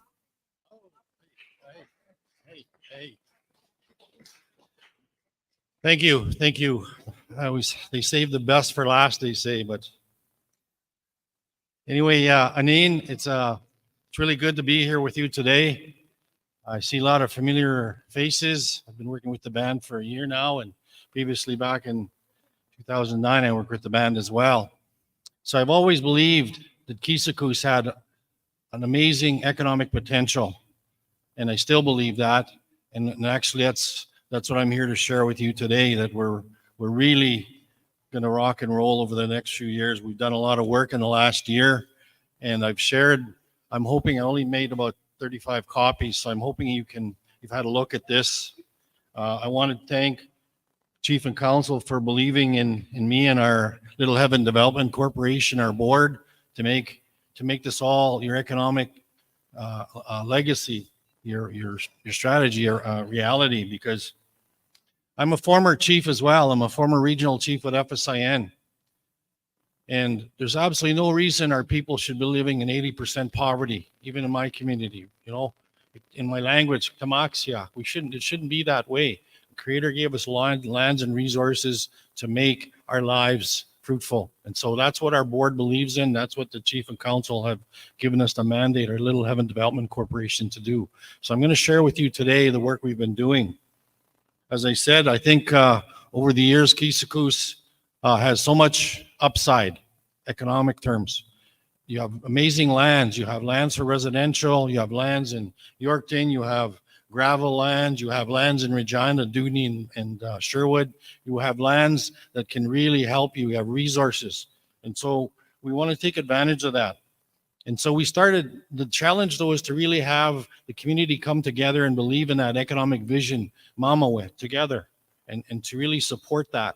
And so that's what's been happening since April of last year, April 22nd last year, the first time we had Chief and Council, KKTLE, elders and other band members. We sat in a room in Yorkton and everybody believed.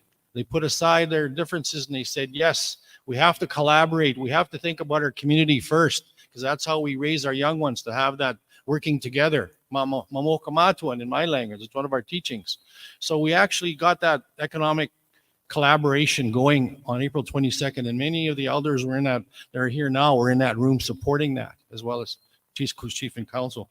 So over the next probably 5-6 months, we continued with those consultation forums, talking with band members. We met in Regina.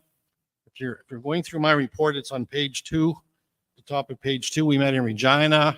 We had a meeting. We had Yorkton. We had Saskatoon. We had Swan River. We had here over, probably 120 band members came out and participated and talked about businesses we could start. What had been tried previously, businesses we tried to get going, with the history of Keeseekoose, trying to get into business, businesses we should be doing, how, the lands we should be developing in Yorkton and Regina. We had input from band members, okay?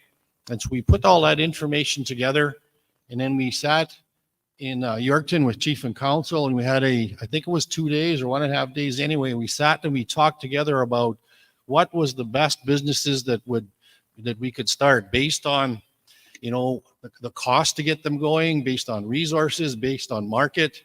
Our market really, we're starting to build an economy for Keeseekoose is, Cody, Keeseekoose, and some of the surrounding communities, right? We had a very interesting proposal from a gentleman in Kamsack to buy out his businesses. And we said, no, Kamsack has never supported us. Why would we support a business in Kamsack? We said, our market is our First Nations people, Cody, Keeseekoose. That's our immediate retail market, and maybe some of the surrounding communities, right? So we have to build our businesses based on that market.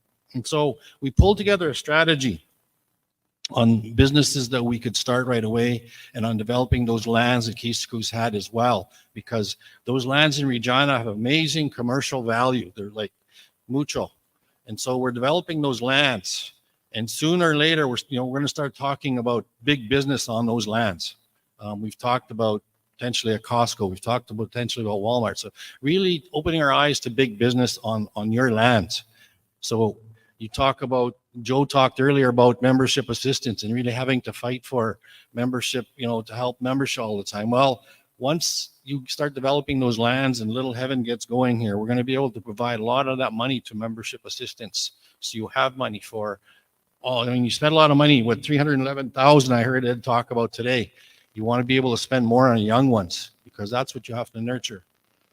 And anyway, in August, after the economic session with Chief and Council, we recognize that business has to be business. You have to make business decisions, keeping it apart from politics. And so Chief and Council really supported the Little Heaven Development Corporation, your business development corporation. And on that corporation, it was is established on September 13th of 2023. And on that board are Frank Cashane, who is our board chair, Darlene Masney, Jeremy Southwind, Denise Musqua-Peltier, Carl Deneen, who's a well-known Indigenous businessman from all over Saskatchewan. He's from Peter Ballantyne. Maynard Sontag, he's a former deputy premier of Saskatchewan under NDP government. He's on there. Who am I missing? Alvin Musqua Sr. Alvin Jr. is our ex officio with the representative with Chief and Council.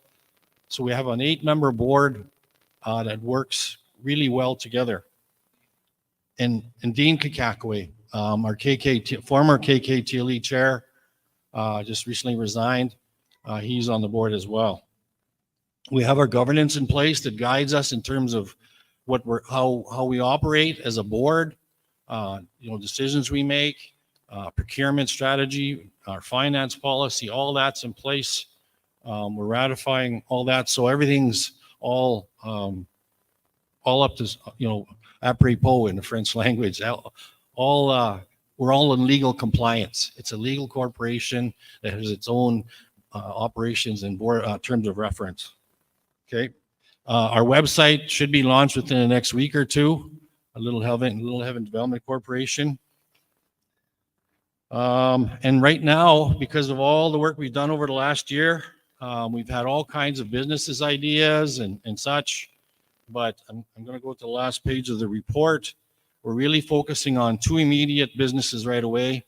Keeseekoose Gravel, because we had a Pinter report that talked about there's 4 gravel pits that Keeseekoose has. We're rich in gravel. So we have all kinds of supply, but it's pulling the business together to be able to meet the demand out there with Sask highways, all the construction operations, all those things. So we're setting up Keeseekoose Gravel. The business plan has been done. We have a draft. Our board will be reviewing it, and we'll talk about how we look at securing the investment to get into Keeseekoose Gravel. We will be, and I talked with our O&M director, Big Fred, and we will have an arrangement where we utilize, to get us going, we will be utilizing some of O&M equipment. We'll also, there's probably a half dozen of experienced trainers, operators. We'll be paying them as well. So we'll have an arrangement with them to utilize those people to get Keeseekoose Gravel off the ground. And it'll be set up on reserve. Keeseekoose Tire and Oil Change, another really easy business to get up and going. Everybody buys tires twice a year. I have to buy tires, put them on my truck. Oil change, I think it'll be a nice little business based on the market here. We've also talked about the property in Yorkton. That one is sitting there empty now. We need to do something with that building. There's quite a few ideas, quite a few opportunities on that. There's a chance to do Keeseekoose communication with very limited investment capital, where we would look at, having more TV channels, better broadband internet, cell phone service. That would be your company. So those are immediate business ventures. The arm of Sherwood, we did a highest best use. What's the highest best use of that land? So that study's been done, but because of where it is in the rural municipality of Sherwood, the costs for infrastructure there are a little greater than what it is now for Dudney property. Okay, we had this really good discussion with the board, amongst the board, the business-minded people. Dudney, the infrastructure is all there right now, so it's ready for business.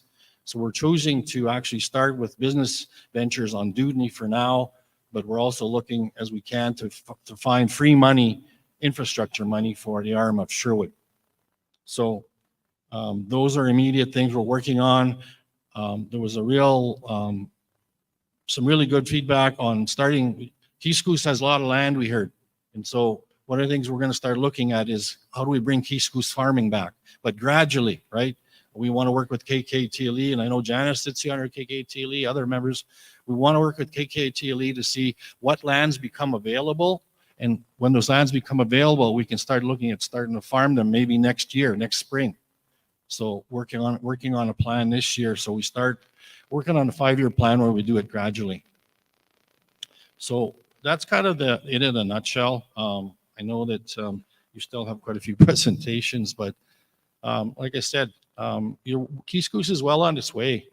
And as you know, I just want to say, as a former chief, it's really encouraging to work with Keeseekoose. I've seen the things going, a lot of good things going in the right direction. You know, the fiscal responsibility piece under Jeremy and Joe, they brought that a long ways, you know, and you know, the audits, I see good governance happening, you know, empowering band members, band staff to do their jobs and to serve the people. Because that's what as one thing when I became chief, an elder said, what's your role? And I was told, you serve the people.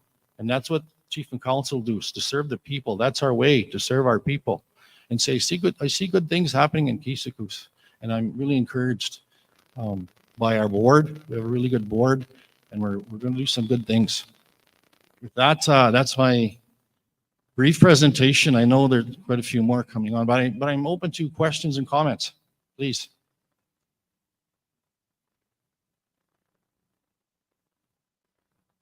Janice.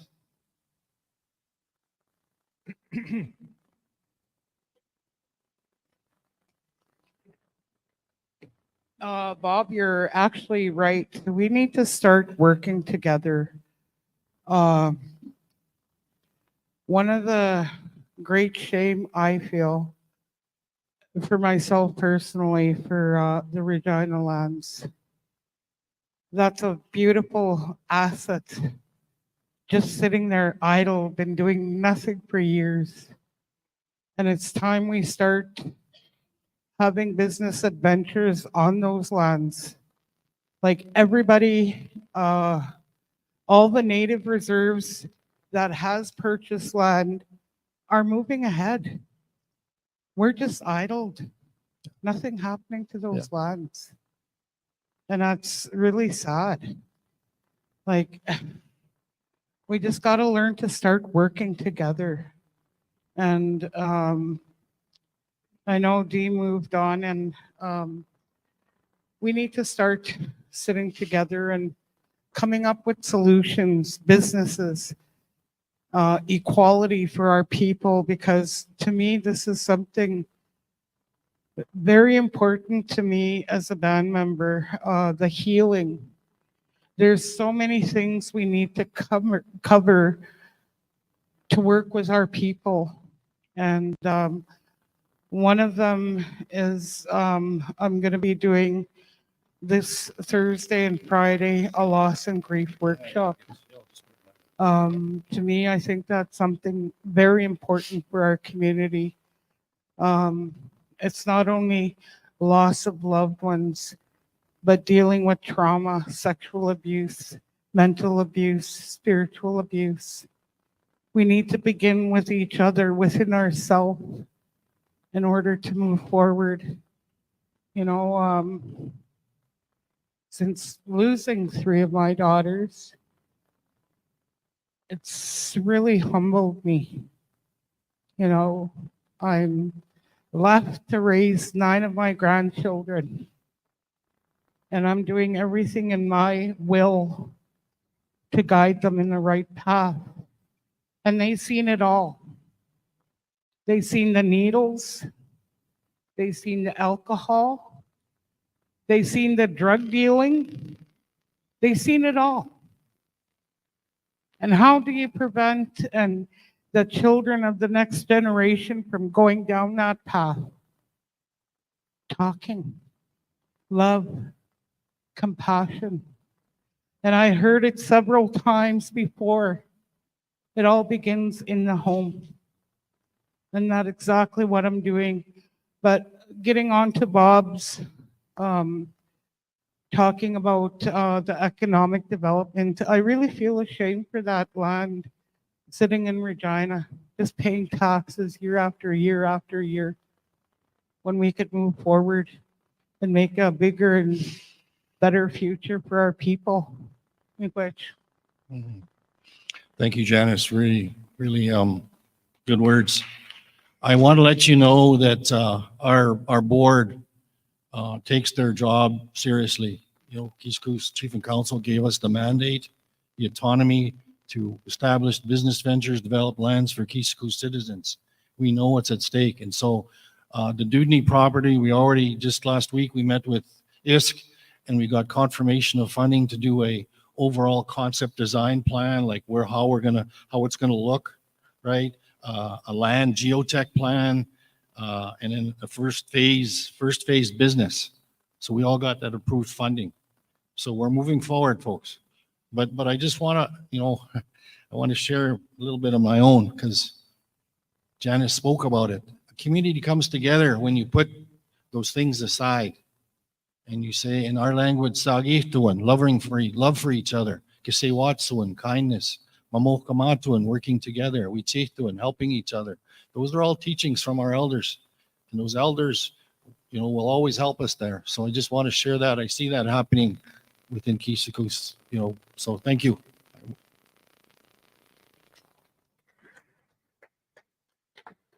Thank you. You have a question?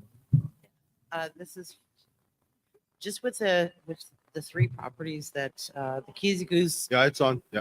Keeseekoose gravel pit there and Sherwood property in Dudney Avenue. Is there going to be like a formal invitation to KKTLE, because those are under their name, is it not? What's the question? Sorry. Is there going to be like a formal invitation to KKTLE just to see if you not see if you can, because I support the cause, right? Like I support the development for the members of the nation, but is there going to be a formal invitation to use those lands from Yeah, Little Heaven? that was one of the suggestions. I'm sure. What's your first name? Crystal. Hi, Crystal. One of the things we want to do is start putting those, identifying those blockages too. So we have a position on our board for the KKTLE chair, but we also want to sit with KKTLE and talk about our plans and their plans, right?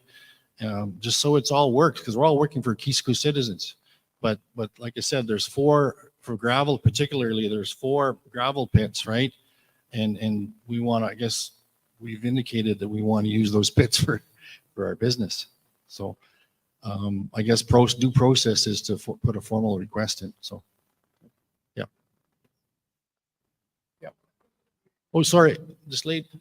Young, she's better looking than you. Sorry, I was just kidding. Just kidding. I was just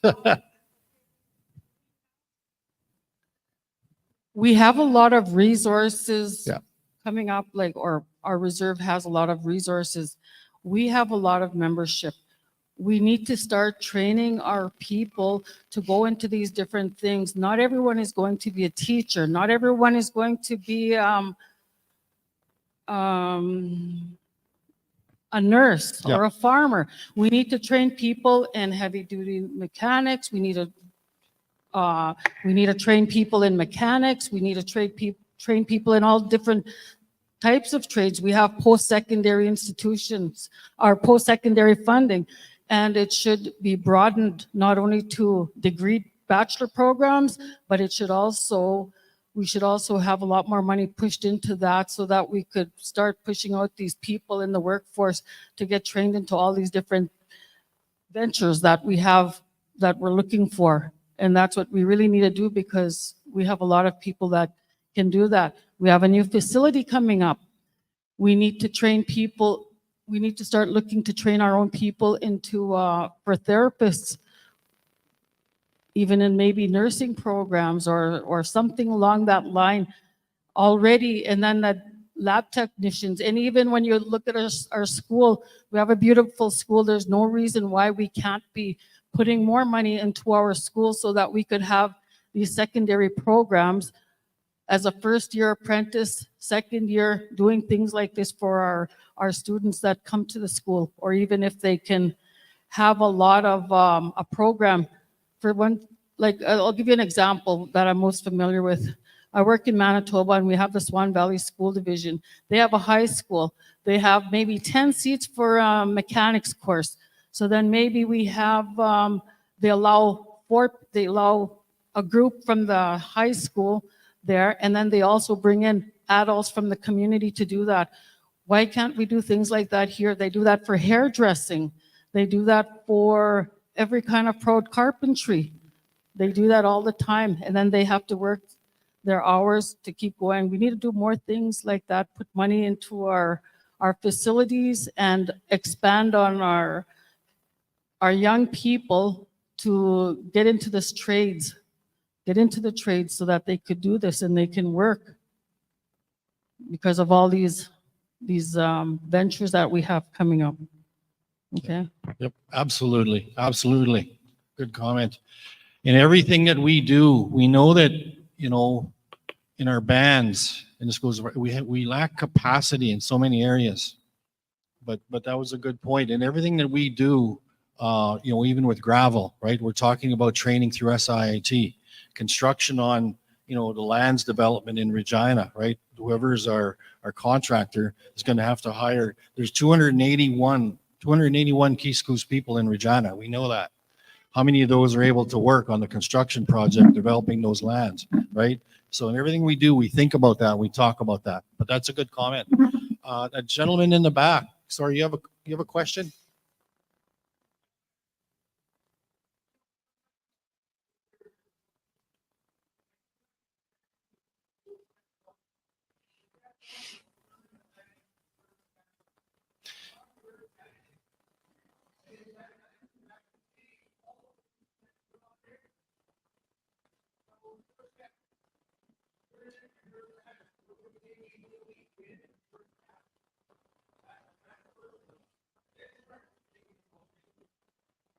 Yeah. No, it's a good question, comment. We've talked about that at length, my friend, because that land is worth lots of money, right? Changing it to reserve status eliminates its commercial viability, let me say. So it's a discussion item that we're debating back and forth on the board. We may change some of it, some of the land to reserve status, like you said, to accommodate the tax concessions. So it's something that we're discussing amongst the board. But thank you. Was there another question? I just have a comment in terms of small businesses. We have a lot of women in our communities that are already entrepreneurs. We have a woman that's making hats. I mean, she's making a name for herself outside our reserve, and I think we should be investing in those as well. We have a lot of women that are making skirts, and we have a lot of women that are beading and trying to make an extra dollar for themselves. We also have other elders that are doing crafts in our community. Lorna here, she makes her extra cash by doing those. So we have a lot of creative women and men in our community that need that support as well within our communities. And those are small businesses that we can start because there's a high demand of beadwork, skirts out there. So if we help these women start with their businesses and help them make a name for themselves, I think in the long run, and how much profit would they make if we supported those? Thank you. No, absolutely. That's a great comment. Part of our strategy as Little Heaven Development Corporation is to support band entrepreneurs as well. So one of the things, once we have a Little Heaven Development Corporation office, I'd like to start, this is one of the things I'd like to get to, is having a business incubator where people come there with their arts and crafts, you know, their moccasins and such, and they can sell their stuff there. But one of the things I'd also like to go further on is I sat on the Saskatchewan Corporate Procurement Committee for 12 years, and I'd like to open those avenues to these people so they can sell their stuff to crown corporations and to a lot of these big corporations that want to buy their merchandise. So great comment. Definitely got to support band entrepreneurs. Absolutely. Yes.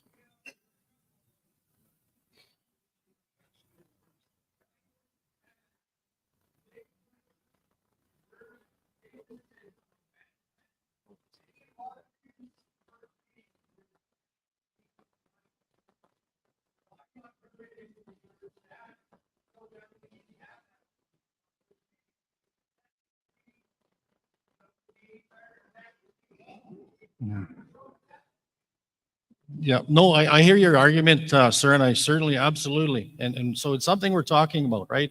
It has to be based on what's the best business approach, right? And absolutely, it's something we're talking about. Absolutely. Any other questions? What about individually? Yeah, I put in a business proposal. Yeah. Would you look at that? You guys entertain that? I believe this has been my experience as a former chief, is there's a certain amount of money to support band entrepreneurs, is what that lady just talked about, right? So if you wanted to set up your own business, there's a little bit of, there's help through CEF. I think it's up to $5,000 to put your business plan together. Yeah, if you want, I can help you. I would be more than, but for band entrepreneurs, band entrepreneurs. Is that what you're saying? It's possible?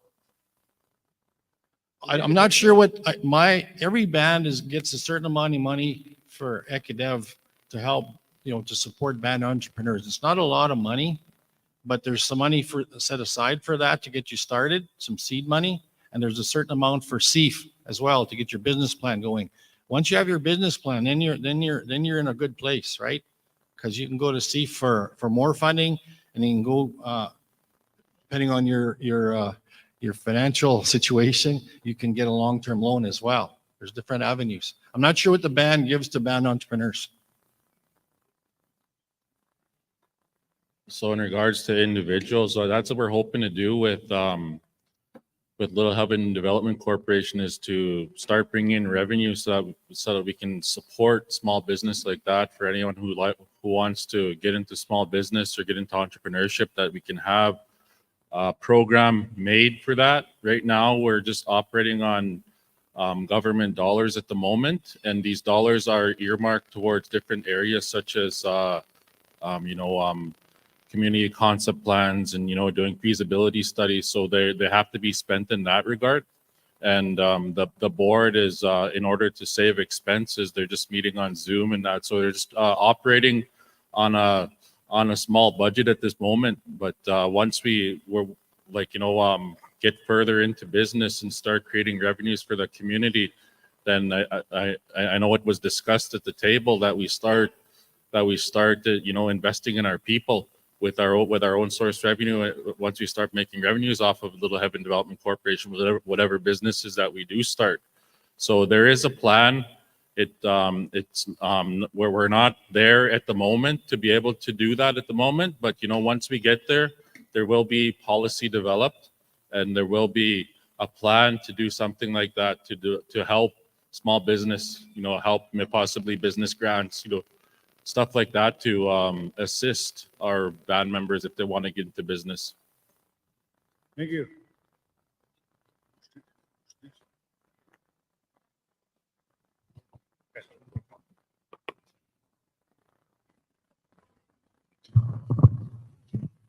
Okay, thank you for the questions. Definitely good to have some clarification when needed. We have 3 more gifts right now, prizes. So on our agenda here, we have Diane Musqua, and then we have Claire Straight Nose, and then we have Maurice Law. They're supposed to be zoomed in on our schedule now, but they're having technical difficulties. So quite possibly the next 2 presentations will be our last 2. So get out your tickets, please.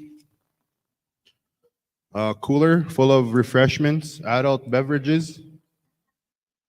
242. 242. I heard some sighs.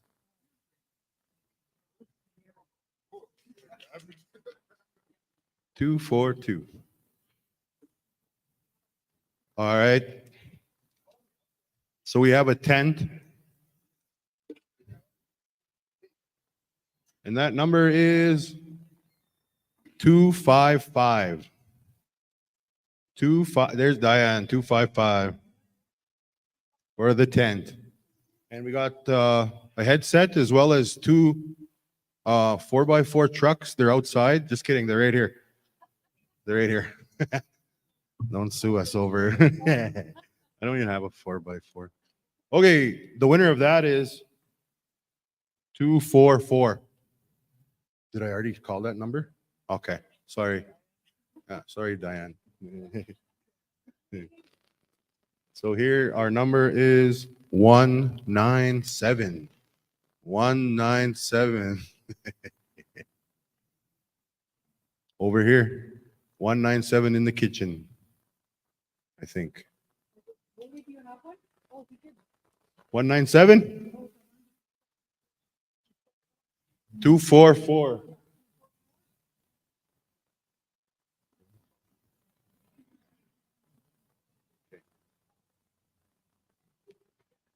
Okay. I thought I called the number twice there. I did, eh? Okay. So let's give another prize out. I did pull another ticket, 197. So we'll give a prize for that number, 197. Is he ready?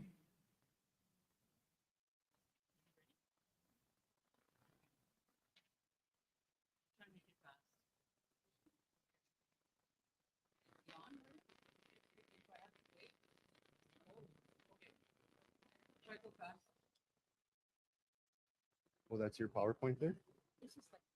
Nice. Okay, moving on here down our schedule or agenda. The prevention manager, Diane Musqua.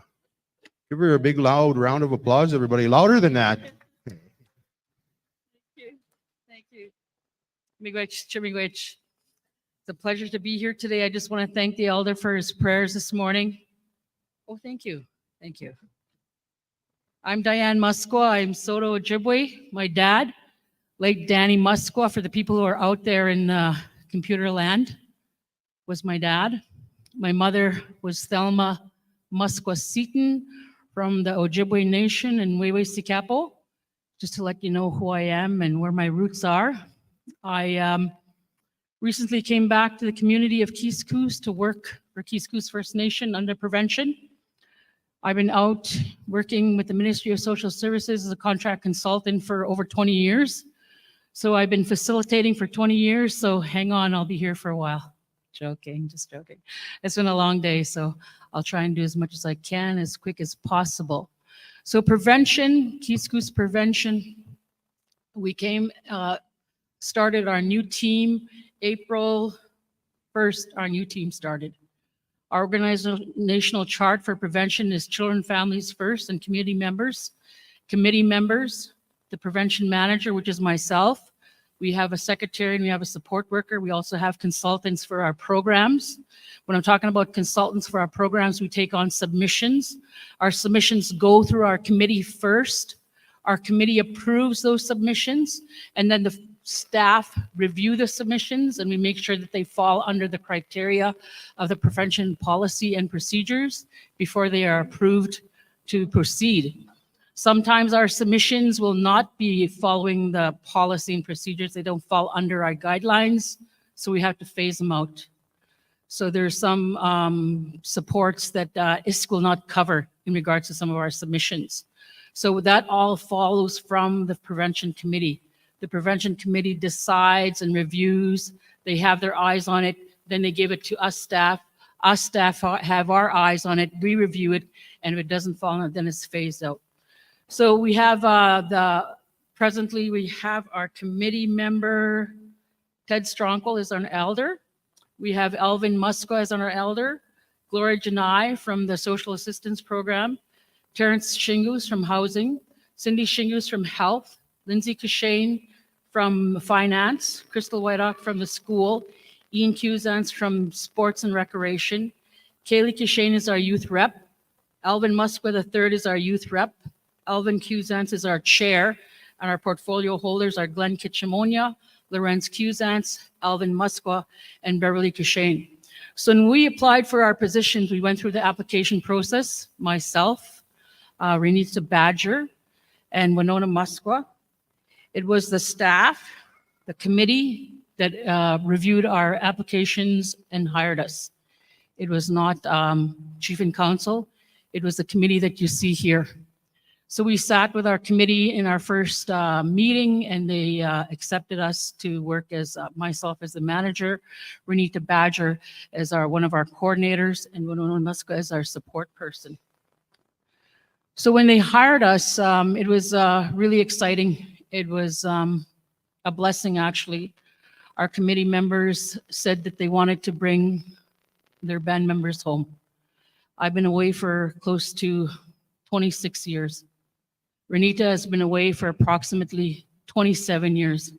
So it was a great privilege and honor for our committee to say that to us when they hired us, that they wanted to bring us home.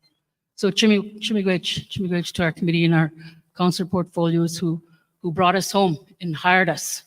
So those are the ones who hired us. Just to make it clear, it was not chief and council. So the present programming that we have right now that has been approved, we have the grief and bereavement workshop that Janice is going to be presenting. We have the drum group and the lunch program at one of the schools. When we talk about some of the prevention that's going out of the community, those are community members that are leaving our community to go to school, and we support them in the lunch programs. We heard people talking about how some of our children are hungry at the schools. So prevention is supporting them at the schools with lunch to the best of our ability. They also have the drum group that's going at the Norquay School for our children from Keeseekoose leaving to go to school. We have beading. I heard about the entrepreneurs, the women entrepreneurs. We have a lady who beads hats. She's starting to do workshops. We're trying to follow, seasonal workshops and do 4 a year for those kind of projects. That's been approved. The committee has approved that. The staff has went through the application with that. We have a self-defense course that's going to start with the youth. in teaching them self-defense, all that requires respect as well. We have Easter celebration that happened as well. We have a winter carnival because the snow melted, had to be put back. We're going to turn that into another carnival here at the school. We have swimming. We have bowling as well. We have up and coming presentations and workshops that we want to do, such as lateral violence, which is one of the requests that kept coming from the community, not only the community, but the staff as well. Being a facilitator in lateral violence, also being trained as a facilitator in trauma informed. That's what I have, and Rena has as well. Also having truth and reconciliation, residential school training as well, to present that as well. We're going to do that as well in the future. We also are going to be certified grief and bereavement trainers as well by the end of next week, which we're going to do regularly on a regular basis. We also have regalia making that we're going to try and hook up with Dolly Janai and her sewing group as well. We have art therapy that's coming, and we have rug making that's coming as well. So those are the up and coming projects that we have in place. Also, we have had intensive family, how can I say, intensive family prevention with individual families. And out of respect for confidentiality, we will not be saying what families or names, but prevention does do intensive family prevention. And we've had a couple of families go through our prevention program doing that. Before any intensive prevention program is done, we do assessments. We actually go into the homes and we visit the families in the homes. We want to create a relationship with them. We want them to trust us. We want to be able for them to trust us so we can provide services to them. So it takes a while to build those relationships and to go into the homes. You know, we're trying to prevent a child from going into care. And we did that successfully with 2 families. And it was a long haul. But we did that working in partnership with health as well, working in partnership with Jordan's principal. Prevention did not do that alone. We did that together, and that's what we need to do, bringing our resources together to make our plans work, to make our programs work. Because far too long, we've been working in silos and in isolation of each other. So I just want to ensure that we are in our community and to ensure that we are seeing our families. And sometimes it's a challenge to knock at that door. Sometimes they don't want to open the door. So it all takes great respect, great humility for them to open the door for us. And I don't like to push or push my way around into somebody's home. I want them to open the door for us. And so it was a success to have to be able to work with 2 families and to actually honestly, truly prevent those children from coming into care. So that's what prevention is about too. It's not just programming and not just submissions from the community. It's preventing some of our children from going into care. So I want to make that very clear as well. And we have to do our home visits to get those assessments properly done. We have to ensure that we're going to cover every avenue for them, every need that they need, and not just, you know, go in there and tell them you need this and you need that. They have to tell us what they need. We want them to tell us what's going to work for them because they know what's going to work for them, not me, not Rena, not anybody in the building, in the staff, them. They know what works for them, and they know what doesn't work for them as well. So the home visits and doing those home visit assessments are so important and critical, and it's challenging. It's really challenging to stand at the door sometimes and to do it in a very respectful way. So I just want to thank you all for your time, and I'm not going to go on any further. I'm really tired, I was trying to make it to the power, but I don't think I'm going to make it to the power, which is okay. And thank you, Chief and Council, for giving me this opportunity. I just want to say chimigwech to the committee for bringing us home after 26 years. I and Rena. Chimigwech, miigwech.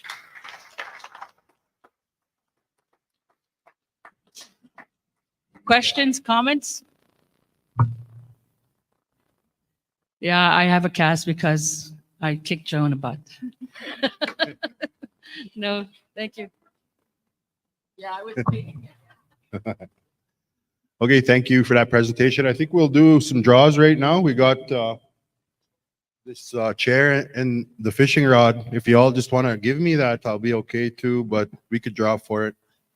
I just have one sorry. quick question. Yeah. What was the funding for prevention for this year? I don't have those numbers. Because it's usually after March 31st, isn't it? Because when I started 12 years ago, it was 30,000 per year.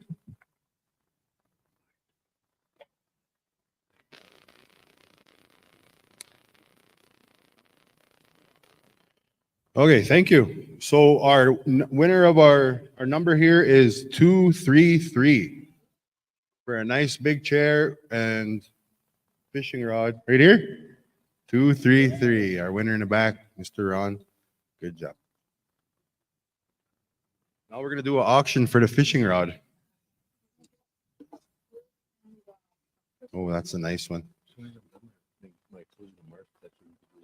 Sure, sounds good. Okay, for clippers and a skirt, we have the number 217. 217. Very nice skirt there. 217 in the back. Yeah. Bobby. Keeseekoose. So I think we're going to do one more, is it? Okay, the fan. So our next one here for the fan. No, it's going to get hot out there. So the winner of that one is 225. 225. 225. Oh, she's going to be happy now. We finally won. She won't get mad at me. 225. Okay, so I guess we'll go on to our next speaker and then we'll do the two smaller draws and then we'll put everyone's stuff back and then we'll have our right here. Actually, just give her the barbecue. Just kidding, no. Right on. Your own personal one.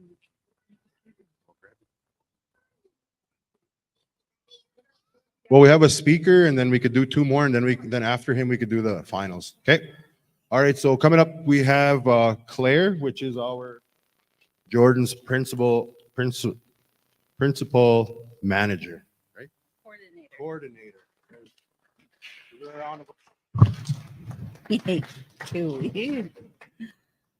Good afternoon, Chief and Council, elders, band members. My name is Clarice Straightnose. I'm the daughter of William and Darlene Straightnose. I'm a member of the Keeseekoose First Nation, and I'm honored to be able to live and work in my home community. I've been the Jordan's Principal Service Coordinator for just over 3 years. Becoming a service coordinator, I gained valuable work experience, working with individuals, families, and service delivery to help in promoting a healthy quality of life, enhancing health and well-being, to empower the disadvantaged children and families through advocacy work and leadership roles, being a positive community for the children.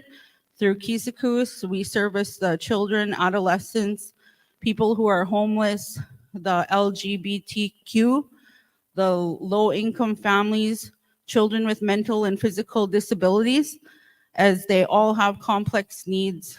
Being a Jordan's Principal Service Coordinator allows me to advocate for our First Nations children, youth, and families on different levels. Jordan River Anderson was from Norway House Cree Nation, located in Manitoba. He was born in 1999 with a rare condition that meant he needed to stay in the hospital from birth, but neither the province nor the federal government would resolve who would cover Jordan's Principal's cost for his medical care. Throughout this battle, Jordan passed away in the hospital in 2005, and he was only 5 years old and did not receive the help he needed. This resulted in the creation of Jordan's Principal, which is now a legal rule, meaning that the federal government is legally required to assist all First Nations children. So I service the First Nations children living on reserve. When our off-reserve members need assistance, they're required to go to facilities such as RITS's, which is the Regina Treaty Indian Services, also the Saskatoon Tribal Council, and we have provincial regional offices in Alberta, Manitoba, Ontario, BC. All provinces have regional offices. So I know I have a lot of off-reserve members that want to apply through Keeseekoose, but ISC has guidelines for those regions, and I am required to help the on-reserve children. And I would love to help off-reserve members, but ISC has service coordinators all across Canada. So I just ask that all the people who are off reserve, that they reach out to those organizations such as RITS's and Saskatoon Tribal Council.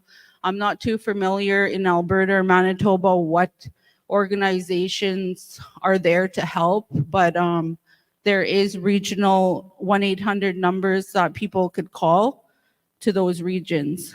So children are eligible for a number of services provided that the parents sign and state what is needed for each child or each household.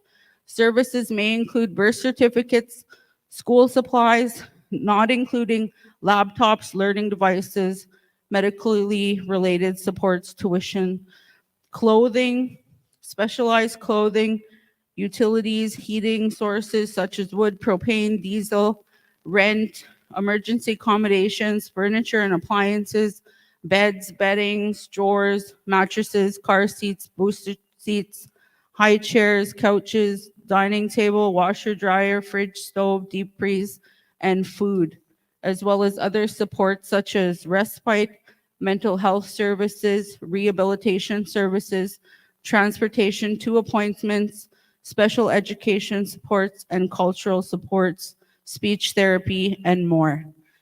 So our application process is that you fill out an individual application.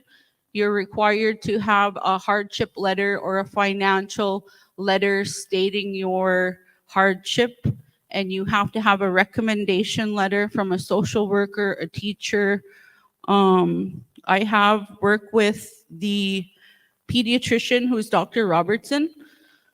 So when families come to me, I ask that they see Dr. Robertson because Dr. Robertson specializes in children 0 to 18 years old, making those recommendations for those children, assessing them, seeing the needs that they have, because I take the application, but I'm not one to make recommendations for those children. I have an elder support that supports all applications, which is Martha. She signs off on all elder knowledge keeping for the children. So Jordan's Principal has been successful in mental health and wellness days, August 19th to the 26th. We provided product, service, and supports, providing 150 children who reside on reserve with 175K to the 2023-2024 funding agreement that includes facilitators, chaperones, workers, elders, meals, security, bus drivers, supplies, materials, and activities. I also submitted a winter clothing group application to ISC for 257 children, and we were awarded 159K to clothe children with winter boots, jackets, ski pants, toques, and mitts. I've been working on fumigation services for the past 3 years, getting funding from ISC to fight the battle of bed bugs and cockroaches within our community.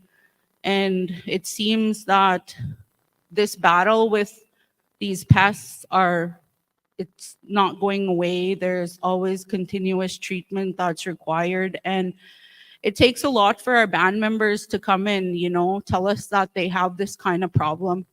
And I commend those people for coming in and sharing because, it could happen to any of us. And nobody should be ashamed to come and reach out for those health services. I'm here to help, and I'm not here to judge anybody who may be struggling with that kind of, that needs that service. I'll be more than welcome to submit application for funding to ISC. The heat treatment, it varies with the type of house that you have. It could range from $2,500 to $5,000 in heat treatment funding.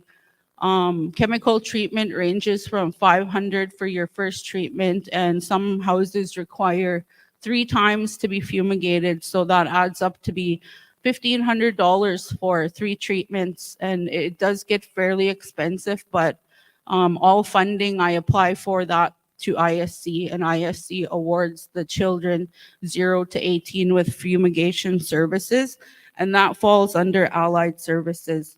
So I provided 100 children fumigation services, roughly. This year, the Keeseekoose Youth Wellness Camp will be held from June 21st to the 27th, 2024. That includes horseback riding, mini golf, swimming, golf, boat rides, hiking, sports, entertainment, and we will provide that for the children and youth and those with disabilities. We have training in CPR and food safe sign-up sheets for preparation of the 2024 youth camp. So I just ask that anybody who is wanting to volunteer for the camp this year, that you sign up for CPR and food safe if you're going to be helping with that. And there'll be other jobs available, such as chaperones, cooks, things like that. And if you have interest in being a part of the camp, reach out to me, let me know. Reach out to Cindy, the health director. We're here to all work together, and I know there's people within the communities.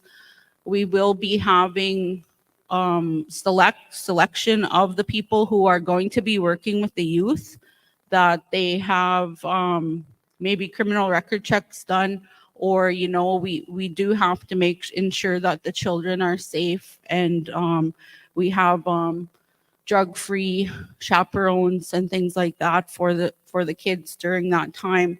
So the social fund this year, last year for the social fund, I was awarded $50,000 in the 2022-2023 fiscal year. ISC raised the social fund this year to be $90K. So anytime that there is a need for a social request, what I just listed, like beds, whatever, groceries, they're individual requests and they're added to the social fund tracking sheet. So we are, I think, about $15,000 left in that social fund. Once that social fund is depleted, I reapply to ISC to replenish the social fund. So there's criteria that ISC will award us a bigger amount of dollars, and I advocate for those things with ISC. I created a positive relationship with the people who work at ISC. This year in funding for the camp, from the beginning of the first camp that we held, we were only awarded $45,000 for our first camp. And for the camp that I just had, we were awarded $157,000. And each year it gets better. The proposal writing gets better. The needs for the children gets better. And, this is not an easy job. I go above and beyond. I answer my calls all hours. I respond to everybody. And I do application process. I have an intake worker that I was awarded an intake worker in October to work alongside me. I've been doing Jordan's Principle by myself for quite some time, and it has been one of the toughest jobs I've ever had to do, to be able to help and provide for children and service our community. There's people that, think that I had funds at the beginning of the Jordan's Principle year that I started. I was applying to ISC and I was submitting those applications to ISC, and I was awarded an approval, and the money came through the contribution agreement to Keeseekoose First Nation. So this year they changed. Last year they changed and gave us $50K to work with in a social fund to provide those services such as groceries, rent. And then this year they increased it to 90K. So ISC always has different, I guess they change things throughout the years. And I'm just wondering this new fiscal year in April, if ISC will award us more than 90K for social requests. But we haven't got that far yet to see with the reporting. I'm still waiting for the reports from ISC. They shut down reporting for March and April. So they get our papers back to us and what we applied for. So we have to report on that.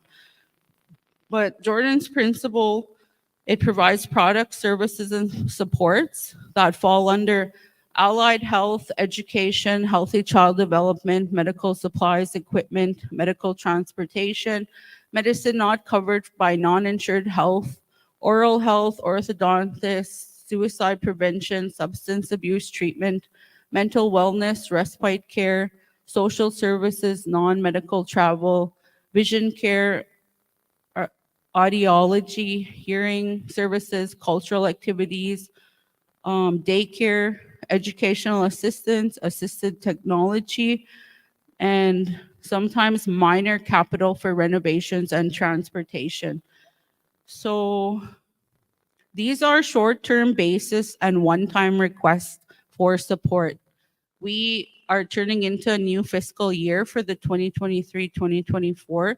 So everything that was approved is now starting fresh. So those short-term basis and one-time requests will start new as of the 23-24 fiscal year. I just ask that everybody see Dr. Robertson if you have children 0 to 18. For the fumigation services, for the 23-24, for $78,974 was brought in for funding for fumigation services. And I started in July 2022 to April 18, 2024 in getting funding for fumigation services. And we serviced 100 children through fumigation services. FSIN and First Nation have service coordinator concerns, and they're finding that kids with special needs are being put on the back burner to deal with emergent social requests. And the process needs to get back to the original intent of Jordan's principle to address the needs of those living with special needs and disabilities, medical conditions, and complex needs. So basically, Jordan's principle seems to be turning into a social assistance program, and that's not what Jordan's principle was intended for. Jordan's principle was intended for children with disabilities and diagnosis, and somehow it turned into be social requests. And I don't, I believe that each child should be supported. The social request fund is a flowing fund that we get rid of it and we apply back for replenishment to help those children that need that service. But ISC does state that it's one time only. So then where do you go from there? That's where, Diane mentioned the prevention, and we should be all working together to come to a conclusion to help all our children that need. With the inflation, groceries have gone up. $200 won't even get you very much groceries for children. And, there is poverty within our community, and the children are the ones that suffer through addiction. We have addiction, and I'm not one to judge a family that's going through addiction. I'm not one to say that family can't get because the mom is going to go and sell her groceries to somebody. But I'm there to, I've taken a mother to go get her groceries and drop her off at her home.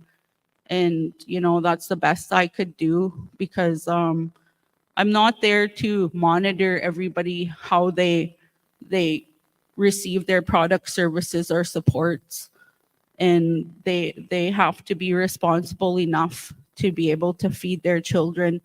whatever Jordan's principles intended for, those are the needs for the children and not the parent. I don't look at the parent and what they're going through. I look at the child that needs clothing, the child that needs, because of a flood damage, all their clothes were in the basement. And, with the spring, there's families that had flood damage in their basement and lost all their clothing and things like that. We have, each request is unique. Not every request is the same. And Jordan's principle is designed to have no denial, no gaps in service, and every child should be considered for Jordan's principle for the new fiscal year for 2023-2024 to apply in that social fund and get rid of the social fund as quick as we receive it. ISC told me that I sat on 90K for a very long time, and I was very diligent in the money that I was handling. And they said, why weren't you applying as quickly as you received it? Get rid of it as quick as you receive it and service the children. Working with the chief and council, we have to find a way where we're going to provide those services to the children.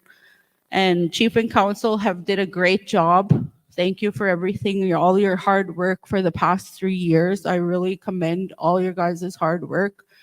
I felt as though, stepping into this role, when people come and ask you for things, and I'm a frontline worker, I can't imagine what your guys' job has been all these years sitting in council and chief, that, everybody has facing poverty, facing issues that are real. And our people, we have to learn to work together. We have to learn to love. We have to learn to forgive, move forward in a healthy way. I'm very proud to be able to learn how far I've come within the past 3 years being Jordan's principal. It's always changing. ISC is always changing. They're always creating bigger hoops for us to jump through in order to qualify for those dollars. And I commend them for all the buildings that we're getting, because we're moving forward in a healthy way. And nobody likes to change. When we change, it disrupts our world. But sometimes change is good. And I'm really looking forward to having a brand new facility, all the health services that all these children could receive. We're moving into a new year, a new, chief and council election coming up. I just ask that, we still provide those services to the children, to the people that we service here on Keeseekoose. And if I offended anybody in any way, I ask that you forgive me. And I just wish that everybody have a great day. And if I forgot anything, come and see me, reach out to me. I'm more than welcome to answer any questions, get a hold of me. I'm on Facebook, and my phone number as well, I'll share with you if you need to talk. But any questions, comments, concerns? Andy? My budget. Thank you, Claire. Just needed to answer my Yeah. budget question from last one. So thank you very much, Claire Chimigwich. Prevention gets, I think, 300,000. Finance, Mr. Finance. Okay, 300,000 quarterly, and we approximately have 1.2 million. So we're playing catch up right now in prevention, because it was Candace was there for a period of time. Candace did amazing work on limited staff, and Candace, we lost Candace though. Candace is gone to YTL from what I understand. So that's the kind of budget we're doing, and I just have information I need to share with you about Jordan's principle and the transportation of children. I think earlier on in the day they were talking about our children who go to school off reserve. If you have a child who is autistic, I believe Jordan's principal can sponsor transportation off reserve for that child to go to school off reserve. So that's something that I just heard yesterday. So that's exciting to get that support from Jordan's principal. So just to answer about the prevention budget, that's what we have. Thank you. You're good. Thanks, Diane. Glenn wants everybody to check under their chairs for a brown envelope. He left $500 under there, so check under your chairs, please. Just kidding. They're bugging me here. Okay, but have a great day.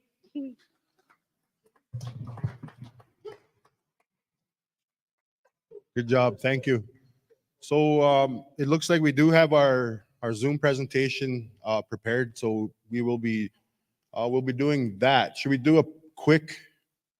Looks like we're waiting for his face to come up there. So, okay, coffee and a coffee mug. Okay, and the winner of that is 216. 216. Right over here. 216. Okay. I guess we'll do one more before we get into the Zoom there. So, yeah, looks like he's ready, but we will do the Keurig coffee machine. And that one is 235. 235. Is that okay? That's your coffee there. Sorry, you couldn't win the mattress there. Okay, so I guess we're ready for our presentation from Maurice Law. Yeah, from Maurice Law. Hi, Norma. Can you hear We're ready him? to go? Just kidding. Okay, right on. Can you hear me all right back there? Okay, go ahead. You have 20 minutes.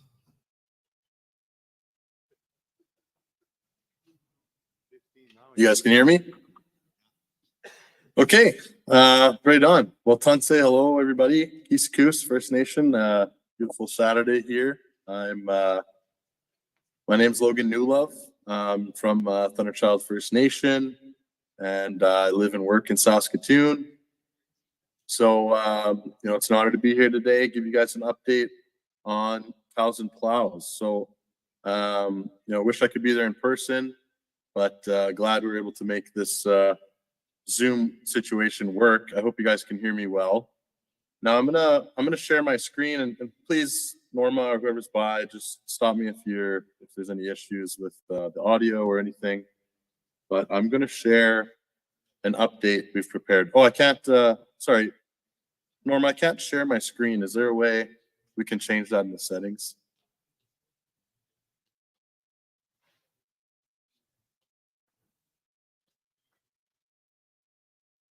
Okay.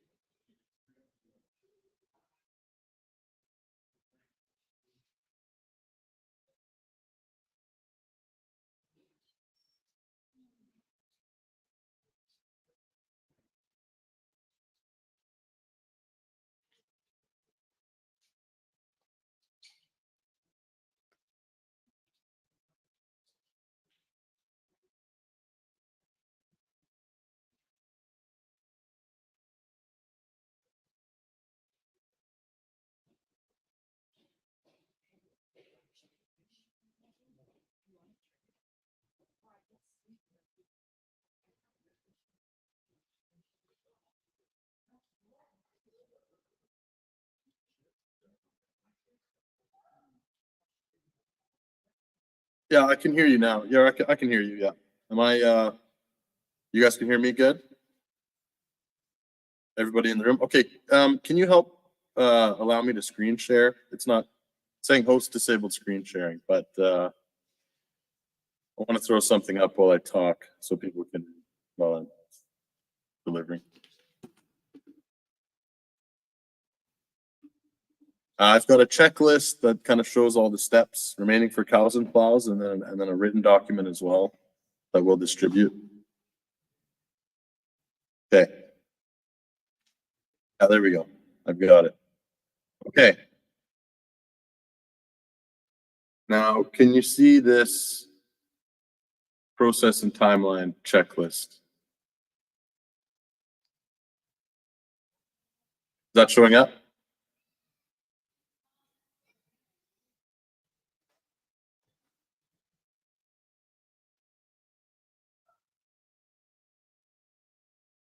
Yeah, let me try.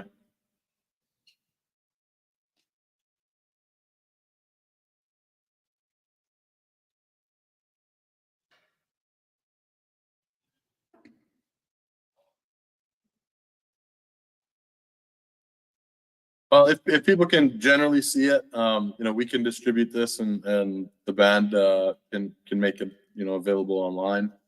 This is all above board, so these can be publicly shared after the fact.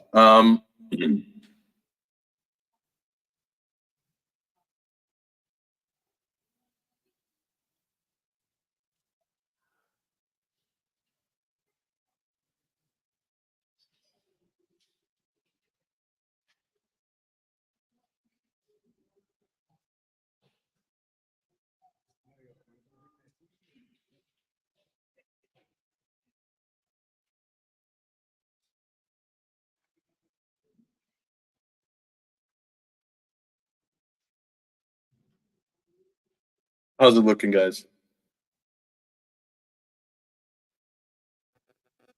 Better. Yeah, well, I know you guys have a packed agenda, so maybe I'll just, if people can hear me in the room, then I'll just do my best that way.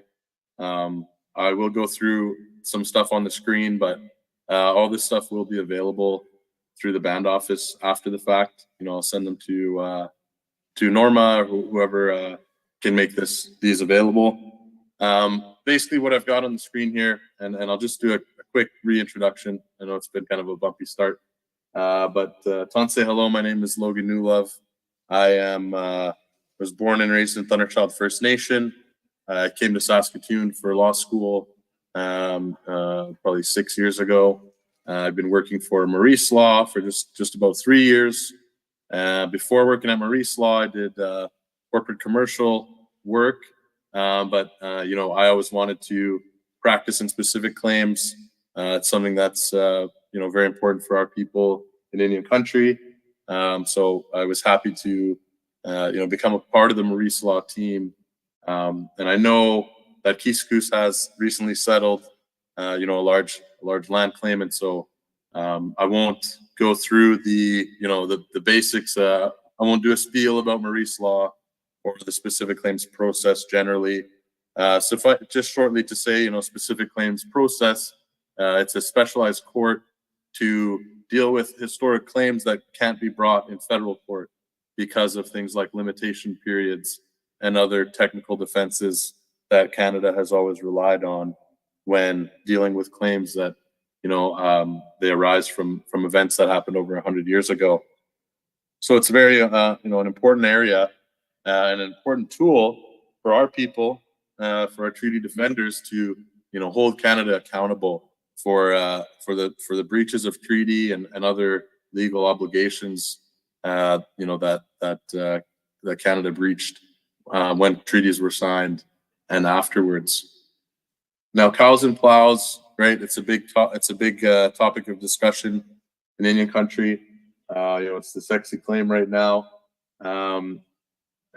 And I have up on the screen right now a checklist and a process and a timeline for community members on cows and plows, right?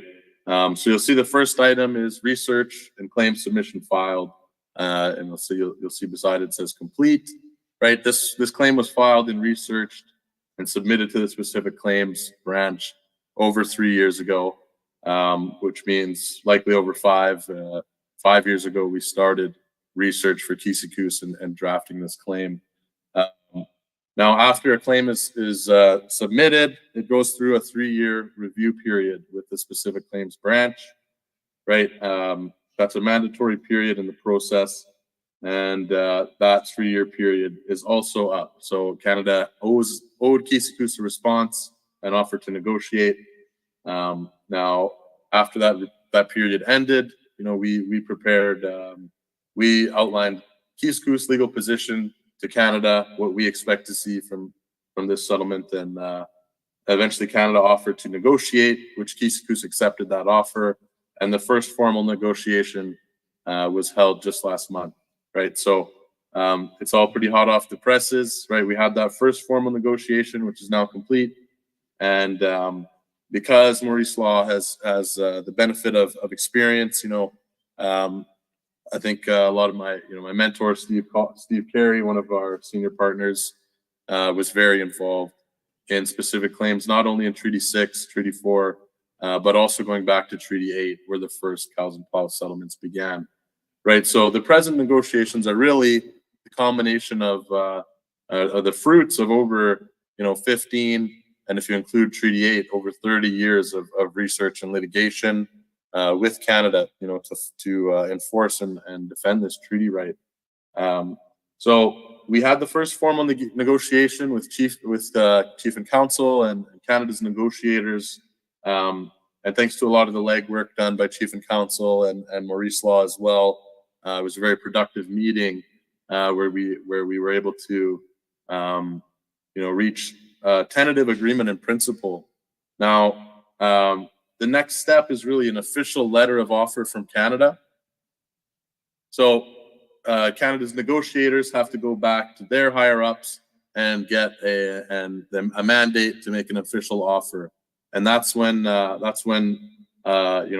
give us a dollar value that is real, and we can take to the members in a ratification vote or a referendum vote, right? So right now we're waiting for that official letter. We expect that process usually takes 2 to 3 months, which puts us to this summer, 2024. We get that official letter. Now, in the background and simultaneously, we are also beginning work on draft settlement agreement and trust agreements. Those are still very early on, but we will begin work on those. And I know Keeseekoose has an election upcoming, so we'll begin.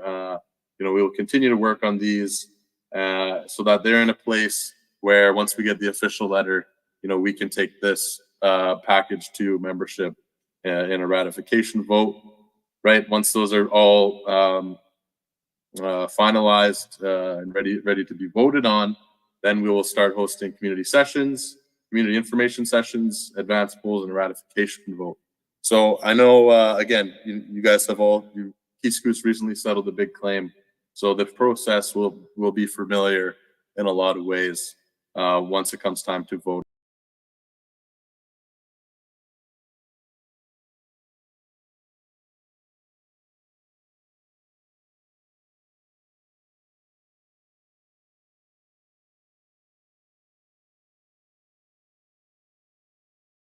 The minister sign the agreement, which needs to happen before any payment can be made. So that, factoring all this in, if we're expecting the official letter in summer and the agreements to be finalized somewhere in summer, we would expect to begin community information sessions in fall, vote in fall, and then looks like payment early next year if everything goes on without a hitch.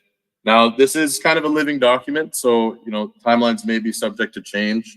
Especially given Keeseekoose election and a possible federal election in the next 12 months.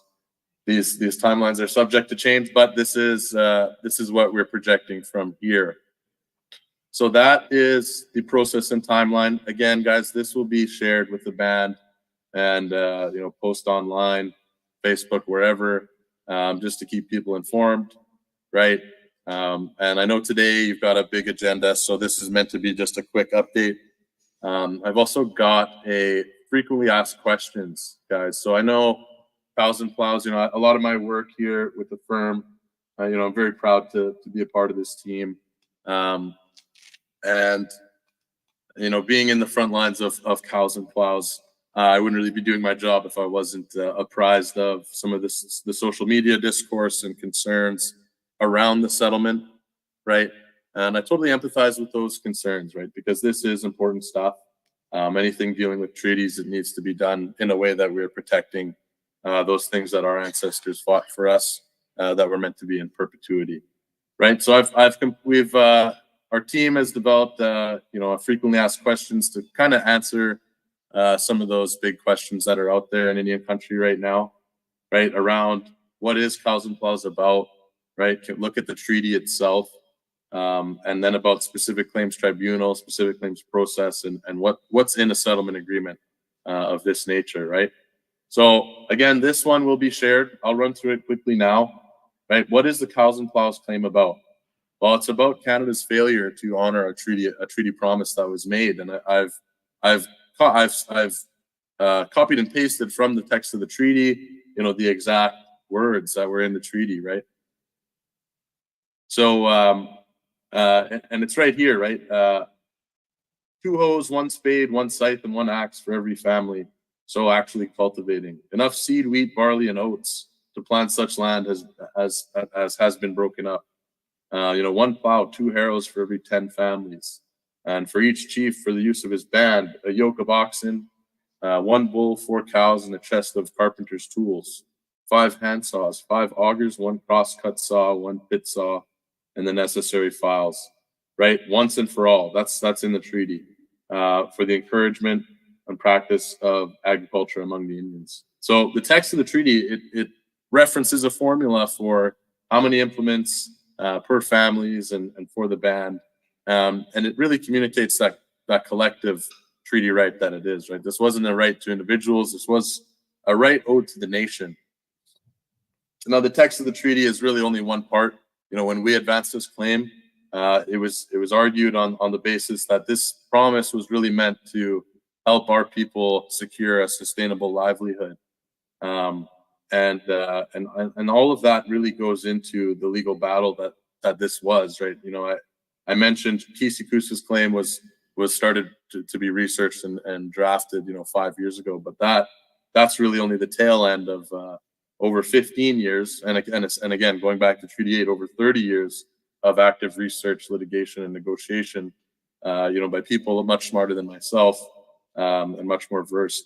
A lot of treaty defenders have put a lot of time into this settlement so that we could be where we are today. So we want to pay our respects there and honor that. So that's a bit about the treaty promise itself. You know, next, you know, what about will the settlement agreement terminate or alter our treaty rights, or our entitlement to federal funding and programs, right? You know, the question they see a lot on social media, people saying we're selling treaty rights. Well, I can assure you that that is not the case, right? Treaty rights are constitutionally protected. I don't need to tell you about treaty. You know, I see some elders in the room there. This is treaty is in perpetuity. As long as the sun shines, the river flows and the grass grows. And I was brought up that way as well. So, you know, treaty rights are constitutionally protected. They're not up for renegotiation. And beyond that, you know, we have inherent rights as Indian peoples. Now, I want to pose a question to the room. When Canada breaks your treaty right, what do you do? Well, I'll tell you what you do. You sue. You bring legal action, right? You sue Canada over it. Either that, or you start barricading highways. But really, if Canada's breaking your treaty, you have to pursue it legally, and that's exactly what this claim has done. That's what this claim is all about, right? Holding Canada accountable for their breach of treaty. Right? They were supposed to provide things when treaty was signed that they never did, and so this is seeking to address that one provision. In any settlement agreement, any specific claim settlement agreement, it includes something called a non-derogation clause, and this is a clause in the settlement agreement which specifically says in black and white, you know, nothing in this settlement agreement can alter or derogate. Basically, they can't alter or terminate any treaty rights, right? That's outside of the scope of what specific claims policy can do. The nation can continue pursuing all other claims against Canada. Now, there are multiple claims that Maurice Law and Keeseekoose are pursuing against Canada that are earlier in the process. One claim involving the NRTA, another claim involving the treaty annuities, right? The $5 treaty annuity. So all other claims can still be pursued, and the First Nation can go to court and seek a validation of any other treaty right or inherent right. Right, this won't prevent that. I hear a lot of discourse about an ongoing right to treaty benefits or agricultural benefits. That sort of claim can't be addressed in the specific claim policy, but because the policy only looks backwards, any litigation on what the future right might look like, it has to occur in a different court setting. And Keeseekoose can still do that. Now, there's another clause in there, the programs and services clause.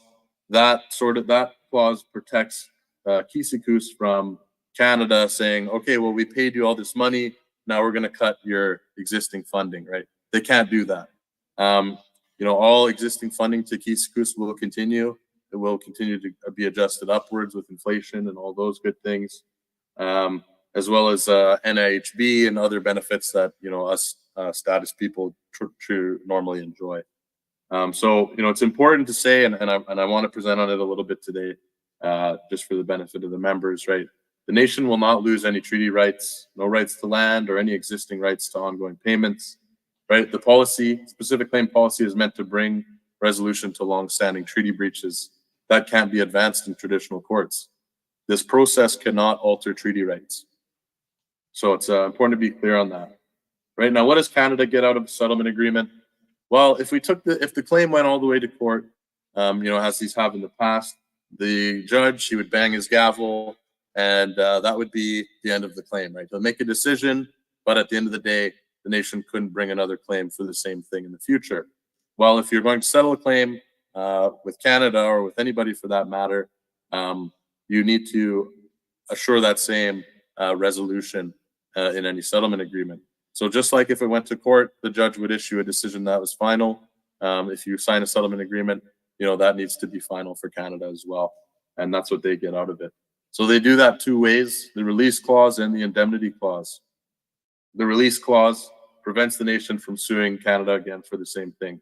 In this case, that is the failure to provide the one-time benefit of agricultural benefits promised in the treaty. Now, the indemnity clause, this is a standard provision. If the release clause is the belts, the indemnity clause is the suspenders. But the indemnity clause provides a process for if the nation or if a group of people, acting, pretending, asserting the claim on behalf of the nation, were to sue Canada for the same thing again, then Canada would notify Keeseekoose and they'd be invited to participate in the litigation. They may ultimately be liable to pay damages in that situation, but because of the release clause, any of that litigation would be relatively short-lived, and it's highly, highly unlikely that any award or settlement would be reached in such a scenario. So the indemnity clause, a lot of people have made us think about it, but it's really not as threatening as it may seem in the legalese, right? Again, what the nation gains is compensation for Canada's breach of its treaty right. Right, the compensation is meant to give the nation a means to thrive as long as the sun shines and the river flows and the grass grows.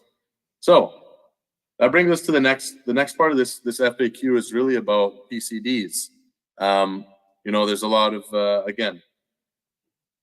lot of questions about PCDs. Well, can an individual file a claim for cows and plows? Can I go to the courts and say, my ancestors never got cows and plows. I deserve my cows and plows money?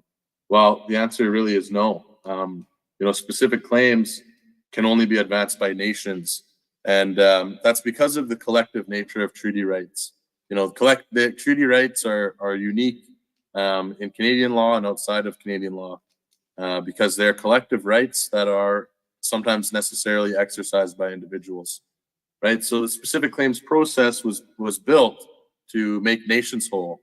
This is a different process than, we grew up, I grew up in an environment where, residential school claims and day school claims payments were made to individuals.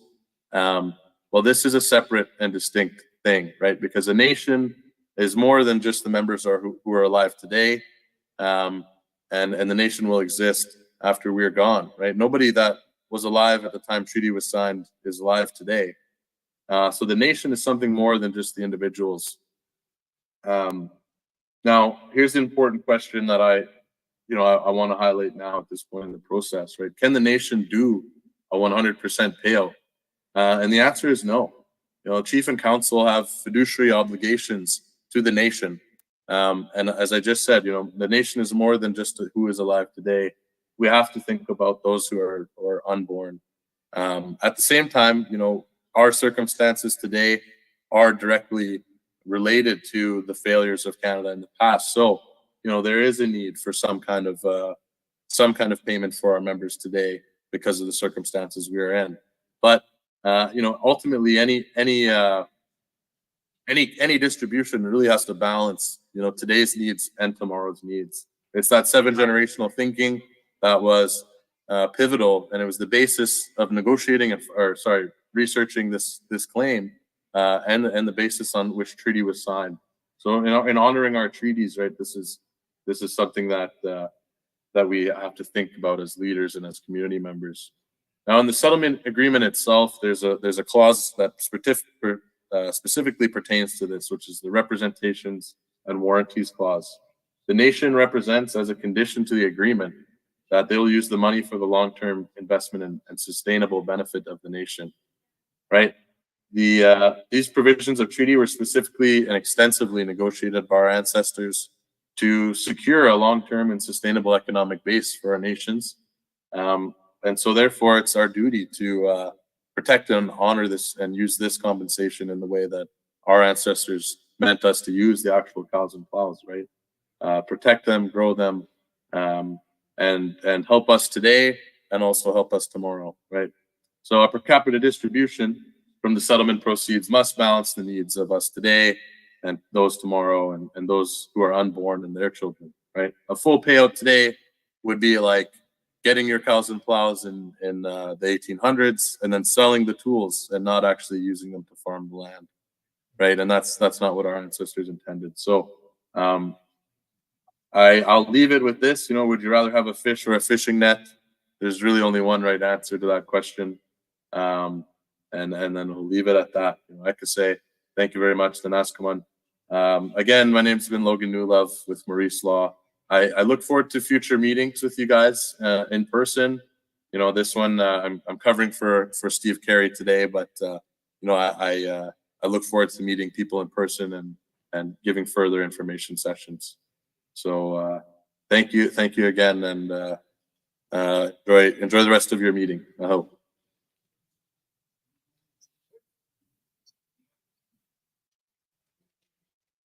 There's a button on top.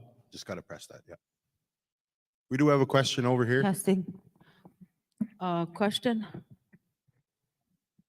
No. Yeah, please. Yes. Okay. For our you said this is a one-time compensation for what exactly? Like, is it and does it cover only up to the day that it's going to be passed? And if they didn't do whatever they were saying they were going to do, or is there going to be money in the future coming toward the band for these cows and plows? Yeah, that's a good question. Thank you for that question. It is important. This is related to the treaty promise itself, right? And I think there's a misunderstanding in Indian country right now about the treaty promise, right? I don't think a lot of people have actually read the text of the treaty. Now, text is only one part, and I've never met an elder who said that that it was meant to be a one-time promise in the treaty. For me, it's But ongoing. it is, so the quick answer is it only looks backwards. So your question is it's a one-time payment for looking backwards. As far as an ongoing right to cows and plows, that's a claim that would have to be brought in a federal court, because specific claims cannot alter treaty, and it can't interpret treaty in a way that is new, right? This kind of claim, whether there's an ongoing right to agricultural benefits or not, it has to be advanced in federal court. So this claim really only deals with the provision looking backwards.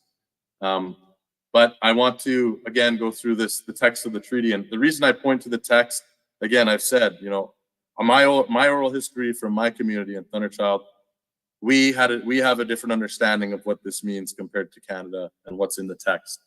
But I raised this because as a legally trained person, I've dedicated a lot of time to this, and so as it's my duty to be honest up front with you guys. The text of the treaty, it says a formula for all the implements, and it says once and for all. Now, why that's important is because if you look at earlier decisions from Canadian courts, specifically one from Lac La Ronge in 2001, right? Lac La Ronge, if you look at the treaty land entitlement provision of treaty, it doesn't say once and for all. So Lac La Ronge advanced an argument saying that, okay, our elders, our oral history says that we were supposed to get more land for every member we have. It wasn't supposed to be just at the time treaty was signed. Well, it went to the Supreme Court and they heard the oral history evidence, and ultimately that judge in Supreme Court said that this was a one-time promise. Well, the text of that treaty never even said once and for all. So that was a strong argument using our oral history to say that was an ongoing right. We should have been getting more land for every new member we got. And so they ultimately ruled treaty land entitlement as a one-time promise. Now, again, I've said this settlement agreement won't stop Keeseekoose from advancing an argument that there's an ongoing right to cows and plows. But anybody who's telling you that there's an ongoing right, that it's an easy claim to make, is simply not well versed enough from the Canadian law side of things. There is it's important to look at it with our eyes open, right? The text says once and for all, so it's going to be really hard to make that claim out in a Canadian court. And I don't like to say that, but I also would never be dishonest about it. I think that's going to be a really hard claim to make out. But the alternative, we can't let Canada sit by and pay nothing for failing to honor that treaty promise as they have for over 100 years, right? This is a lot of hard work that's went in, not just from, I know I'm a young guy talking on here and out of my garage, nonetheless. Doesn't look very professional, but this is the culmination of over 15 and going back to Treaty 8, even 30 years of intense research and litigation by many treaty defenders who I'm honored to be a part of that legacy, and have no problems, defending the good work that's been done to advance this claim to this point. So again, just to recap, the question was, is this a one-time payment for things looking back? The answer is yes. But it is backwards facing. The specific claims policy can only address things that look backwards facing. So it's a very good question. Thank you for asking it. I hope that helps give some info for you and anybody else that has that question. Okay, next question. When you're one of those steps that you had a page or two back here, yeah, this one. One of them was draft the settlement agreement and trust. Yeah. Well, I guess go back to the official letter of offer. Like, what kind of offer? Is there going to be no, we want more than this? Where the band can just say, no, we disagree with this amount? Or what they're just going to give us an offer and that's it? No, there's been a lot of legwork done by Chief and Council and Maurice Law to do a lot of that back and forth up front. So this offer that they're getting that they will give us is actually after we've already negotiated for the best offer we can get. Now where it is, we're quite happy with it. We think it's a very good offer. It actually comes in a little higher than what the expert reports that we have would justify. And that's because it includes, legal costs and contributions as well. So we've done a lot of that work already to make sure that this is the best, this is a very good offer that we're comfortable, but we're early at this point. We need to actually get that official offer from Canada. So we've done a lot of the back and forth in the negotiating already. That we are a very skilled team. Maurice Law does only exclusively treaty rights defense and litigation. And so more senior people than myself as well, we've put in that work with Chief and Council, and as well as ourselves to make sure that an offer that actually makes it to the members for a vote is the best offer that we can get, right? So to answer the question there, it will come to the community for a vote, but that work that we've put in beforehand will make sure that is that's a very good offer. And as I've said, the number that they're going to seek their mandate at is even higher than what the expert reports can justify. So it will come to the community for a vote. If it's the will of the community that they don't want to accept that and take it to the tribunal, we can also look at that. I'll tell you now that the offer is at 150 million. So in the event that we were to take it to the tribunal, that's the highest amount we could get at the tribunal. Now, I'll also say that the expert reports that were commissioned, they don't get us that high. So this offer includes, contribution for the legal fees that the nation has to pay, we think if Canada comes back with the number we expect, I think it's a very good offer. Is Maurice getting a percentage of the 150? Or sorry, is Maurice Law getting a percentage of that 150 million? Yes, that's how our contingency fee works that way. And the reason it is because of it's really an access to justice thing. Right. A lot of First Nations in Indian country, we don't have the money to pay millions of dollars up front to advance this kind of claim. So we've been working on this claim for Keeseekoose for over 5 years. And like I said, I'm just one member of the team. There are a lot more senior and experienced lawyers than myself who have put time and money into this. And so our contingency fee is a flat 4%, which is actually a very good rate. I'll share with you a nation who recently settled a cows and plows claim, Keeseekoose. Their retainer with a fellow named Jeffrey Rath, who charges 20% for a cows and plows claim, right? Now he went to court. He was charged in Treaty 8 because he charged a nation 20% to negotiate it. He never even drafted their claim. And he took over the claim from somebody who drafted it. He negotiated it. And that nation, Tall Cree took him to court, and they said that was an unfair rate. Well, it went to court, and they said, yes, this was unfair. Jeffrey Rath should only receive 5%.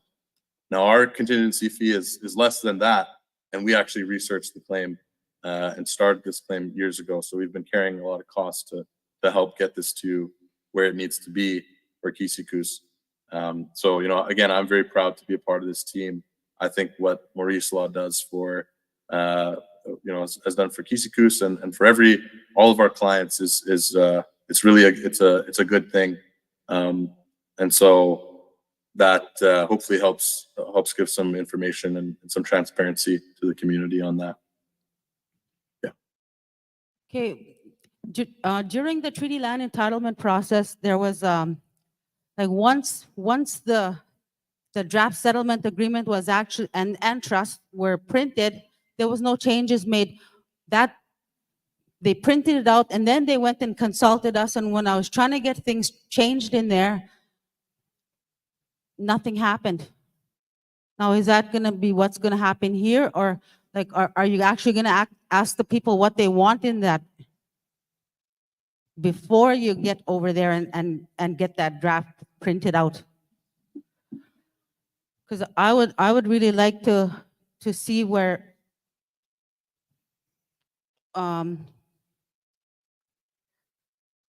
our treaty is not going to be extinguished. It's not even it's not even something that should be even mentioned or printed anywhere in this agreement that we are giving up anything in our treaty at all. Because we want this, we want our treaty rights for our next 7 generations. And we actually, because of residential schools, we actually need more time to get back to that place of knowledge about our own treaties. Because right now we're getting mixed up between the Indian Act and the treaties. And I think there's a lot of education that has to be done in our own community. And somewhere we need that money now with our language involved in it. When I was doing research about Keeseekoose, Keeseekoose was a, what are they? What's that word when you add? Deadly? The what? Did you mean deadly? No, we signed a year later. Well, there's a word for it and I can't offhand. Yeah, that's right. It was an adhesion to Treaty 4. I don't want to interrupt, Yeah, but I do want to. adhesion. Yeah, adhesion. I do want to assure you. You know, I've talked about this in the presentation already, right? As an AHL lawyer, you know, I take this treaty defense very seriously. I'm very proud of the work that we do, and I would never personally be involved in something I felt was compromising our treaties. What we do is defend our treaties. We're treaty enforcers, right? This settlement agreement will show you black and white. Treaties will not be affected. They cannot be affected. They're constitutionally protected and they're not up for renegotiation. Treaty is forever. And this does not change that. That will be in the settlement agreement outright. Now, you mentioned some stuff about having comments on the past trust agreements. That trust agreement, Maurice Law was not involved in. You know, that was another firm was hired to do that. And so I can't speak to that.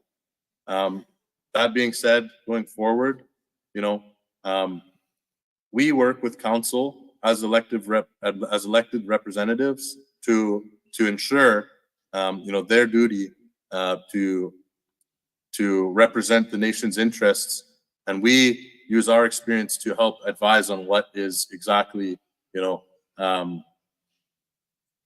how things play out in a different way. So a lot of work is done before it comes to community, so that the community then gets a chance to see that work. And then myself and our other team members come out, you know, lawyers, people that are well educated, to speak to this and inform community members on why we think this is the good plan. And then that's the point where community gets the input. They get to vote on it and they say yes or no. You know, we do like this, we don't like this, here's why.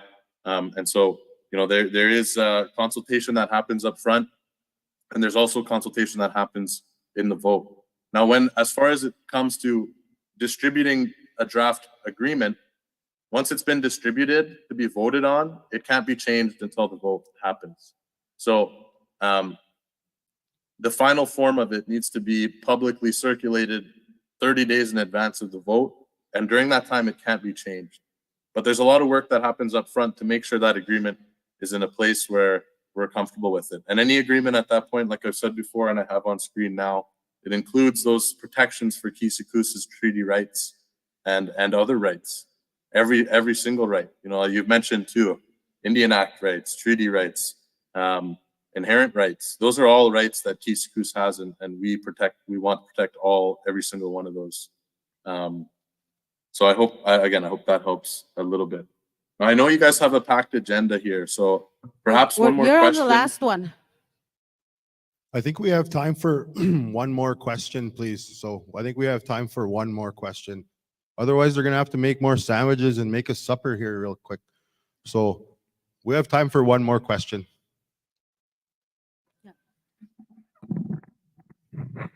Okay, my question is, we talk about this treaty that's we're going to court for. Can you actually pull it up for us, the treaty, the actual treaty?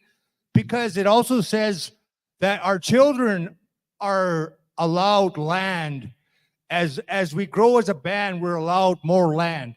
Is that a different claim altogether, or is that also a part of this claim? That would be that. Thank you for bringing that up. That would be a separate claim, and that's actually what I talked about earlier. You see that treaty land entitlement that went to the Supreme Court, and the Supreme Court says that treaty land entitlement is a one-time thing. So that's that's the thing. I think and a lot of people they don't have the knowledge. They haven't done the research on how that works in Canadian law. Now that's as far as what that might look like in a future claim, that's not affected by this. This is very specific to what I have on screen right now. This is that part of the treaty that speaks to agricultural benefits. Now, as far as that land question, that would be something addressed in a different claim. But again, it's something that I think Canada would take the position that it has been addressed. That being said, I think you could bring a future claim outside of this for that. This is very specific to this written part of the treaty right here that's on screen. So thank you for that question. Okay. Thank you, Maurice Law, and thank you for all the good questions as well, clarifying questions. We have closing remarks, but before that, yeah, we'll do two major draws. So I do have all the Excuse me, tickets here. Elton. Yeah. Like, this is really important stuff, and you're just cutting us right off here. It's not even. Well, for time wise, we have a certain thing, so that's why I'm trying to keep on track for the group. Sorry, Then- I'll just jump in. then I do have really one appreciate your specifically questions, for and this. there will be more sessions, guys. I will be out there again and in person. And I want to me or- see. I or want to be able to read that draft of what you're going to submit there before it's printed. Okay, thank you, By Zelda. Maybe we'll Canada. get an email and then we can send that stuff to you so you could have that. Yeah, I don't have exactly. email. I'll send this on to the band. don't and have you'll have email. it. Maybe a fax. These are all good for public. Thank you. Okay, thanks everybody. Okay, thank you. All right. So here's all the other ones from the last. We're going to put them back. Okay, so they're all back in there. We're going to do the barbecue right now. So you want to pick that one? So your numbers are 263 for the barbecue.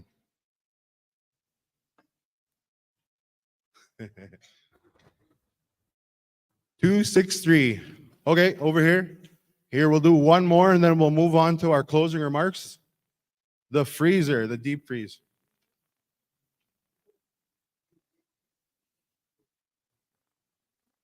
Number is 221. 221.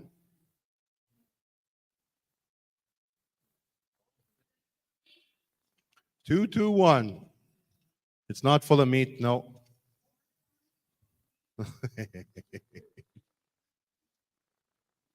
221. Oh, that's yours? Okay. Yeah, the freezer. Okay, before we go on, I just want to say thank you to everybody for allowing me to work with you here. I definitely have vested interest into the best methods on our reserve, so I want to say thank you.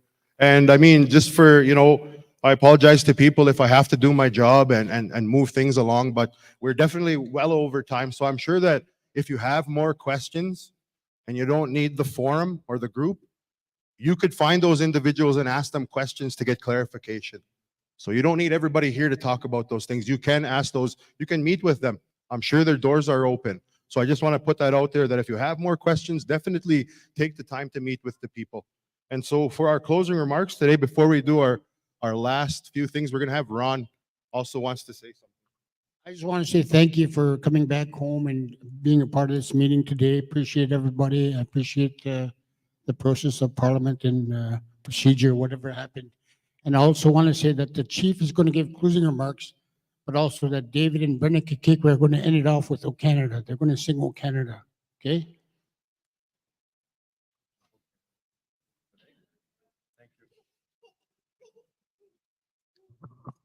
Well, thank you. Thanks for everybody that stuck around till the end.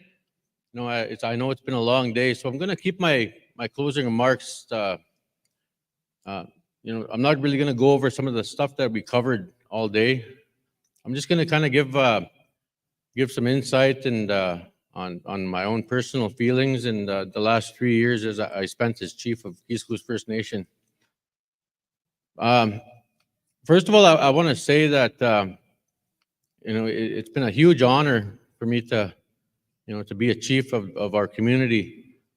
I've had so many supports throughout the 3 years. You know, the elders have been a big you know, support group for me as well, and you know, I had a lot of friends, you know, that you know, that supported me as well. You know, I just want to give special thanks to my, you know, to my mom and to my father-in-law Ted and my mother-in-law Geraldine. You know, they've been always there to you know, to help guide me along the way. You know, I'd like to give a huge thank you to my wife Muriel.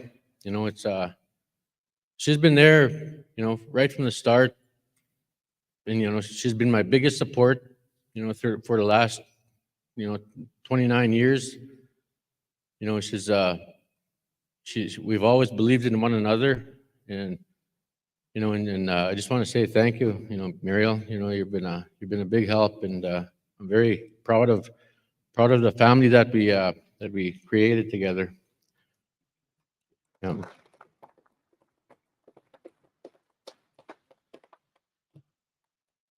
You know, getting on to my time as chief, you know, it's been a really you know, there's been some times where it's been really difficult, but there's also been many times where, you know, it's been very satisfying, you know, to see the work that we could do as a community together, to see what happens when the chief and council work together, and we're not divided, and it really shows with the amount of work that we've accomplished in the last 3 years. Our staff members, I have so much to thank them for. You know, they're the real backbones of the administration. You know, without them, you know, they do all of our scheduling, and they set up the meetings for us, and they get everything ready for us. So when we go out and do battle with the government, you know, they have it all ready for us, and then we can go out and do our jobs. So thank you to all my staff members as well too. Thank you. You know, now I want to give another thank you to my EA as well, Norma Shane. She's you know, she's been with us, you know, for pretty much the whole 3 years, and I know there was a couple of weeks there where she, you know, she took some time off and she'd come back to work, and my schedule would be all screwed up, you know, and it would like you know, she'd come back and she'd see all the meetings that I had to, you know, reschedule and everything like that. So, you know, Norma, you've been a really big help to not only myself but the council as well too, and you know, you've been there as a backbone too as well for the rest of the administration. You know, it's really been a pleasure working with someone as professional as yourself, Norma. Thank you very much for that.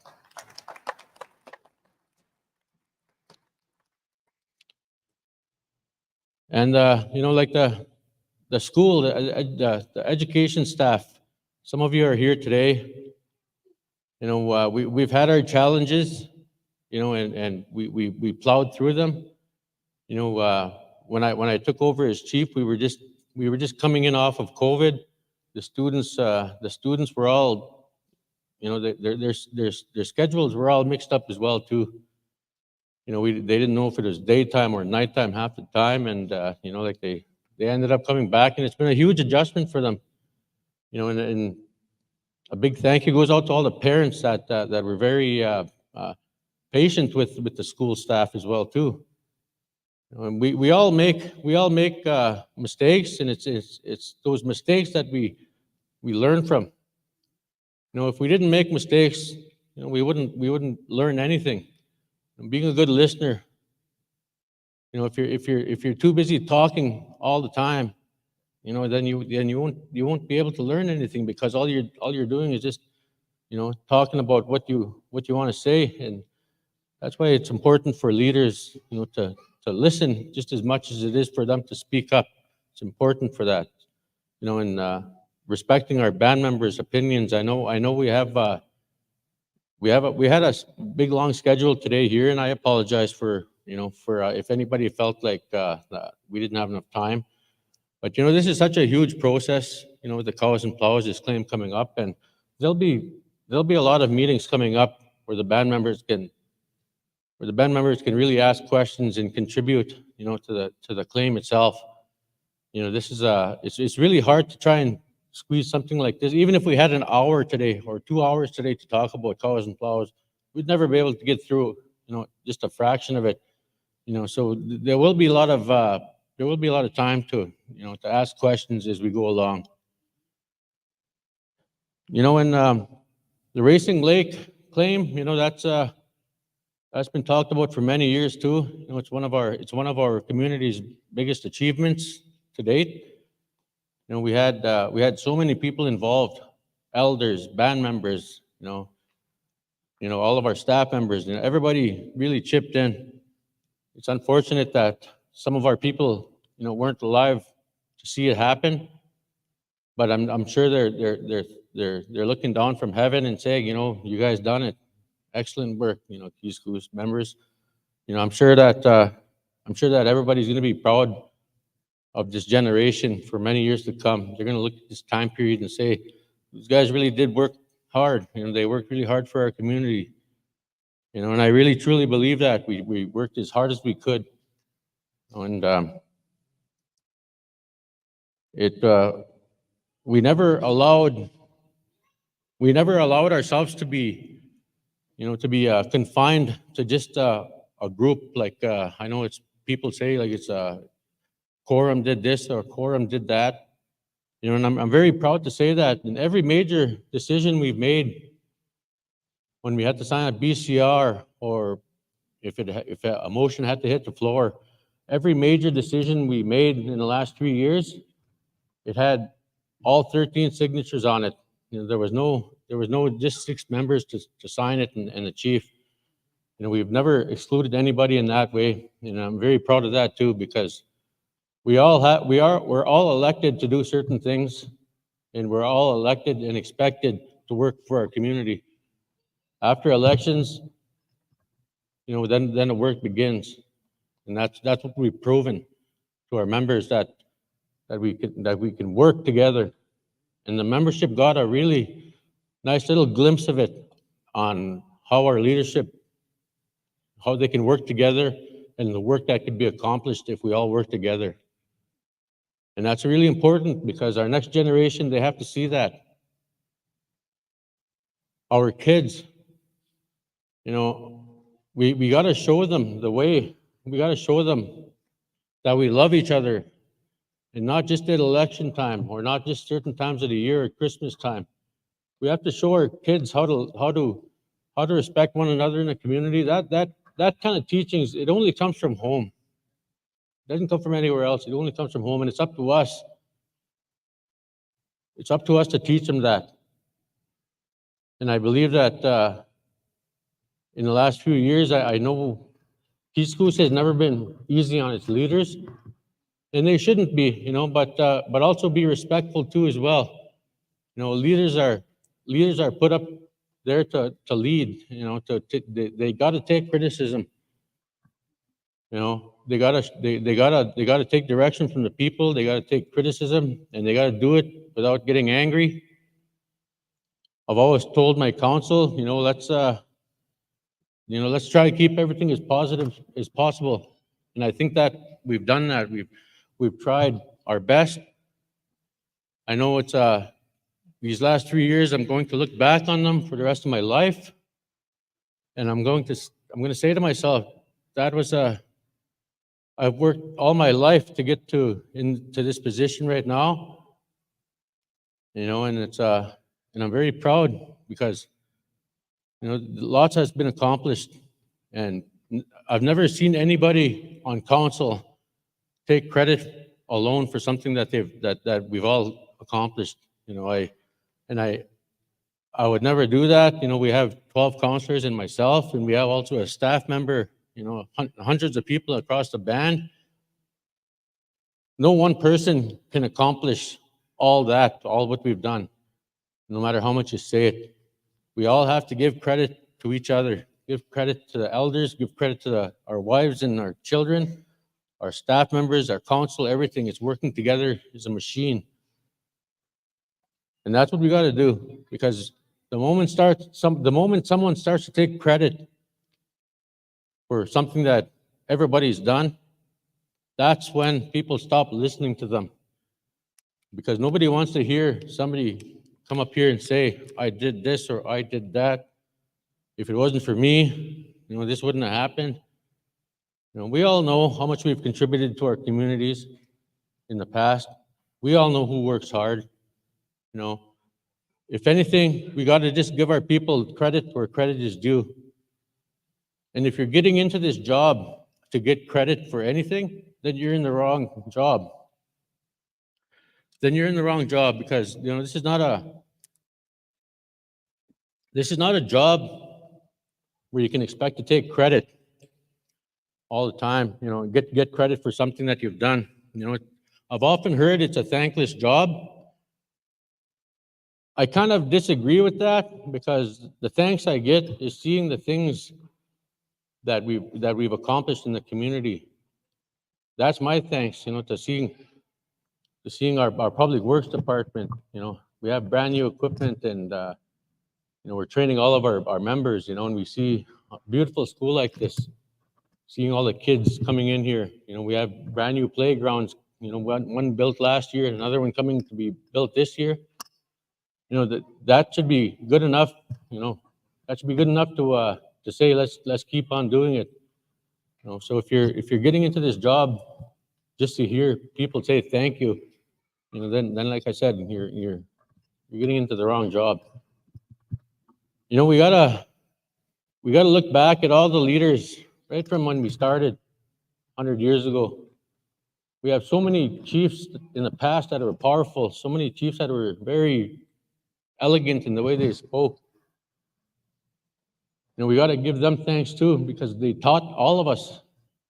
They taught all of us.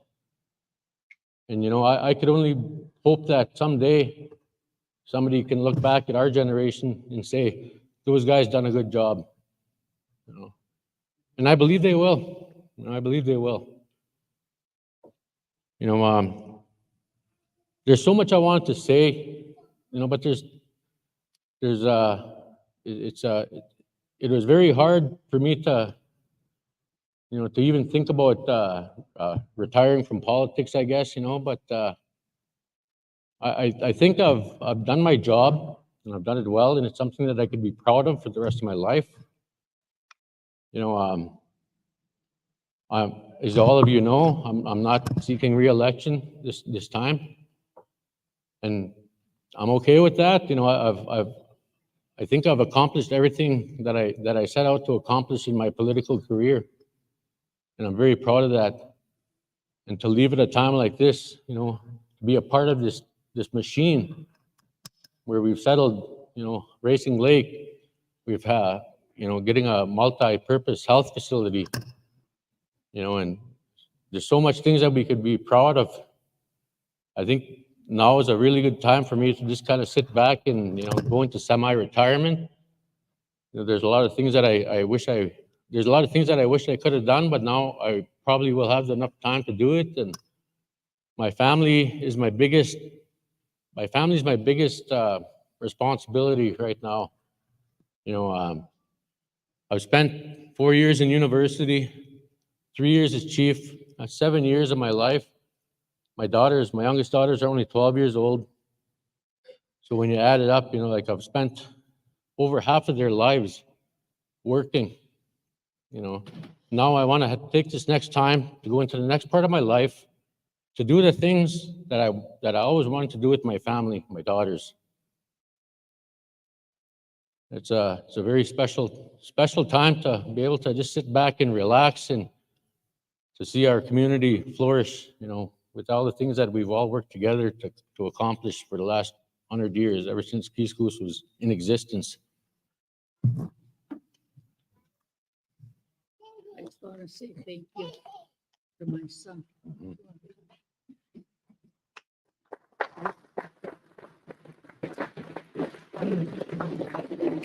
So with that, I know we're going into election season. All I ask all the candidates is to be respectful to one another. Be kind, go that extra mile to be kind to someone. You never know if somebody's going through a really bad day. And if you say something mean to them and if they hear it 3 or 4 times, you don't know how much damage you can do to a person like that, and here somebody could be just hanging on by a thread. Just be kind, because our children are watching. Our children are watching us, and if we show our children that it's okay to be mean, it's okay to say hurtful things, then they're gonna look at us and say, well, okay, well, my dad said it's okay, or maybe we're not telling them, but they see our community and hating one another and things like that. And if our kids see that, then our kids will have to live in that community again, for another 20, 30 years. It's just a vicious cycle that we have to get out of. So with that, I'm glad my mom's here. I'm glad my in-laws are here. I have a lot of respect for them. My wife, especially my wife, my daughter's here. It's very important that they're here today for me. So I just want to say thank you to everybody. You guys are awesome. You guys pushed me to succeed. I've tried my hardest. I've tried my best. And I can honestly say that I tried my best for Keeseekoose First Nation. So with that, thank you all. And, we'll see you guys around. And it's been an honor. It's been an honor working for you. Thank you. Have a great.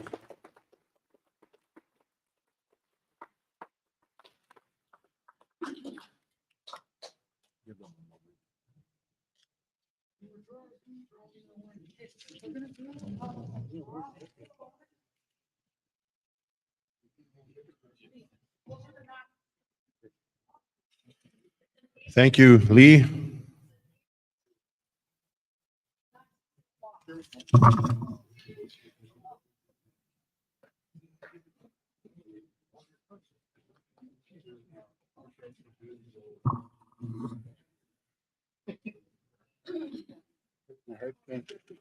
Okay, so for our 8-inch queen size mattress here, for the Powell, 255. 255. If you have that, come on up and grab your iCoil Matella's mattress. We might have to over here, Diane. 255.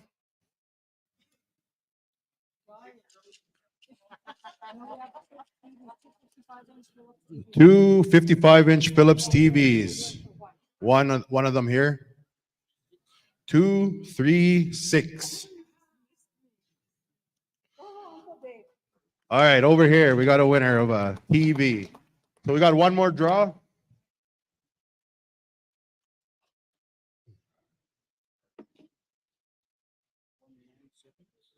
197. I know you won earlier. 197. So that's our last draw. 197. Going once, going twice. Con.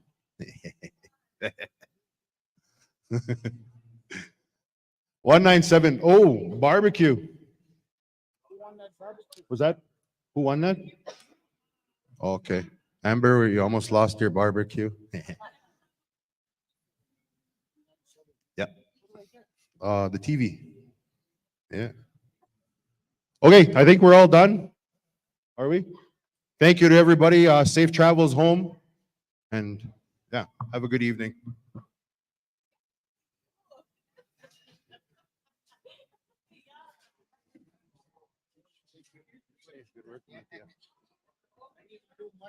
That's fine. That's fine.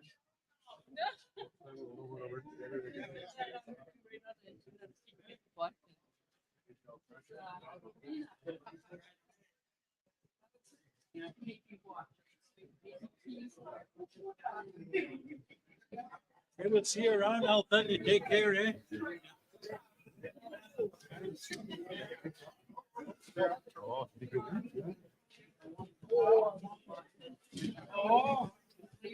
Oh, see?